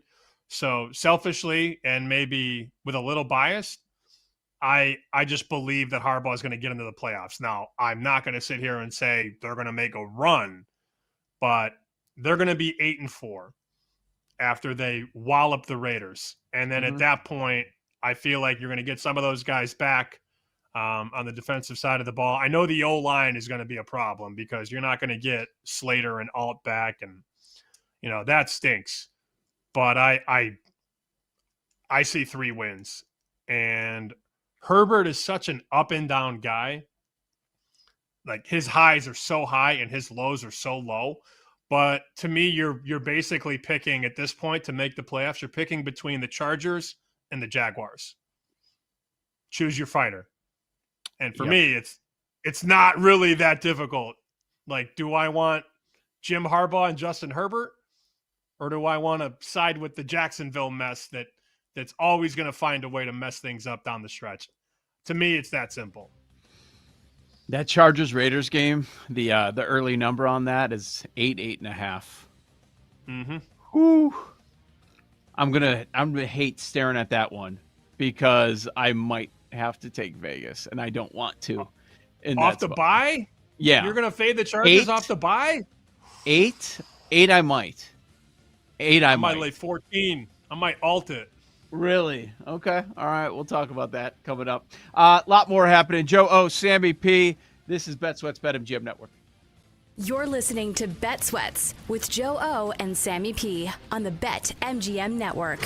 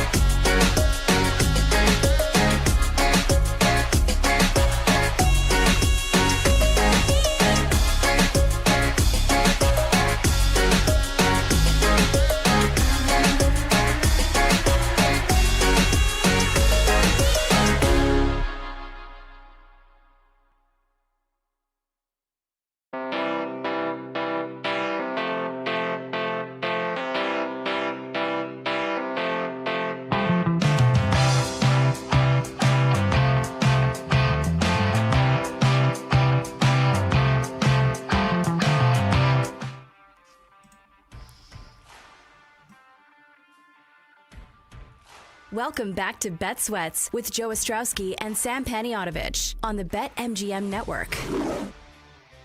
Live dogs and teasers coming up in 20 lightning bets later on this hour. Joe Ostrowski, Sam Panayotovich, Sam on X at SP Shoot. I'm there at Joe Ostrowski. The show bet_sweats. Make sure you follow us there. Interact. Appreciate everybody that always reaches out on a regular basis. Sam, I want to get back to the college football playoff. We have hypothetical point spreads on these 4 matchups that would be in the first round based off the matchups they gave last night. But I did want to ask you about something somewhat related, well, also related to college football. Did you see the helmets, the uniforms that are now released on both sides for Army, Navy? No. Good? Awesome. Bad? Awesome. Yeah. So Navy released theirs on their X account at Navy Athletics. I think Army released it last week too. It looks phenomenal. So they're calling it their Navy250uniform.com is where you can find it. Like the helmets, just everything put together, but especially the helmets is what people got talking about. It was a buzz yesterday, as you could see it everywhere. Phenomenal, just phenomenal. It's like, what took so long to come up with something like this? Is that copper? I'm looking at it now. It looks like copper, the Navy helmet. I believe so. Yes. It's they said it takes on a copper color, a nod to the role the metal has played in the history of the Constitution. Yeah, that makes sense. And then I got to find the Army helmet. Oh, I like the Army helmet a lot more. I'm sorry. Let me see. Silver slate. Yeah, that's sexy. Woo! I'd much rather have that. If I was going to put a helmet in my office, I'd rather have the Army helmet, personally. Really? Make a bet? Yeah, that's hot. Sure. I will say, if you're going to bet the Army Navy under, well, if you're going to bet it when it opens, because these have opened lower and been driven down. There was a game a couple years ago when the total opened at 34.5, and it got down to 27 or 28.5. And the final score, I got to look this up now because I've told this story many times and I want to get the facts right. If you waited to bet day of the game, I'm pretty sure the total was 27.5. And the final score of that game, here we go, 17-11. So if you were to bet the under an hour before the game and in, you were going under 27.5. That was the game that had the safety at the very end to push it over. So it lands 28. Everybody that bet under 34.5, 33.5, 32.5, all the way down to 28.5 was a winner. 28's obviously a push. And then day of the game, people were betting under 27.5. Oh, you got to bet the under. It's Army Navy. It moved 7 points. Insane. Yeah, last year there were 44 points scored. It was a 31-13 game. So feels like lately it's been a little different. A couple years ago, you had that double overtime game. It was 20-17. But yeah, they're opening so short because they know everybody's betting the under, and it kind of doesn't matter what number they put up. It's still going to move down. So why not start at a lower number? If you were to just bet the under at the open, not at post, at the open, so several days out, I'm pretty sure the under is 19-4 in the last 23 games. Now, it's not as successful if you wait and bet it Thursday, Friday, Saturday, whatever.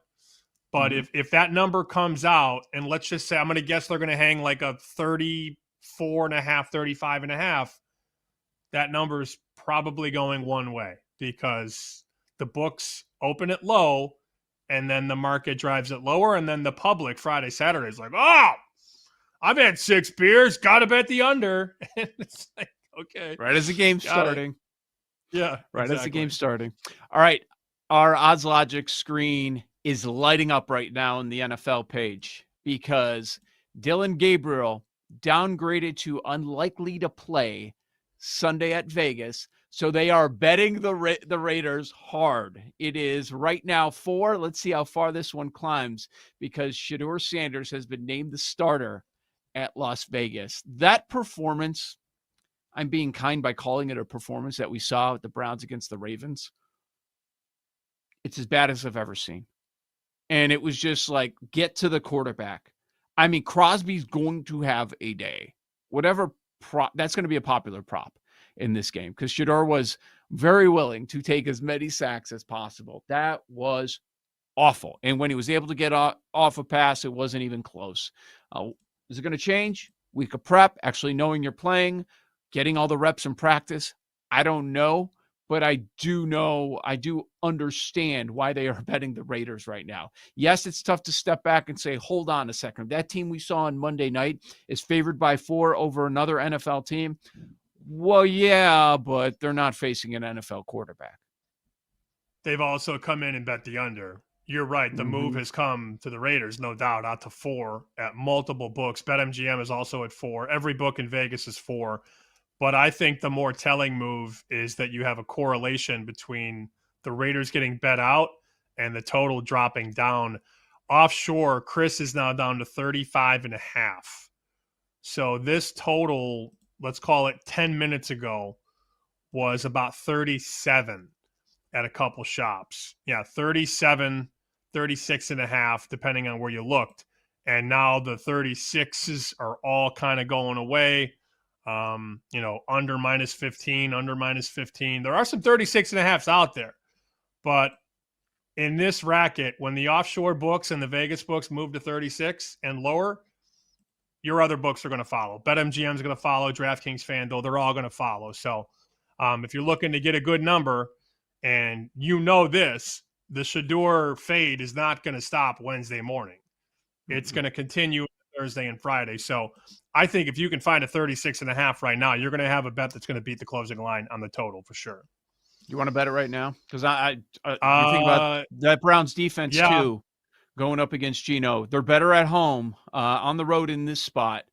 But what they're going to run with Genty? What are they going to do? So my concern is that you do have 2 quarterbacks that are just so driven that, this could be, 17-14 with 2 minutes to go and somebody just whips one to the other team or a fumble 6 or whatever, punt return touchdown, something stupid. That's the problem with these. There goes Chris Andrews to 36. Better late than never. Awake.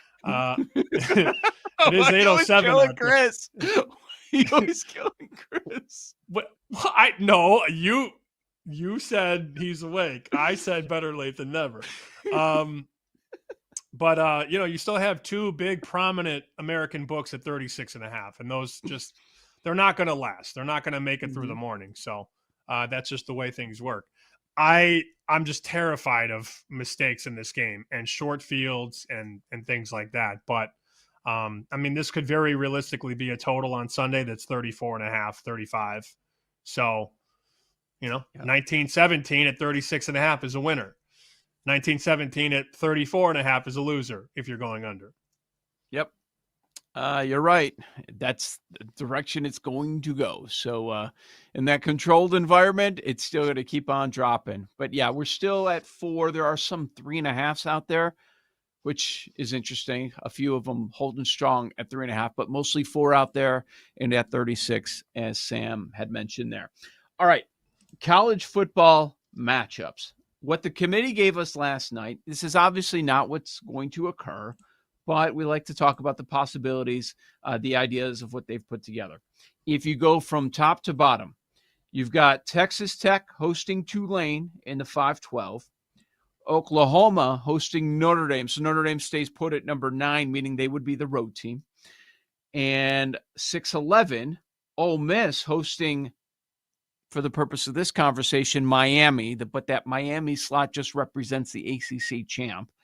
And Alabama at Oregon. Ooh, what a matchup that would be. Committee, I think a lot of viewers would be happy with that. That would be your primetime game, no doubt about it. As far as point spread, Sammy, what do we have on these 4 potential matchups? So the first spreads I saw last night, Powers was all over it. And as I told you and told our audience, I wasn't watching the reveal show, and I turned college football off because I logged on to Twitter during Soup Fest last night in my house, and I saw Felica was just going hard with Miami, and I'm just like, I'm not doing this. I'm not going to get mad. I'm going to give it to him tomorrow because we do Bear Bets tomorrow. It'll be fun, but I'm saving my energy for that show tomorrow.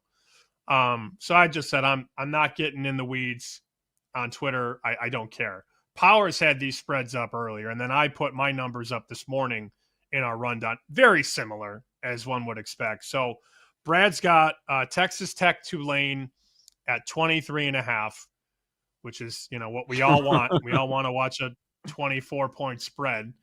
He's got Notre Dame favored at Oklahoma, which I do too. He's got Notre Dame 3. I'm 4 on Notre Dame, so I'm a little bit higher.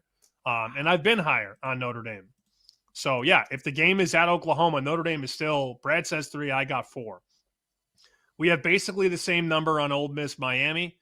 He's got Ole Miss -2 at home against Miami. I've got 1.5. And then we have the exact same number on Oregon and Bama. Oregon -6 at home against Alabama.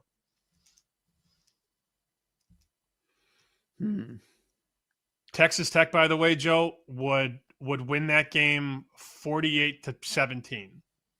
I would lay. Yeah. I would lay. So Brad makes it 23.5. I'm through the 24. I'm 24.5, and I would still lay it. Well, that's what I was wondering. So if this is what you make it, is this fair, or are there bets on the board with these numbers that you would make?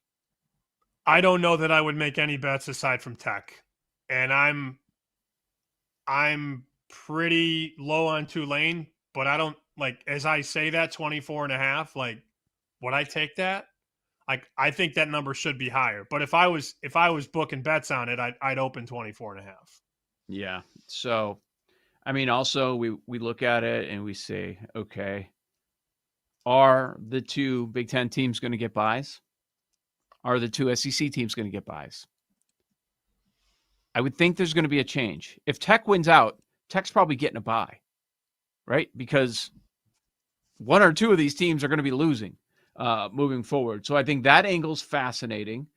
The group of 5 conversation's interesting because we want to see which team gets represented. I feel like they just want to keep changing it. So we'll have our JMU week too, where they get a little bit of love and they get talked about.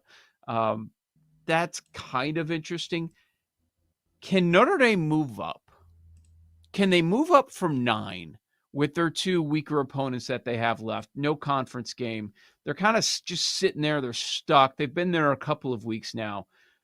Can Notre Dame host a playoff game like they did last year against Indiana? I don't think so, but I also wouldn't move them down. I saw a clip this morning. Greg McElroy was like, "Oh, well, the resume's only going to get worse." I'm like, how? If you win, it doesn't get worse. There's so much discourse in this space, and I like Greg McElroy too. But if they beat their next 2 opponents by 30 points apiece, how does their resume get worse? Yeah, that doesn't even make sense. People are just saying things now. And here's Miami moved up 2 spots after whooping NC State, right? Yes. Okay. So right now, Notre Dame is the 9 seed and Miami's the 11. If they both win out, how does Miami leap Notre Dame? How? They don't. Right. So but you're going to hear this rankings. You're going to hear this Miami. Who's that? Yeah, Miami. In and the Notre rankings, Dame's what? 9. Okay, so they're 5 spots back. That's what I'm trying to explain to people. You can be as mad as you want online at the committee. The committee's not going to cower in the corner because you're mad online. There is no way Miami's going to erase a 5-rank gap because they're both going to win out. How does Notre Dame win out, Miami wins out, and Miami leaps Notre Dame? It's not going to happen. Right now, Miami's behind Utah. If Utah wins out and they're in the conference championship, how are they going to beat Utah? You and I see the ball the way the committee sees the ball. Like this is the way it's going to go, and people can be as mad as they want. Do you think the committee's going to see a bunch of tweets and go, flip Notre Dame in Miami? No, it's not going to happen. Like, that's not what's going to happen.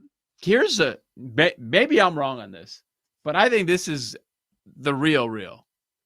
I think Miami would take that Notre Dame win, give them an L, if they could have one of the bad conference losses they have on their resume. You know what I'm saying?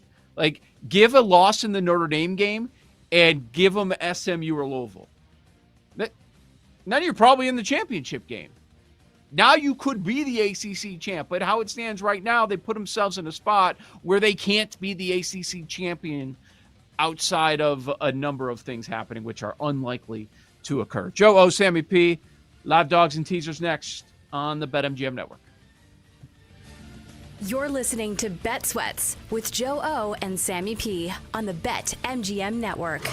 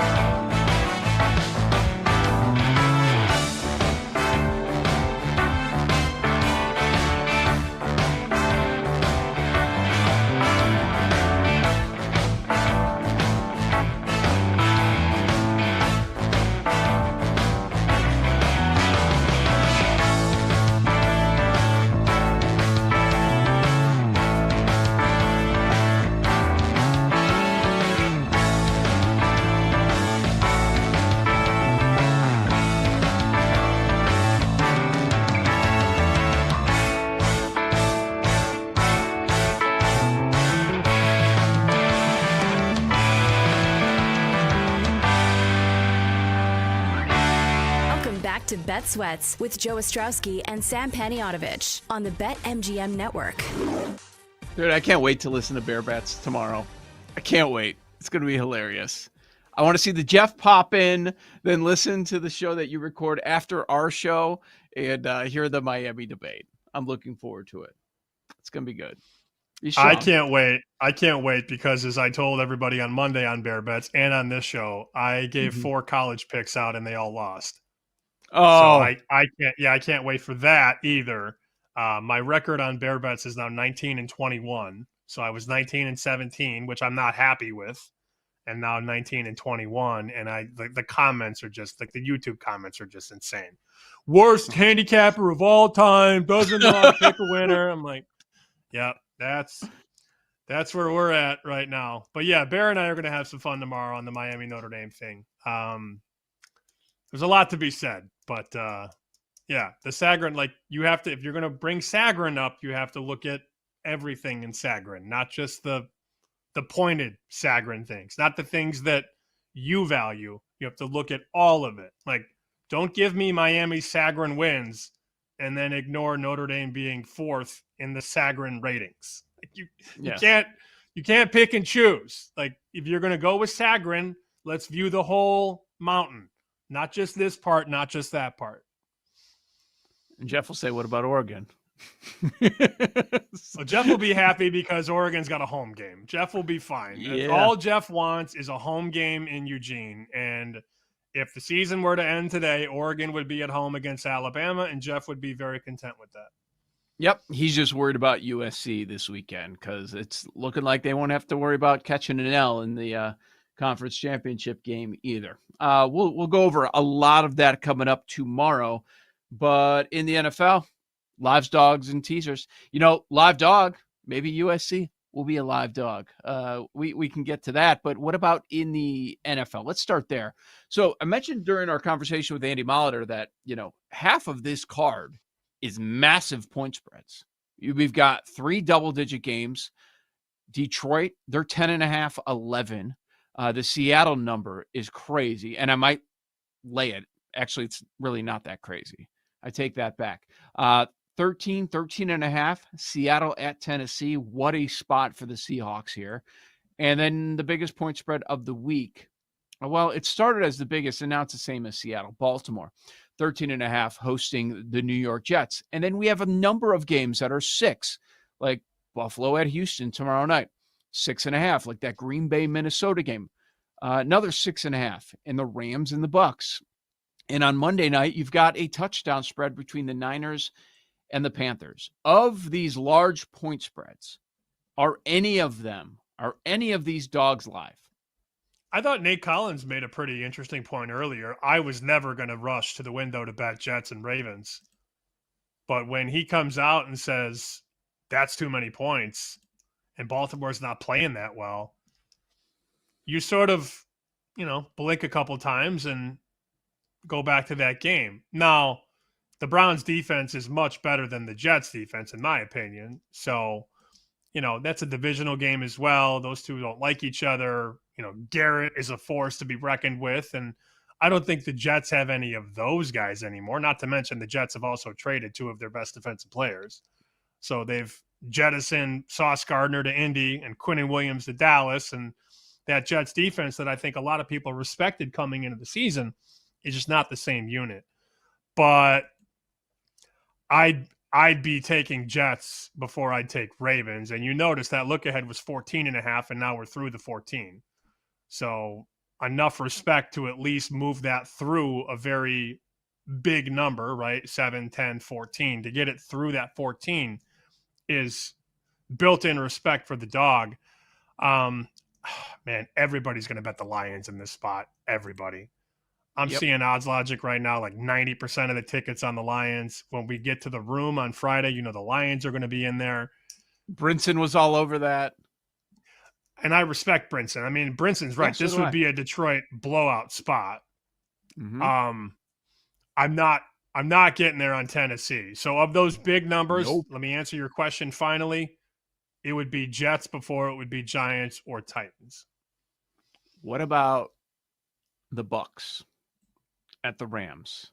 So you've got the Rams. They had a tough game last week against Seattle. They end up victorious. They do not cover the point spread, but a win is a win. They're happy with that. And then you had the Bucs. They were also coming off a tough one at Buffalo. They hung with them throughout. It was body blow after body blow for almost 4 quarters of the game. And then things got wonky at the very end, and the Bills run away, and they end up covering the point spread. And the headline is Josh Allen, 6 touchdowns. Josh Allen could go back-to-back with the MVP. That is all true. But let's not forget the performance that Baker put forth and that Tucker put forth with that run game. It was impressive. They kept matching the Bills. Bills would score, here come the Bucs. Back and forth, back and forth. And I'm looking at them getting 7.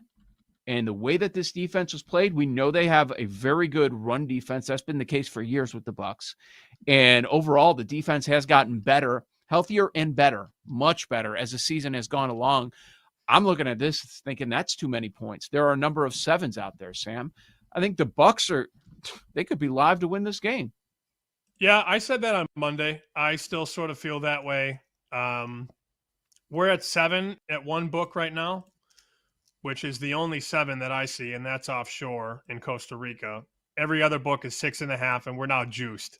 BetMGM -15, other books -120. So it looks like we're on our way to 7. I think on Wednesday, if you're looking to bet Tampa, you just wait. We're probably going to get there. I mean, that's the way the juice is shifting and the way the market is moving, at least at this point. Even Pinnacle, -6.5, -113. So when you start to see those -110s move to -15s and -120s, the next step naturally is to just go to 7. So if you're on the Tampa side, it sounds like Joe and I both are. Mm-hmm. Just wait, because odds are good you're going to get a 7 at some point. And then this is my favorite thing. Like I'll tell people, I'll tell my friends, they'll send me texts like, "Hey, I like this dog +6.5, and the favorite's -118," and I'm like, just wait. It's going to get to 7. And then it'll get to 7, and I'll text him, and he'll go, "Well, maybe I'll get 7.5." And I'm like, oh, my God. No. You're probably not gonna, but it's just like, 7 is cool. Just take 7. I don't think this is going to blow through 7. I could be wrong about that. But barring an injury, we're not going to get through 7 because, the books don't want to get middled on this. They don't want to have you lay 6.5 on Monday, Tuesday, Wednesday, and then other guys take 7.5 on Friday, Saturday, Sunday, and then the game lands 7. That's the last thing they want to do. So I have a feeling if this were to get to 7, you're gonna get it shoved back, and we're gonna get back to 6.5. But if you're on the Tampa side, just be a little patient. I know one that Paul likes as far as the live dog. If you go to Arizona? the shorter numbers, 2.5 to 3. He can't quit it. I know he Well, can't. now's the time. I don't think I feel this the is a same bit, way. though. I don't view this as a bit. Like, if you're going against the Jaguars, isn't this the spot to go against the Jaguars? Yes, it is, for sure. Aren't the Jags going to do exactly what Arizona did last week? They're going to move the ball. They're probably going to outgain them. And then Trevor Lawrence is going to throw a terrible red zone pick. Someone's going to fumble. Etienne's going to fumble in the red zone. They're going to get a touchdown call back. Like, Arizona absolutely should have been in that game. And that's coming off that win. Like, the Jags played perfectly. And I feel like we've seen this movie. This is as much of a Jags fade as backing the Cardinals, because that's gross, especially after what we've seen. If this is the Cardinals against someone else, I'm not necessarily, all right, hit me again. This is this team, this spot. Fade the Jags. Good teaser leg, too. Mm-hmm. Great teaser leg. Up to 8.5 at home. They did that without Harrison, too. 47 completions. Yeah. Is he coming back? Hope, please. We'll find out. It's Wednesday, so he doesn't care. Yeah. Even if he's Doesn't out, matter. he's gonna bet it. He don't Michael, give a did you damn. see Michael Wilson out there? Is that his name? He had like a ton of ground. I will say, though, when you're completing 47 passes, that's not usually a good thing, right? Yeah, prevent defense. It means you're, well, no, but it also just means you were down a ton. Like, You had no track to run the ball.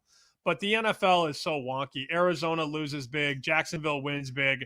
Oh, now the number's only 2.5. Oh, I only have to win by 3. I like Jacksonville last week. I do not this week. Same. I was on them last week. Yep. I wouldn't do that this week either. Also, I would not come back if I had my appendix removed 2 weeks ago. So for a Marvin update, but that's just me. In a lost season. Yeah. I hear you. Teasers. Where are we going? We've got a lot of big point spreads, so that means ones in that 7-8 range, bringing those down to 1 or 2 is pretty appealing. Sam, what about some of these teasers? Any that stand out? Yeah, I'd take Chicago, make them a 2.5 point favorite, or take them as a 2.5 point favorite and knock that up to 8.5. Take Pittsburgh. That's what I would do. We just talked about Arizona. If you don't like the spread, you can take them plus 8.5 in a teaser, which isn't the worst idea in the world. Would I knock the Rams down? No. We mentioned Tampa being live. I'm looking at these favorites around 6.5, 7. Would I knock Green Bay down? Maybe. But I'm a little uncomfortable with that one. Then you get those double-digit ones. You bring those down. Sure. Like Detroit to 3.5. The math guys will say it's kind of dumb. But I'm going through 10. I'm going through 7, 6. I don't think it's a terrible idea. Yeah, the Lions either win by a touchdown or they lose. Like I don't think the game's going to land 3. Although you would like to be protected by the 3. That's what the math always indicates on the long side of the teasers. How about this one? All right, here's my final answer on the teaser. Pittsburgh up 2.5 to 8.5. I know you're going to hate this one, but it's going to win. San Francisco 7 down to 1. I know you're not a San Francisco guy. I'm not doing it. It's okay. I know, but it's okay. It's going to win. They're going to win. Are you sure? They should. I really hope the Panthers win. I think the Niners are going to be really popular in Survivor, which we'll obviously talk about. Okay. I just think a lot of these I don't think selfish reasons. Got it. Okay. All right. Because like you guys are very anti-San Fran, and they're going to go like 11, 12 wins this year. Selfishly. Joe, I just think a lot of these bigger 11, 12. Wait, wow. what? Yeah, 11, yeah. Well, they're going to win 5 more games? Yeah, maybe. I don't know about that. Maybe. Purdy's back. What do you mean? High total in that game.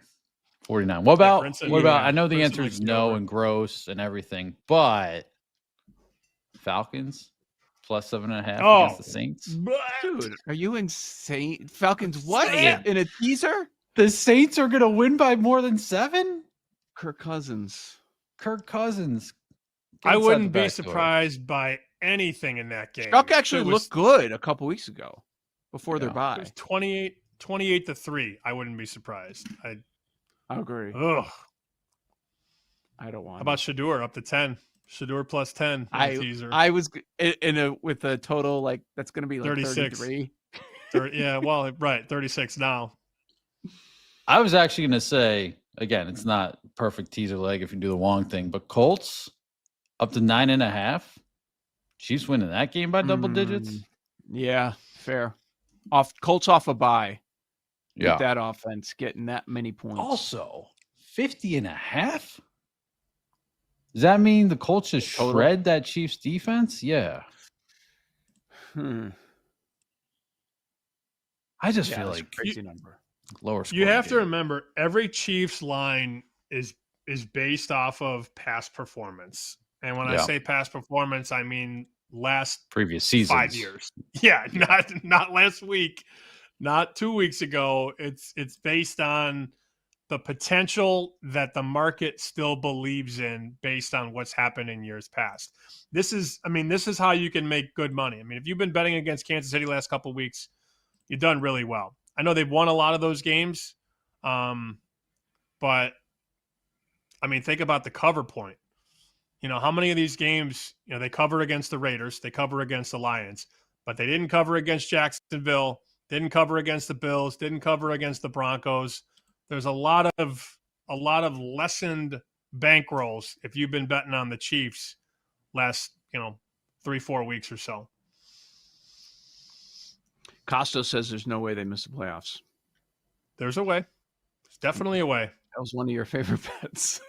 One of your favorite in the power rankings. They should not be minus 200 to make the playoffs. Should not be at 5-5. No. No other team in the NFL would be. At 5-5, same remaining games, no other team. And some people would say, well, there's a reason for that because of what they've done. But there's a way. There's a way as they fall another slot in the playoff picture. Lightning bets on the other side. You've got Bet Sweats. You're listening to Bet Sweats with Joe O and Sammy P on the BetMGM Network.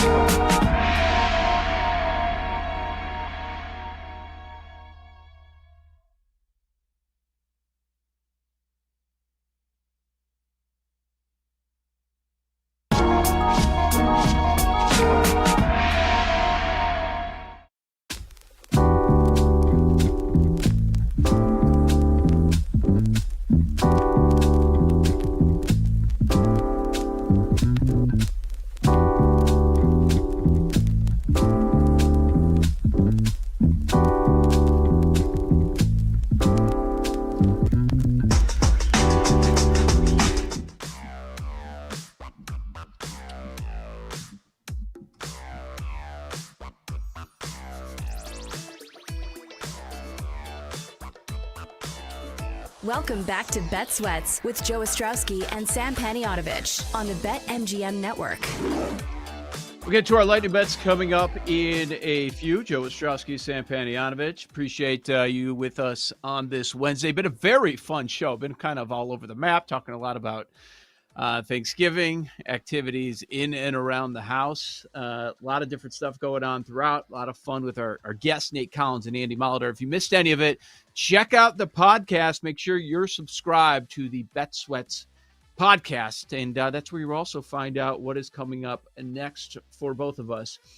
We didn't have a lot of time, Sam, to talk about college basketball. I know you were watching at least the first game. You had to play on it with college hoops, and tonight we're waiting on Thursday night football tomorrow between Buffalo and Houston, but tonight you've got another big matchup as well. Was as far as last night, you called Michigan State. You said that they were live in that game.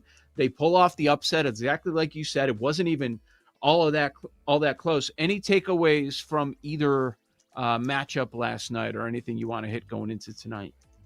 Kentucky's got to find some toughness, and there's time for that because, as we know, it's mid-November.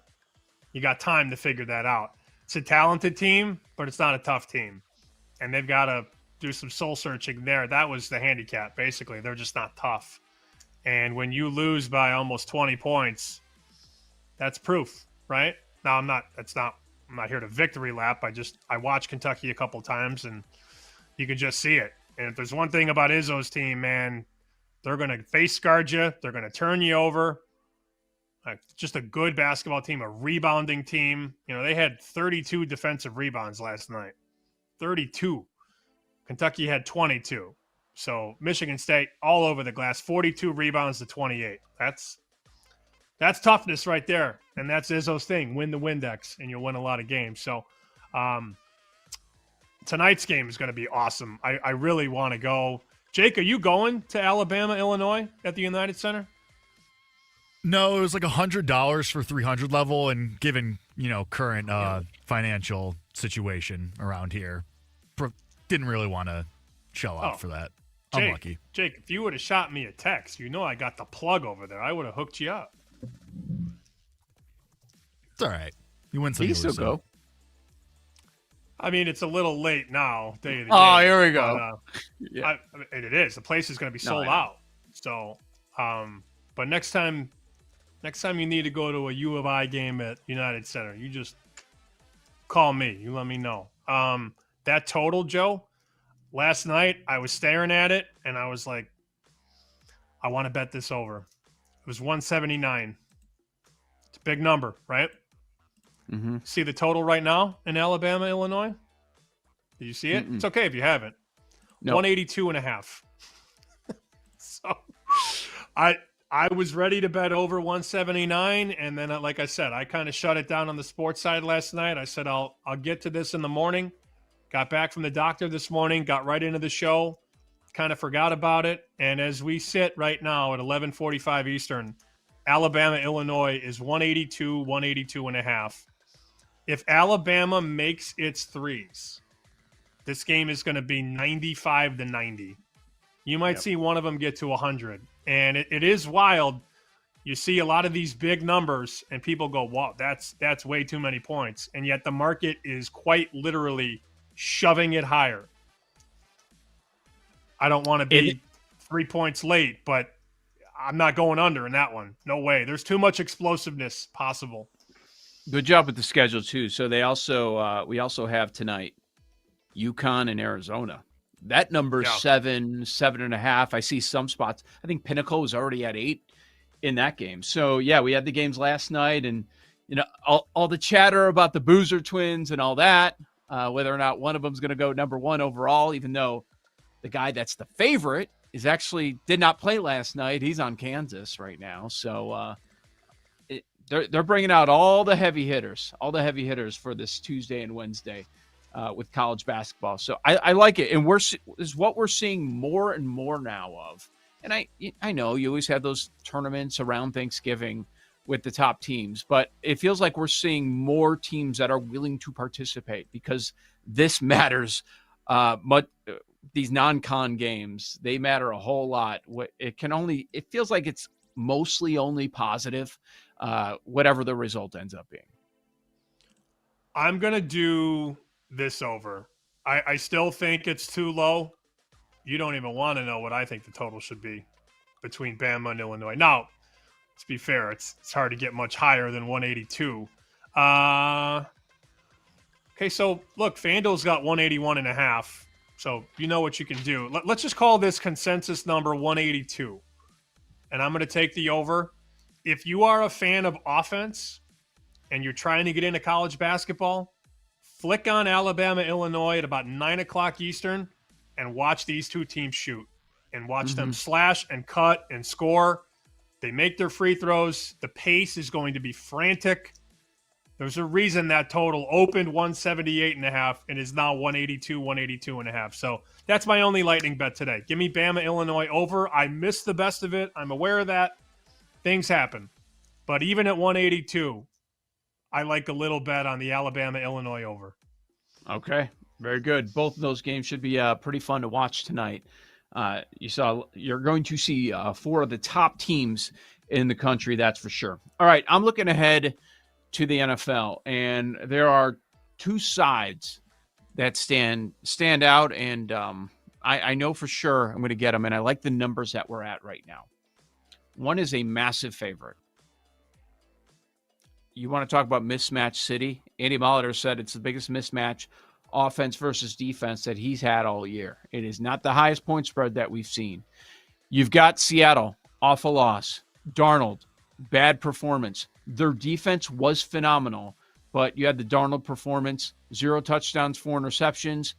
You've got his teammates going to bat for him. They're going to be ready for this one.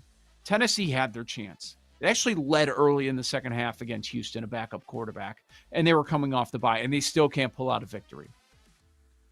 Seattle's going to demolish them, and this is where Seattle plays their best ball, on the road. I want to grab it now while it's inside of 2 touchdowns. I'm going to lay the 13.5 that you see right now on Seattle at Tennessee. I like them as a road team, and I like another road team, but they're a dog. Give me Tampa Bay +7 at the LA Rams. I think this. I was impressed with what I saw in that Bucs game, even though they didn't cover the number against the Bills. It was a strong performance, and they may have found something in their run game they didn't realize that they had, or maybe it was more about the Bills. But this is a good time to face the Rams coming off that Seattle game. So I'm going to take the Bucs +7, hoping the Bucs get a little bit healthier. Maybe some of those guys they've been waiting on are going to be out there. We'll get a little intel over the next day or so. But a couple NFL sides that I like and I want to grab now. Seattle -13.5, Tampa Bay +7. Cool. Paul, Jake, what do you guys got?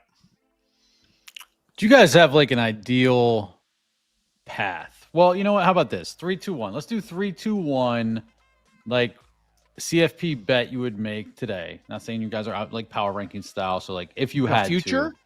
A future CFP bet. Let me you would pull make the bracket today. up. Pull up the real bracket. quick. Give me a second. Okay. Because you guys, I think I mentioned earlier this week, you guys know where I'm looking.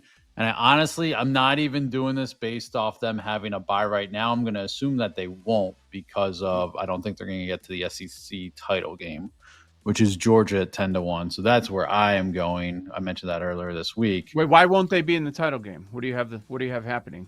So I'm looking at tie-breaking scenarios right now, but like I think Alabama wins out. They beat Auburn in the Iron Bowl. I think A&M, even if A&M loses, that would have 1 loss. And I don't know that gets Georgia into the title game.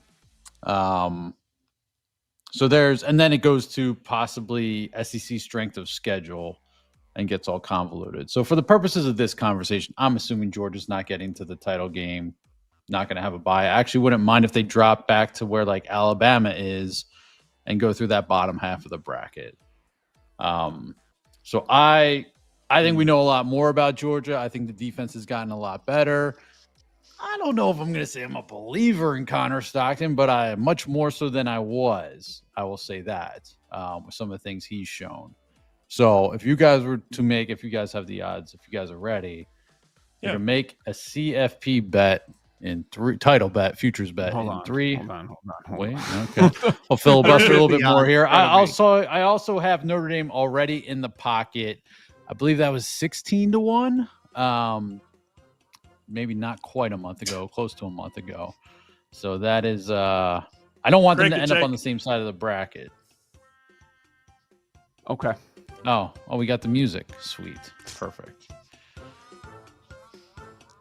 All right, let's go.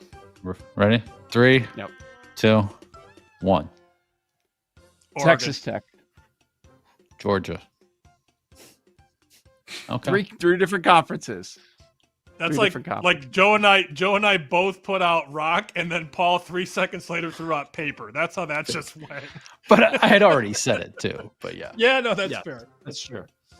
I want to be on the Indiana side of the bracket. Sorry, Gersh. Right. I do. That's where I want to live. I want to live on that bottom part. You're going to beat Alabama likely at home. You can beat Indiana. Revenge on the mind. Lanning's got all the tape. That's a really good path for me on the bottom. If Oregon is the 7 and Indiana is the 2, I like Oregon to make it to the semis. Good idea. So you're shooting for somebody 6'7", being on that side of it. I like that.